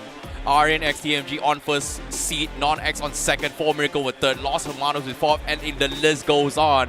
Now, the final race begins, because it is going to be down towards the final wire. So every single corner, every single apex is going to be very, very important in these scenarios. Every single move you make is going to decide your fate. And it is going to be interesting to see what eventually the conclusion of it all looks like. Because again, there's so much confusion right now. Everyone was expecting, first of all, that the top 3 was going to be completely something else. And now, even after having the first 2 days to adjust to the fact that the top teams in the country are going to get dethroned, we still do not know who is the best amongst these. Well, that's the biggest thing, right? I mean, we were talking about maybe experience might come into play. Yeah. That was thrown up for a toss. Even Zypex did say, right, the new generation is starting to take over. Yeah. It has happened. Whoever wins, I think they've just earned it. Well, I definitely agree as well. But all things considered as well, it comes down towards wire. Will Aryan x TMG Gaming be able to hold on the #1 spot? Whew. This is like, you can feel so much emotions that's happening across the arena as well. Some for hope, some for disappointment, some for just worry, some just enjoying the show. There's so much emotions. You can just feel it in the air. A lot of emotions, but there's one question. This one's going to be for you, Fixes, because this is the last time we have you on the panel with us. Yeah. And this is the last time you can actually say, who do you think is going to be the champion? NoNx. NoNx. Fixtures has gone for NoNx. Now let's see how their fate is going to turn out, ladies and gentlemen.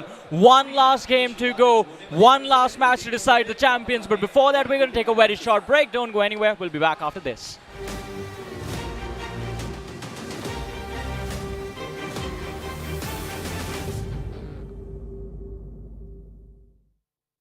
All right, team, we have got our chance.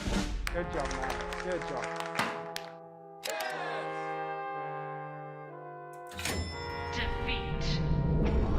Defeat, defeat, defeat.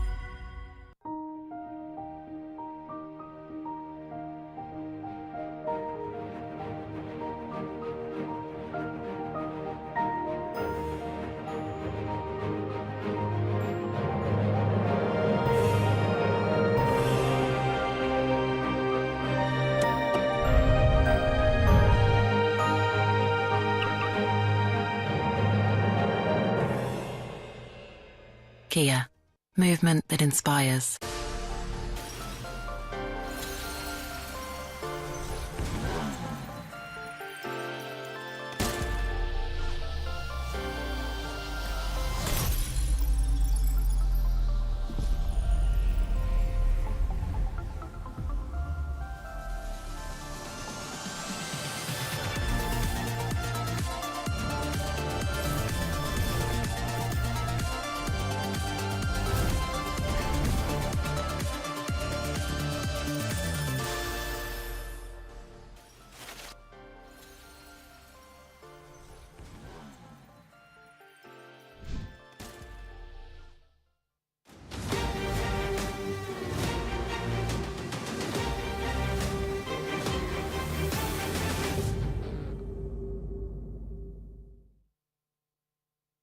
Welcome back after that short break for the one last stand. And once again, with me on the panel, it's going to be IC Baby 1-2 and iSuper Johnny. Guys, this realme BMPS 2025, what a way it's turning out to be. Generally speaking, now looking at the overall standings, or now pretty much thinking what the overall standings are going to look like, it feels like just the top four is going to stand a chance. When you break it down that way, yeah, sure, they are the closest. But all things considered here, did you guys expect Aryan x TMG to somehow, oh no, out of nowhere, comes in and snatch top one after 2 days? No, absolutely not. Aryan, they still have got a decent bit of cushion to play with, and if Aryan just maintains that cushion, in my opinion, gets 7 to 8 points in the upcoming game, there's a big chance Aryan can actually snatch it away. What do you think? I agree with that. I mean, there's still an opportunity, not even 7 to 8 points. I think go for those double digits, 10 to 15 points to secure the win, to secure the trophy, because the difference isn't that much. You have Aryan followed by NON. And NON, we know the last time they did well in the second last game, Miramar, yesterday they ended up having a back-to-back chicken dinner. And this time, if NON, if they're able to rack up those finishes and finishes in the top two and Aryan gets taken out early, you still do not know NON could be the ones lifting the trophy. Well, it happened just now. Yeah. It happened just now. And because of them getting taken out so early, this is the reason why things got so close. But hey, you know what? Let's have a look at the recap of the previous game itself between God's Omen and God's Reed. God's Omen, of course, came out on top. And at the end of the day, God's Omen just played that pretty well. Kept themselves calm, cool, collected in the final few moments. Oh, in this final moment, Lovish versus BattleB, it just came down towards a one wire. Oh, he actually got the connection on towards BattleB, but just additional 10 more damage would have gotten the finish instead. That was just, the frustration. Like, no wonder Lovish was slamming the table. I was like, oh my goodness, that was so darn close. As you said, that extra bit of damage could have come from the blue zone as well. It was just half a second of that blue zone tank and it could have all been different. Guys, sometimes it's just a millisecond separating you from success. Before now, let's move on towards an interview. हाल ही में मुझसे पूछा गया था कि who is my top IGL or the most favorite IGL of all time, and I mentioned it is Clutch God. Oh, sorry, Lala. Audience already बोल रही है Lala यहाँ पे interact करते हुए दिख रहे हैं. Lala, can you come in for a second? How does it feel to come at realme BMPS 2025? यार अच्छा नहीं लग रहा है आप स्टेज पे नहीं हो क्या यार? देखो स्टेज पे मैं नहीं हूँ तो मुझे भी अच्छा नहीं लग रहा है बट ऑब्वियसली लैन आना एक बहुत ओवरवेलमिंग एक्सपीरियंस होता है भले खेल रहा हूँ ना खेल रहा हूँ ये देखो The audience support is insane. Everybody likes it. Lala, एक और सवाल है मेरा. Seeing so many undergods on the stage right now, क्या लग रहा है कि do you feel the new era of BGMI is here? Obviously. इस बारी में इस BMPS में सबसे ज़्यादा अंडरगॉड्स क्वालिफाई किए 11 टीम्स की हैं और ऑब्वियसली आपको स्टैंडिंग्स दिख ही रही है तो बोलने की ज़रूरत नहीं है वो दिख रहा है कि परफॉर्मेंस कैसा चल रहा है एंड फिर when is the next time we are gonna see money makers make money on stage? Oh guys तुम्हें एक लीक मनी मेकर्स तो नहीं बट मैं कुछ एक्साइटिंग लेकर आ रहा हूँ तुम्हारे लिए खुद के लिए भी I love that. अच्छा ऑडियंस सुनो एक प्रेडिक्शन चाहिए मुझे तुम लोगों से ठीक है Who do you think is going to lift the trophy for him? NoNx से सपोर्ट बहुत प्यारा है लाला को प्यार बहुत ज्यादा मिल रहा है सेंटर साइड से हम जाएंगे सीधा स्टेज पे आगे के मैचेस के लिए stay tuned. One last game separates the champion from being crowned on that stage right there. Guys, this is the moment everyone's been waiting for. One game separating these teams, and the top 5 is looking close than ever before. Well, this is the last stand, ladies and gentlemen. This is the last stand, the last game, and the last chance to lift the trophy. Who's going to be claiming the trophy by the end of the day? Oh my God, it's about time. It's been a long journey, huh? Isn't it, Johnny? It has been a long journey. I mean, we started last month, and in a blink of an eye, we are here. As you mentioned, the last stand, one last game. And I think from what we just saw, a lot of support for NON. Yeah, that's actually quite surprising, right? People starting to support the newer names, and you love to see it, right? I'm happy seeing that. Yeah, of course. I am happy to see it as well. Roman, this man's been trying since 2023, but finally now it feels like he might just have a shot at the trophy. And there's a big chance, Roman, he might just nail it down this time. Exactly, you can see the fans are excited as well. This is the first time in the history of all officials thus far. It comes down to one final game to see who is going to be lifting the trophy. And guess what? Every single one in attendance here at the venue is just excited, electric, anticipating, and wondering who is going to be the ones that comes up on top. Exactly. And guys, let's not forget the journey that began a month and a half ago now climbs its final step today. It's not just the plane that takes off, it's the dreams that soar with the amazing to land on the runway of glory. The final fight will bring tears to some, the victory smiles, and to others. Now, some will be a little bit sad, but for some, this will be the moment they were waiting for throughout their entire life.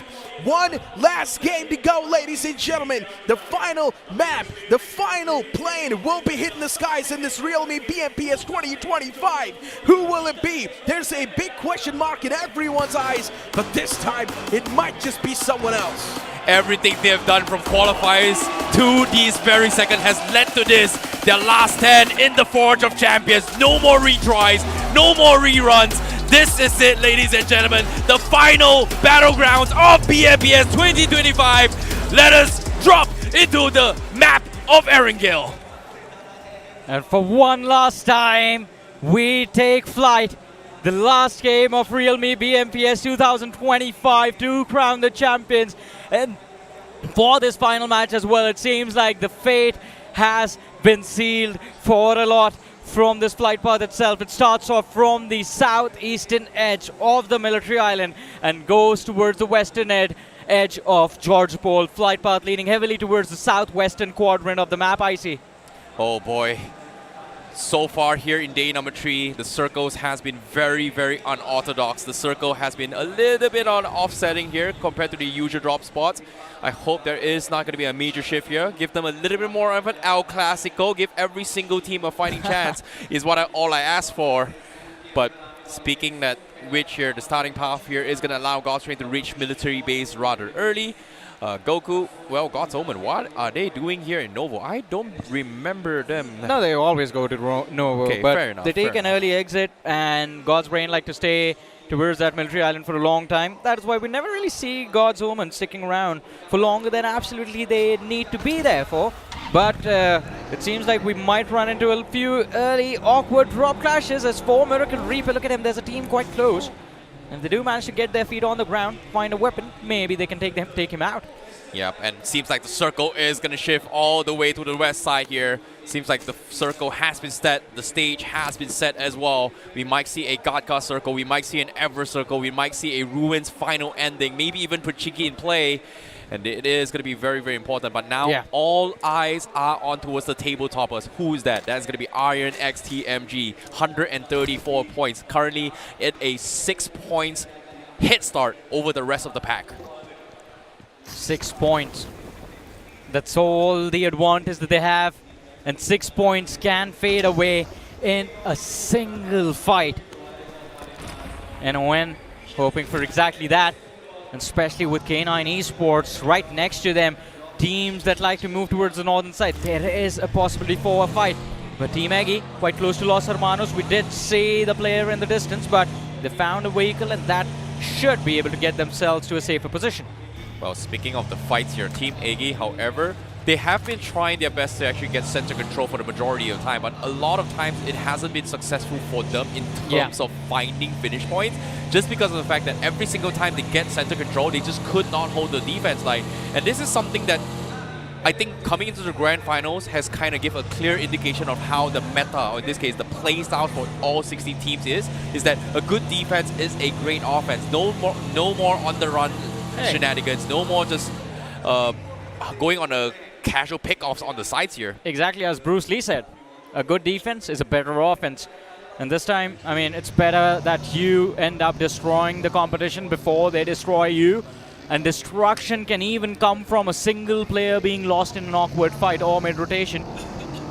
K9 Esports, though, as they try to make their way towards Saverny, I don't think it's going to be too complicated, too difficult for them to execute this rotation. Okay. The only possible challenge for them was NON, but they've gotten away from it.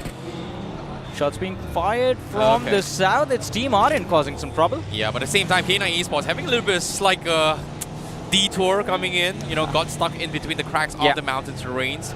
But not a great start for them. But fortunately for them, they will be able to head to Severity, which is their usual drop spots coming in from K9 Esports.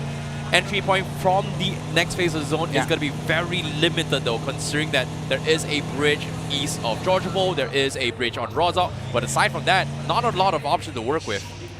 Not a lot of options to work with, but still a little bit of map control towards the northern side. There's a decent amount of space for K9 Esports to be able to occupy and play for a safer position during the late game. So let's see how things turn out. It's very weird that it's been 4 minutes and we haven't seen action in the last match itself. Usually by this point, the teams at the very bottom, they just charge towards the potential winners, hoping to make someone as upset as possible. All 16 teams fighting for their lives. All 16 teams fighting for a chance of better position points. Or in this case, better prize pool overall in the overall standings. All 16 teams will be awarded a huge chunk in the, I would say, BGMI history's biggest, and I mean biggest prize pool ever. It's the biggest prize pool in the history of Indian esports, I say. From the start of Indian esports till now, there has never been a bigger amount as the overall prize pool, and of course handed over to the winners of a particular tournament. 1 crore 25 lakh rupees to whoever is sitting on the first position of the overall leaderboard, and along with that, the bragging rights of calling yourselves the champions of the realme BMPS 2025 and take that beauty at the center of the stage home. And once again, whoever lifts the trophy is going to be the next symbol of BGMI Esports. Yeah. And I mean symbol of hope, because there is potentially going to be a new champion. It's going to be a new champion for sure. And NON Esports hoping and playing for their glory right now. They want to make sure that at the end of the day, the name that gets announced as the champions of this tournament is NON Esports. Necro was mentioning about Roman trying his level best since 2023. We saw him first as a part of Glitz Reborn, a young athlete back then, and now turned into a leader himself. You know, interesting enough, a lot of OGs of the scene has pretty much said as well, it's time to make way for the newer generation. And speaking of new generations, right now on screen we have TWOB going on a mad chase here. Seems like they do scout out the members coming from Team Insane. Unfortunately, no major collision yet, because TWOB, their goal here is to potentially maybe make it into its top 8 by the end of the tournament. And of course, like I said, every single team has their own stories, own life struggles, own achievements that they are eyeing for. And so far, TWOB, all 4 of these players, their first time making it towards the LAN. It is already an impressive feat here in the realme BMPS 2025. It is an impressive feat, and they've done quite well for themselves. Los Hermanos as well at the start of this tournament. No one believed that this team would not just be playing in the grand finals, but would be one of the potential winners heading into the last game. If they can secure a 25-pointer in this match itself, Los Hermanos also has the opportunity to seize the glory and to write their name on that trophy. Yeah, Los Hermanos definitely one of the most under the radar team out there. No one expected them, but out of nowhere they are here in the biggest, grandest stage of BGMI Esports, which is the realme BMPS 2025. Finally, so close towards the trophy. Can they lift it is going to be the question. And as of yet, gunshots has been made. Guess what? TWOB official. They popped the tires off Los Hermanos here. The intersection coming in from school. It seems like they might be expecting company as well, because from the horizon, Eggy might look to try and third-party this against Los Hermanos. I mean, it's a big cluster forming for the center of the circle, and Los Hermanos can potentially spot out the lads from 2OP Official. But the question is it worth taking this fight?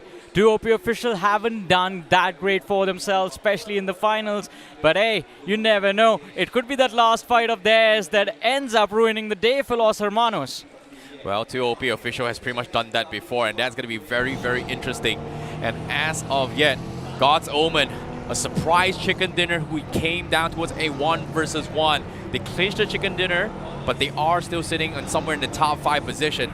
But they need a massive performance in this final game in order to snatch the trophy away. It all comes down to who takes the chicken dinner right now. And as you can see, every single team is playing very safe, very passively, very, very tactical as well. Yeah. And this is the first time in this grand finals I've seen every single team trying to fight for center control, despite it being a very, very popular trend throughout the entirety of the round stages, heading into round 2, into round 3, into semi-finals, week 1, and then week 2.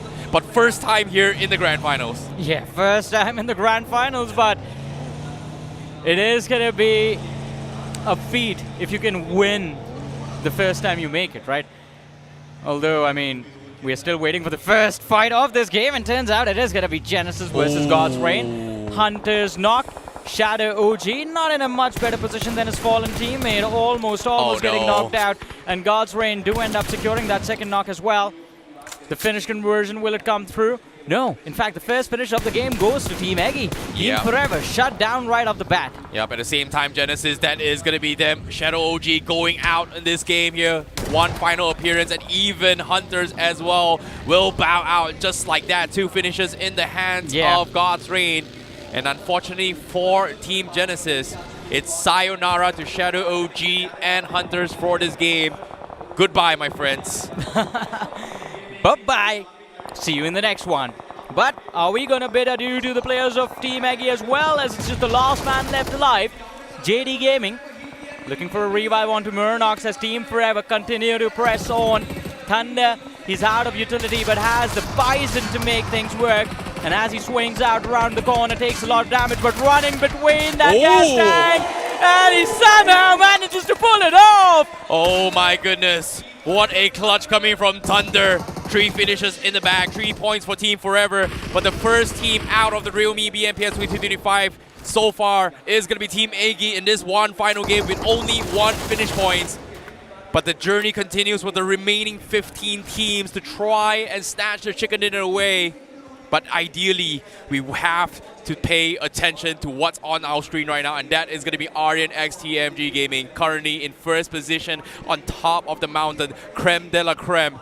Can they defend is going to be the question. I don't think it should be too difficult. In fact, they can walk away with a few extra eliminations, and as I say that, they strike a blow onto the players of K9. That's the first knock for the lads from Team Aryan.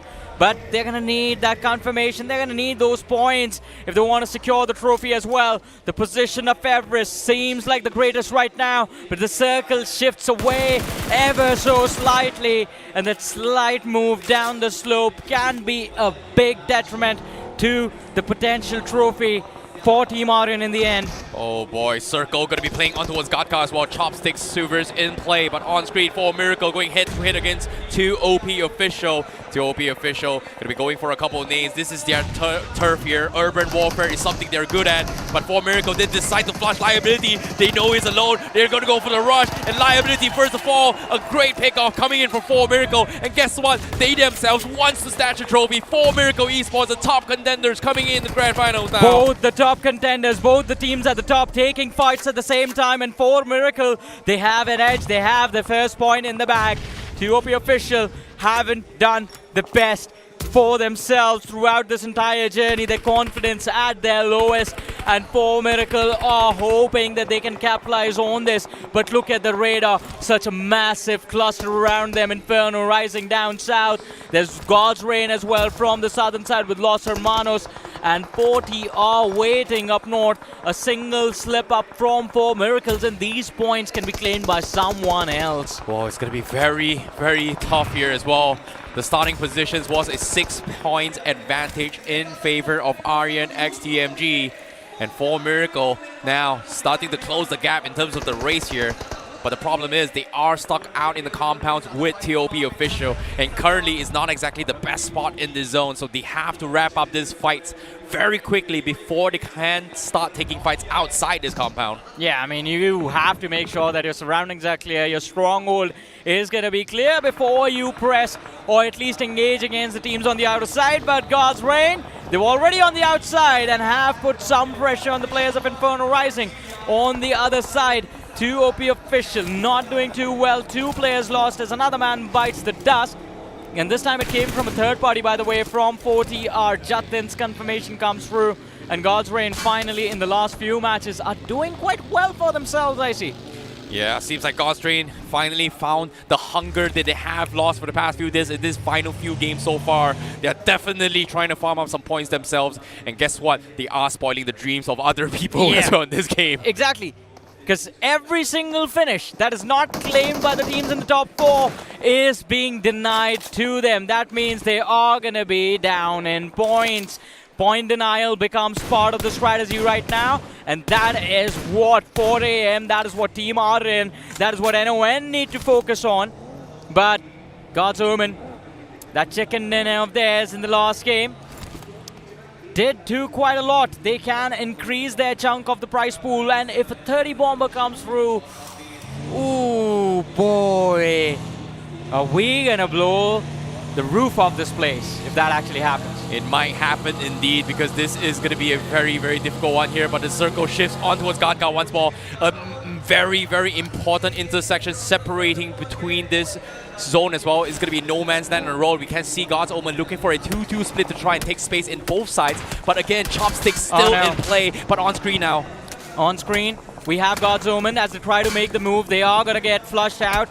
Shots coming in from every direction. Right now, the problem has become that you are in an open field. The moment you try to move anywhere, you are going to get shot at from not just 1, but 2 to 3 different teams. And God's Omen, this could have been a blunder, actually, taking that shack. Not enough movement space, can't even regroup, and everyone has eyes on you. It is going to be very, very important. But let's talk a little bit more on Chopsticks here. 40R official, they are going to be having a little bit of widespread in those 2 spots. They do have a decent amount of vehicles, but getting out from those silvers, very, very difficult. But they do have a lot of off angles to work with. As you can see, teams on top of the mountain are struggling. Even God's Reign taking a couple of fights here with Rising Inferno Esports. And while this is actually happening as well, 40R official is not making it easy for God's Reign to play those fights because they got the knock on Rising Inferno. And that distraction from the backlines is just going to make them hesitate just ever so slightly from committing completely. But Rising Inferno, one after the other players are being lost here, down to their last 2 players. I don't think I see they're going to be able to survive for long. They're outside the zone. God's Reign is not letting them go. But Aryan, they're not letting go of their dream of the trophy, even after losing Aryan himself. 3 players still left to make big plays inside of this game today. But there's still a long way to go.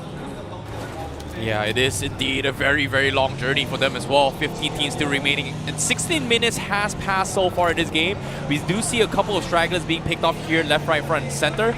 But you can see it all comes down towards the final wire as well. Who clutches this final chicken dinner? But as soon as I say this, RNX, TMG, they're going on a wild goose chase. They're just driving full throttle inside the zone and trying to find some sort of control. And guess what? They drove past everyone and not getting shot, and they might find one themselves. Well, they're going to find more than one as they run in. It is going to be a scramble. God's Omen not down, but Aryan, Cyrex taken out, and the entire team runs through, and they get annihilated. It is going to be a massive blunder, and potentially the trophy that they've lost. It's not just a fight, it is going to be a heartbreak for Team Aryan, but this opens up the floodgates, and now the door to the trophy wide open for NON and 40R. Oh, there's so many teams that wants this as well. They only got 2 finishes from that game. And now let's take a look at the replay on how things happen as well. They tried to third party a skirmish that seems to be very favorable towards RNTMG, but as soon as they clash in, Cyrus was exploded, and while it was happening as well, a team from outside the map actually third party and shut them down. And you can see the faces of disbelief behind the scenes that completely denied them the trophy potentially here. But it's not over yet. They are still currently in the lead. It comes down towards the meager few points of a difference here. to separate between the champion and the first runner-up. But for now, Aryan x TMG Gaming, they're out of the race. Yeah. At least for now they are out, but I see they still have a 6-point advantage. Oh boy. With 2 finish points on this game. Finish points. So they have there's technically 8 point points advantage. Yeah. And those 8 points, I mean, Aryan right now is just praying to the gods of BGMI and to his actual gods as well that those 8 points somehow get them a trophy. And hey, gods open against NoNx. The spray was good for 2. Levi falls. That's the danger man out of the way. Lavish as well, taking a beating. Is not going to be able to survive. And NoNx in a blink also down to their last man. What is going on? All the top contenders getting swatted down like flies. Oh no, what a way to go out as well. The Death Shack has appeared. NoNx in the graves of Aryan x TMG, but only GodX remains. And every single team is trying to take this chicken dinner away. They are gonna be very, very difficult spots to begin with here. They need a massive performance coming from NoNx Esports, but all things considered now on screen, GodX continuing with their hunt. They've got 6 finishes in this game. A wild card has appeared, a true titan, an actual titan of BGMI Esports. Well, it's going to be very difficult for them to actually be able to claim the trophy just from this match itself. But they can do well for themselves. On the other side, Insane Atom has other plans as the nade goes out and the explosion from that atom is just going to split God's Reign in half. 3 players, Delta circling around like a vulture, looking to see if he can spot out Atom's exact position, but does not succeed. They prioritize their reset. Exactly, and as of yet, their team Insane down to the last player, Godsrain, continuing on their hunt as well. And the only way Godsrain somewhat qualify is that they need 30 over points to lift the trophy. And it seems like they are having a very clear indications right now. They've got 1 knock, they've got 7 finishes in total, and currently on the finish feed as well, we do see a lot of major fights slowly happening as well. That means the numbers are dwindling down, the man advantage is going away, and the points are slowly scattered across all the teams thus far. And for Godsrain to make the impossible run here, they need to be quick. Yeah, they're gonna have to be not just quick, they will have to move at the speed of light in order to secure those finishes. 8 eliminations already in the bag, Justin knocked out, but the revive should be able to pull through God's Reign. But how do they get themselves inside of the circle? There's a massive cluster fighting in the northern half. God's Omen finally put under pressure as Somraj closes in, and Bad OP is stuck out into the open. The nade goes out, Somraj dropped extremely low, but both the players are gonna go away in a blink, as 8-Bit is going to be able to wrap that fight up completely in their control. Genesis is well eliminated from the game. Oh no, God's Omen, their chances of the trophy is over, and they will bow out in 11 plays. A fantastic run here from God's Omen, coming in from the semifinals of week 2, but unfortunately will bow out here on the 11th position here in this game specifically. They are in the top 5, but no trophy for them. Meanwhile, on screen, GodX! GodX is keeping the dream alive! They have kept the dream alive. It's just one last man, GodX from NoNx, and 4 finishes have been secured by this team. They had to cover up a deficit of 6 points, 8 points because of the 2 extra that Team Aryan was able to pick up. But GodX, he's still there, he's still fighting. The problem is that he's the last man from his side. But for Miracle, all 4 of these players are looking to pull off a miracle right now, and they are going after the players of TWOB official. I think it has finally hit, it has finally sunk in their heads that all the other top contenders, all the other teams present in the top 4 are no more in this game. And NoN is out as well, and there you have it. Now it's down to 4 Miracle to go ahead, win this match, win the trophy, and call themselves the champion. Can they pull it off? It all comes down to this. They've got 1 finish point so far. They're made it to the top 8, so that's another point in the bag for placement, but they need the chicken dinner. They need a massive game here in order for them to snatch away the trophy. But so far, no, it's not going to happen. TWOB hypnotized, surprise, surprise, from the backs, takes down Reaper, and now 4 Miracle. As soon as they go in for the exit, they crash into Los Hermanos, and they crumble. A shutdown! An upset has been made! Los Hermanos, they survive! But no! They cannot chase as well! Another day from God's Reign to spoil destroy the dreams of a new champion. Aryan x TMG just might be able to hold on to the title. Yeah, I can hear the sigh of relief all the way here on our desk from that stage, man. And as you said it, all of the top contenders now out of the way. Team Aryan, who's going to take it, man? Team Aryan and ON40R. Someone got placement points. That was for AM, but oh man, that's so much calculation. Los Hermanos, by the way, still there. If Evil can somehow secure a solo one-man chicken dinner, a big one, even he can somehow steal the trophy. But there's God's Reign standing in the way. Boy. Justin with one more finish. That's going to be 10 eliminations on the board, 11 eliminations on the board for God's Reign. And, well, they spot out Evil as well. There goes the Hermanos. It's so close here, but at the same time, let's talk about a little bit more on maths here. God's Reign, can they mathematically qualify and lift the trophy here if they get the chicken dinner right now? Because as of yet, they've got 3 people alive. There's 11 people left alive, and currently they have 12 finishers and also 11 if they get the remaining 11 players and take a chicken dinner, it might be a tiebreaker, or maybe even top 2. Well, maybe maybe finishing for the second, but let's see how things turn out. As Destro is going to get knocked out, K9 Esports on the other side fighting TWOB, but as Team Forever charges forward, Delta is going to hit the floor as well. Even though the trade was there, God's Reign finally, they've had enough. They can't push any further as Team Forever is going or looking to go for a shutdown. The nade looked good, but Thunder falls back for a reset. Yeah, but at the same time, Los Hermanos is also out of the equation here as well. So that means there's no more fighting for the top spot. It comes down to us, this final 5 teams to close out this game. We have no clue who is lifting the trophy right now. Absolutely no clue. Even K9 Esports still, well, they need a chicken dinner. Even then, it is still too far off for them. Yeah, a little too far. But let's see. At least they can end their journey on a great note, having secured the final win of the tournament, the final chicken dinner. TWOB waiting to strike. Kana and Kalyug, they have been the dynamic duo, the dangerous duo from the side of TWOB for the longest of times. But this time going up against the entirety of K9 and Omega. That piece of util looked good. What was that? Was that a stun? Was that a smoke? I think it was a smoke. They have completely denied the vision of the ground level and are going to force the players of TWOB to fight in these trenches. And finally the push is there. Kana with the opening knock. His teammate finds the second. And all of a sudden, what just happened? 2 versus 4. And they still come out on top.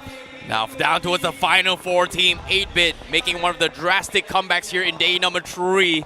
Despite the injuries coming in from Equinox, he's done his best. One final game to decide the fates on where 8-bit is going to be sitting in the prize pool so far and the top 5 potentially. But of course, TWOB also making a mark himself, but Equinox finds the knock on Kaliuji. Another point in the hands of 8-bit. And only Gamla as well as Equinox remains from the side of 8-bit. Just the top teams in the country finally playing like they usually do. Top 3, Team Forever, God's Reign, 8-bit. It's a 2 versus 1 situation. Team Forever, they're looking for a revive, but Mafia, he's still on his knees. Thunder can't move forward because Justin is there blocking his way. And both the players, as they try to put on first aids, 8-bit takes the map away. And I believe because of that, they are going to walk away with the chicken. Thunder pushes forward, gets that finish. And now it's a 2v1. 8-bit on the prowl as you have Equinox running for those frags. Is he going to go for the steal? Well, he doesn't get it. Thunder is still there. His HP looks good. And now it's time for the 2v1 action. Equinox, some damage dished out from under the car. Thunder still hoping for a knock. Doesn't really succeed, but Gamla Boy from the flank. A lot of damage dished out. And that is the end. The last chicken dinner claimed by 8-bit. It came in a little too late, but they still secure one more win for themselves. But you see how upset they are, and that is because they know even with this chicken dinner, the trophy might as well have slipped out from their hands. It is very, very unfortunate for 8-bit so far, but they've tried their best. But all things considered, celebrations on the side of Team Aryan on screen. It seems like they have somehow defended the throne. They have defended the top spot, and they might be the ones to lift the trophy as of yet. And I believe so. Look at this, the smiles across the day. They should be the champions.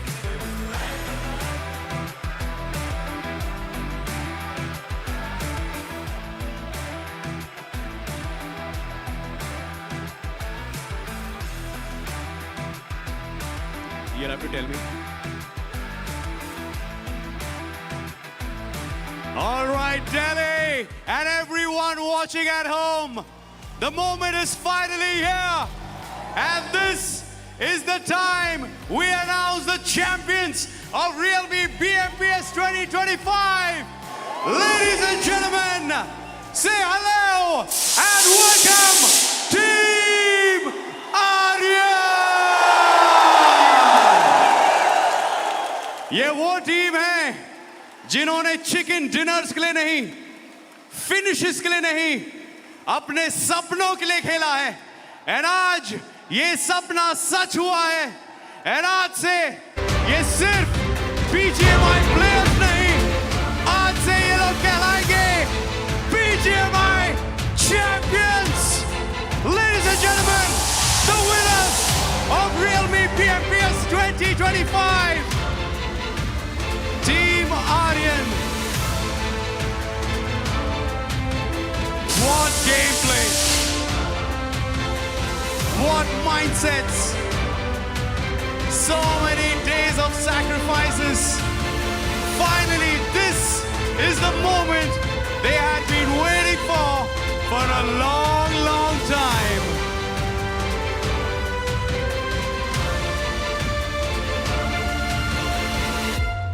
And I'm so sure इस समय team Aryan के आर्यन से ही जानना चाहूंगा मैं। आर्यन, बहुत से ऐसे पल आए जब आपको लग रहा था कि शायद ये ट्रॉफी थोड़ी सी दूर जाती हुई नजर आ रही है, लेकिन आपने हमेशा बाउंस बैक किया, आपने हमेशा अपनी टीम को लीड किया from the front. So tell us about this. Unexpected था, लगा नहीं था कि हम कर लेंगे, मतलब ऐसा था कि हम जीत सकते हैं, हम कोशिश करेंगे। हमारा तब 0 पॉइंटर आया तो हमको लगा कि हम कर लेंगे और फाइनली लास्ट मैच में थोड़ा लक हमारे साथ था, हम जीत गए। सेमीफाइनल्स वीक 1 की बात करें तो आप बाहर हो गए थे, लेकिन सेमीफाइनल वीक 2 में, वीक 1 में बाहर हो गए थे, लेकिन ये जब कमबैक आपने किया, ये कमबैक ना सिर्फ हमने लीग स्टेज में देखा, कमबैक हमने यहाँ पर भी देखा। तो बीच में ऐसे जो पल थे जब ऐसा लग रहा था कि शायद ये ट्रॉफी दूर है, तब ये बाउंस बैक करने का जज्बा कहाँ से आ रहा था? टीममेट कॉन्फिडेंट थे, सब बोल रहे थे मार देंगे, बस तू अब बस हमको फाइट दिलवा दे, हम कर देंगे। इन्होंने मार दिया, मैंने जोन दिला दिया, सब हो गया बढ़िया।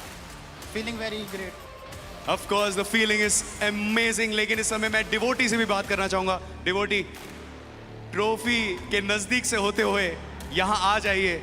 ये जो ट्रॉफी का सपना था, मुझे याद है जब डे 1 में आपसे बात हुई थी, आपने बोला था कि MVP का जो टारगेट है वो साइड में है, सपना ये है कि टीम के साथ ये ट्रॉफी उठानी है। एंड आज ये सपना आपका सच होता है। डिवोटी, बताइए कैसा महसूस कर रहे हैं आप? बहुत अच्छा लग रहा है। अभी देख सकते हो हमारी खुशी, हम लोग कितना चिल्ला रहे थे। बस जीत के लकीली, बस कुछ बोलना नहीं चाहूँगा, तो समझ नहीं आ रहा क्या बोलना है, थोड़ा खुशी में। अब देखिए, समझने में थोड़ा सा वक्त तो लगेगा। ये जो मोमेंट है, इसके लिए आपने बहुत संघर्ष किया है, बहुत सैक्रिफाइसेस किए हैं, घर से दूर, परिवार वालों से दूर, बहुत से ऐसे दोस्तों के साथ मोमेंट्स जो थे उनसे दूर। ये जो सैक्रिफाइसेस हैं, ये फाइनली रंग लाई है। तो मैं आप दोनों से भी जानना चाहूँगा कैसा महसूस कर रहे हैं आप? आपसे मैं जानूंगा पहले।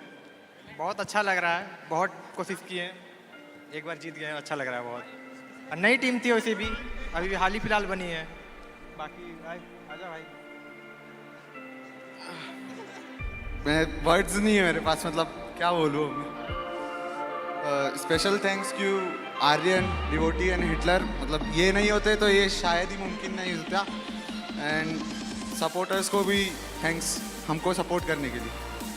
एंड इस समय ऑफ कोर्स आपके घर वाले भी ये स्ट्रीम देख रहे हैं, उनको अगर कुछ कहना चाहते हैं तो this is your moment. Aryan, क्या कहना चाहोगे अपने घर वालों को, अपने चाहने वालों को? मम्मी बोल रही थी तू कर लेगा, मम्मी मैंने कर लिया, finally champion. Ladies and gentlemen, your new champions of realme BMPS 2025. अभी बस कुछ ही पलों में हम दोबारा इस मंच पर आएंगे। अभी और बहुत सारी चीजें आपको मिलनी बाकी हैं। ये तो सिर्फ एक छोटा मोमेंट था, इस मोमेंट को और बड़ा बनाना अभी बाकी है। अभी चलते हैं वापस कास्टर्स डेस्क की तरफ, and we will be back on the stage with the presentation ceremony. Congratulations, Team Aryan, on being the champions of the realme BMPS 2025. You guys dominated the grand finals like no one else could. And of course, you've given us some moments that we can never, ever forget. Yeah. Your parents will be proud that are currently watching it from their homes. And I'm pretty sure there will be tears as well. The tears Buddy, of joy shedding from their eyes. I feel proud. I mean, we have watched this man, Aryan, grind it out tournament after tournament for the last 3 years straight up. Yeah. Every single year, showing up with new players, still being able to make it to the quarters and the semis is no easy feat. And he tried and tried and tried again and again and again and again. And finally took 3 years for him to succeed. And of course, when based on this performance as well, we have to talk about Devotee and Hitler, previously from Bot Army Esports.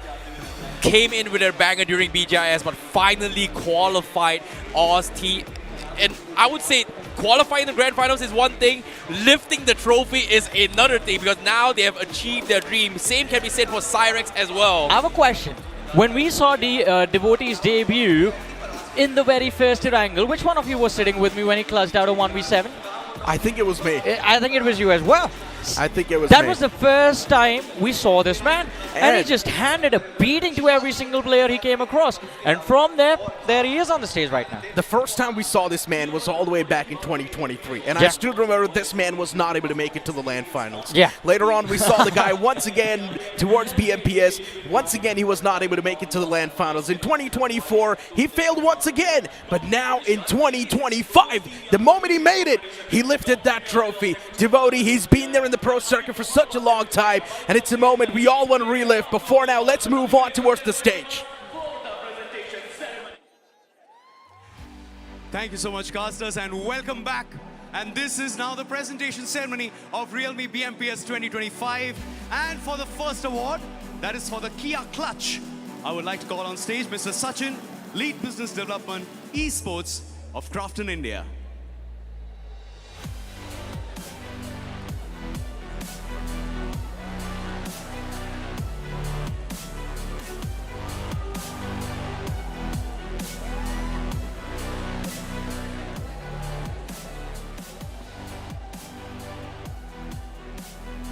And ladies and gentlemen, the award for the Kia Clutch goes to, any guesses? It's Ninja Boy!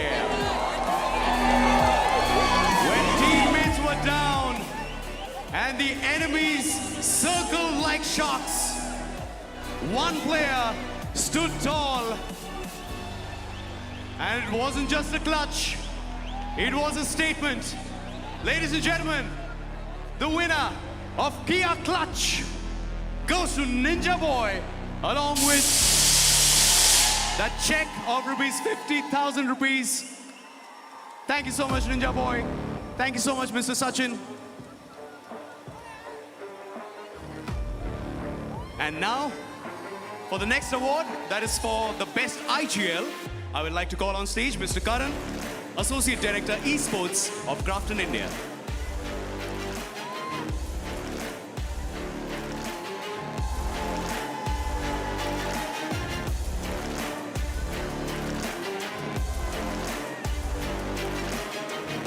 And ladies and gentlemen, the best IGL of realme BMPS is Dragon OP!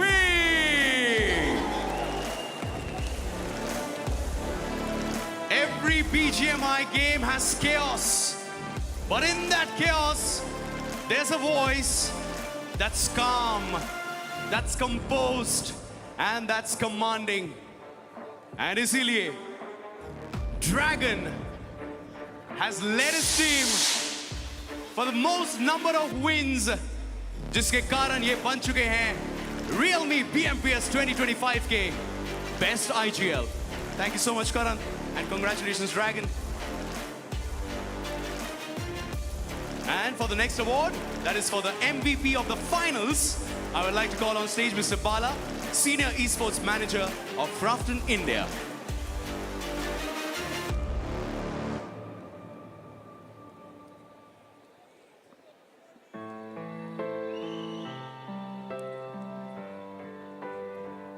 ladies and gentlemen, the MVP of the grand finals is Levi.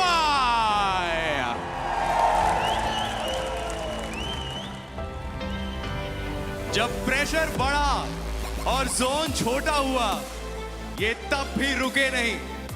इन्होंने इस battle ground को अपना playground बनाया और league stage से लेकर grand finals तक ये बिल्कुल नहीं रुके. एंड इसलिए ये बन गए हैं MVP of the finals. Congratulations, Levi. And thank you so much, Mr. Bala. And now for the next award, that is the realme MVP of the tournament. I would like to call on stage Mr. Manish, Marketing Strategy Lead of Realme India.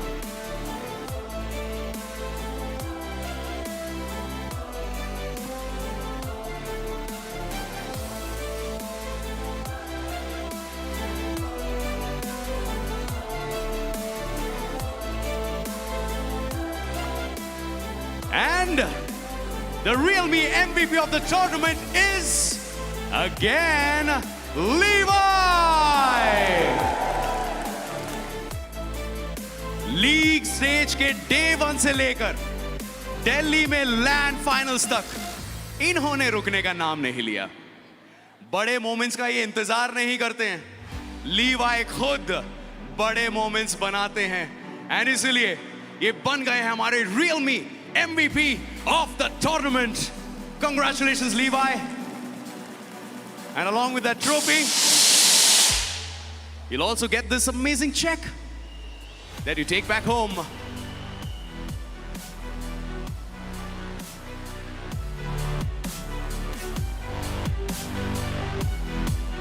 Levi, आपके जाने से पहले 2 शब्द मैं आपसे पूछना चाहूंगा, क्योंकि आप realme MVP of the tournament बने हैं.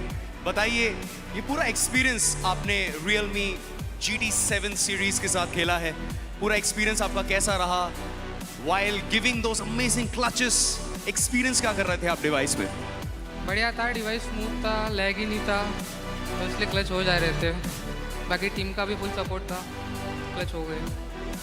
चलिए, मुबारक हो Levi. Congratulations on becoming the realme MVP of the tournament. Thank you so much, Mr. Manish. And now, let's crown the second runner-up. And for this, I would like to call on stage Mr. Meenu, Head of India Publishing Department, Crafton India.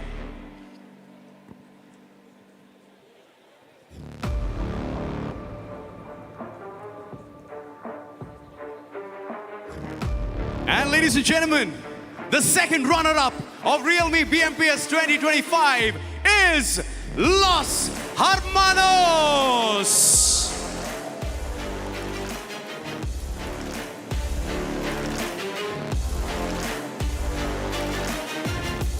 भले ही इनके हाथ नहीं लगी वो trophy, but mind you, they were deadly in each and every lobby. Trophy के बहुत नजदीक थे ये हमेशा, and they never gave up. And इसलिए ये बन चुके हैं हमारे second runner-up of realme BMPS 2025. Consistency हो, क्लच मोमेंट्स हो, जीतने की भूख हो, सब कुछ देखने मिला from the boys of Los Hermanos. Trophy आज भले ये घर नहीं ले जाएंगे, लेकिन पूरे हिंदुस्तान का रिस्पेक्ट डेफिनेटली ले जाएंगे. Ladies and gentlemen, the second runner-up of realme BMPS, Los Hermanos.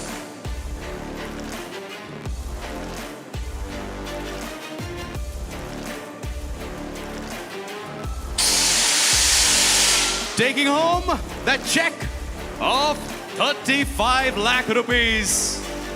Come on, Delhi, let's have a huge round of applause. These boys played really well.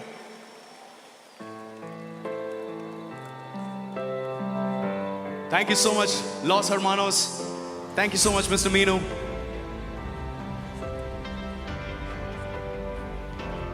And now for the first runner-up, I would like to call on stage Mr. Meebu, Head of Strategy and Esports, Crafton India.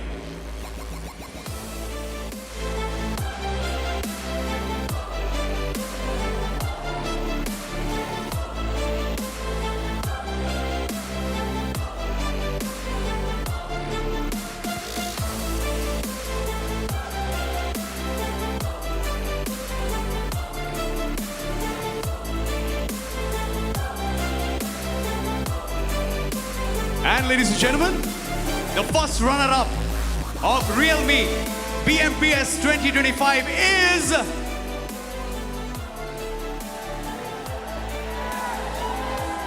NoNx Esports.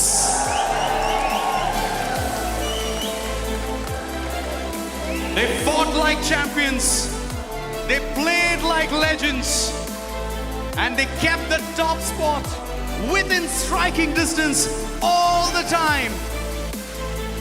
They are second on the leaderboard, but definitely first in the hearts of many watched.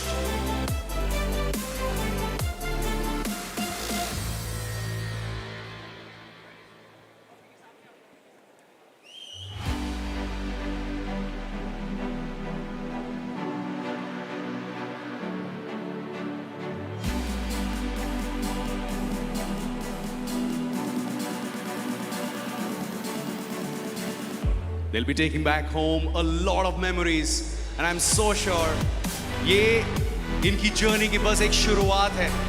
इन्होंने स्थापना कर दी है, अपने आप को establish कर दिया है BGMI के इतिहास में. You played well, NoNx. Congratulations. Along with the bragging rights, you also take home this lump sum check of 55 lakh rupees home. Thank you so much, Mr. Bibu. Thank you so much, NoNx.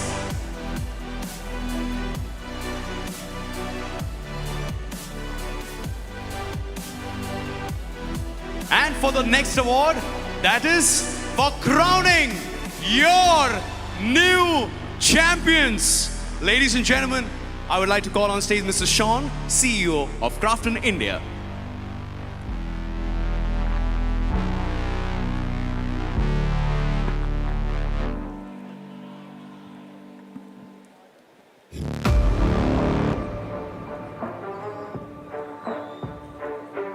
All right, ladies and gentlemen, it is now time to crown your champions. So get ready to make some noise and welcome the brand new champions, the champions of realme BMPS 2025. Ladies and gentlemen, Team Aryan!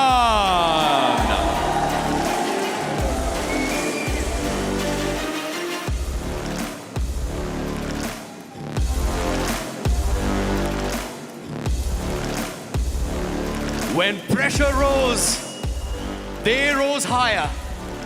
When others broke, they broke through. ये सिर्फ एक जीत नहीं, ये एक domination था.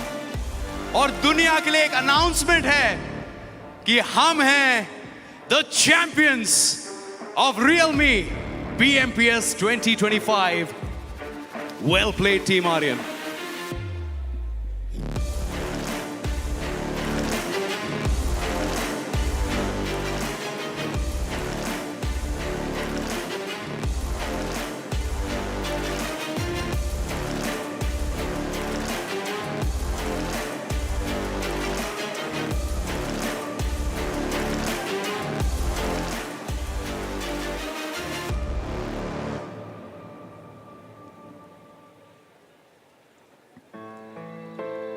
Of course, इस trophy और इस मेडल के साथ साथ Team Aryan will also be taking home that check worth 1 crore 25 lakh rupees back to their homes. Congratulations, Team Aryan, and everyone watching at home and everyone watching in Delhi. Say hello to your new champions, Team Aryan. Team Aryan, this is the moment जहां आप इस trophy को उठाते हैं और ऐलान करते हैं कि हम आ गए हैं. Come on, Team Aryan!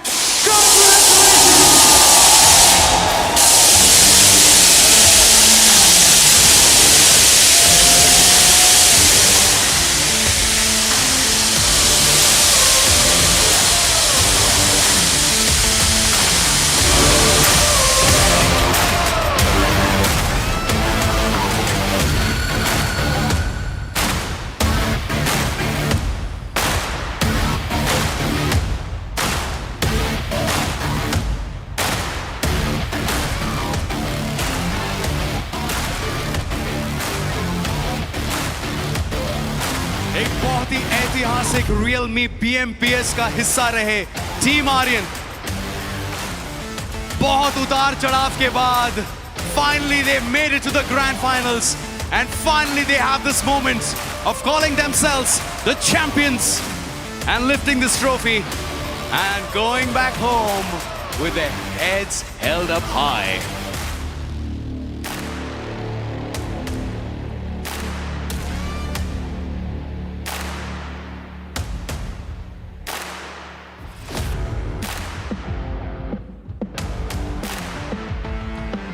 इस समय अब ये ऑफिशियल हो चुका है।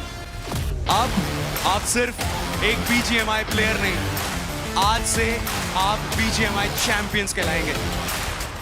क्या कहना चाहेंगे इसके बारे में? 1,25,00,000 रुपए आप घर ले जाने वाले हैं, बताइए।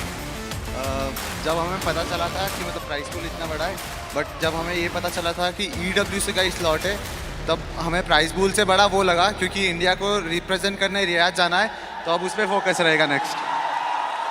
All right, ladies and gentlemen, you have your brand new champions, and इसी के साथ we come to an end of realme BMPS 2025 Delhi. You were amazing. जिस तरह से आपने सपोर्ट दिखाया है, जिस तरह से आप यशोभूमि कन्वेंशन सेंटर आए हैं, thank you so much for that. We love you and you please play and please keep loving your favorite game, that is BGMI, and we will see you soon with another amazing tournament. Until then, it is goodbye, good night, and you please take care of yourselves, and we'll see you soon.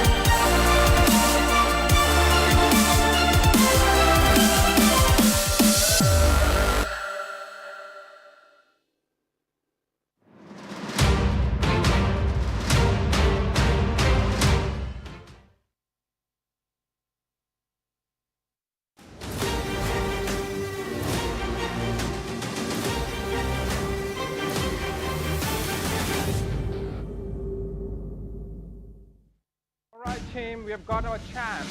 Good job, man. Good job.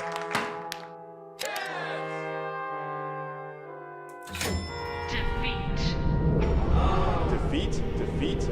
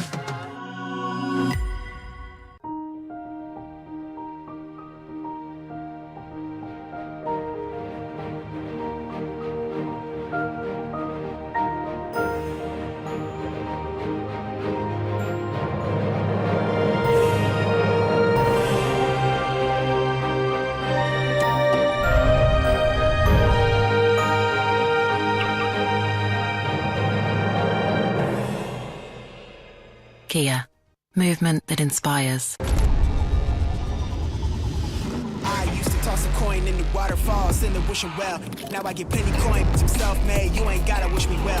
You ain't like me then, but I guess it's past tense, cause you tapped in. You was never who you said. I see the facade when looking at really me. That you can tell my guard up. I ain't taking nails. If it's not in my favor, won't sign a deal. I got the royalty in the mail. I got authority in the field. Take a look at my iris. I'll be precise with the timing. I never know where my mind went.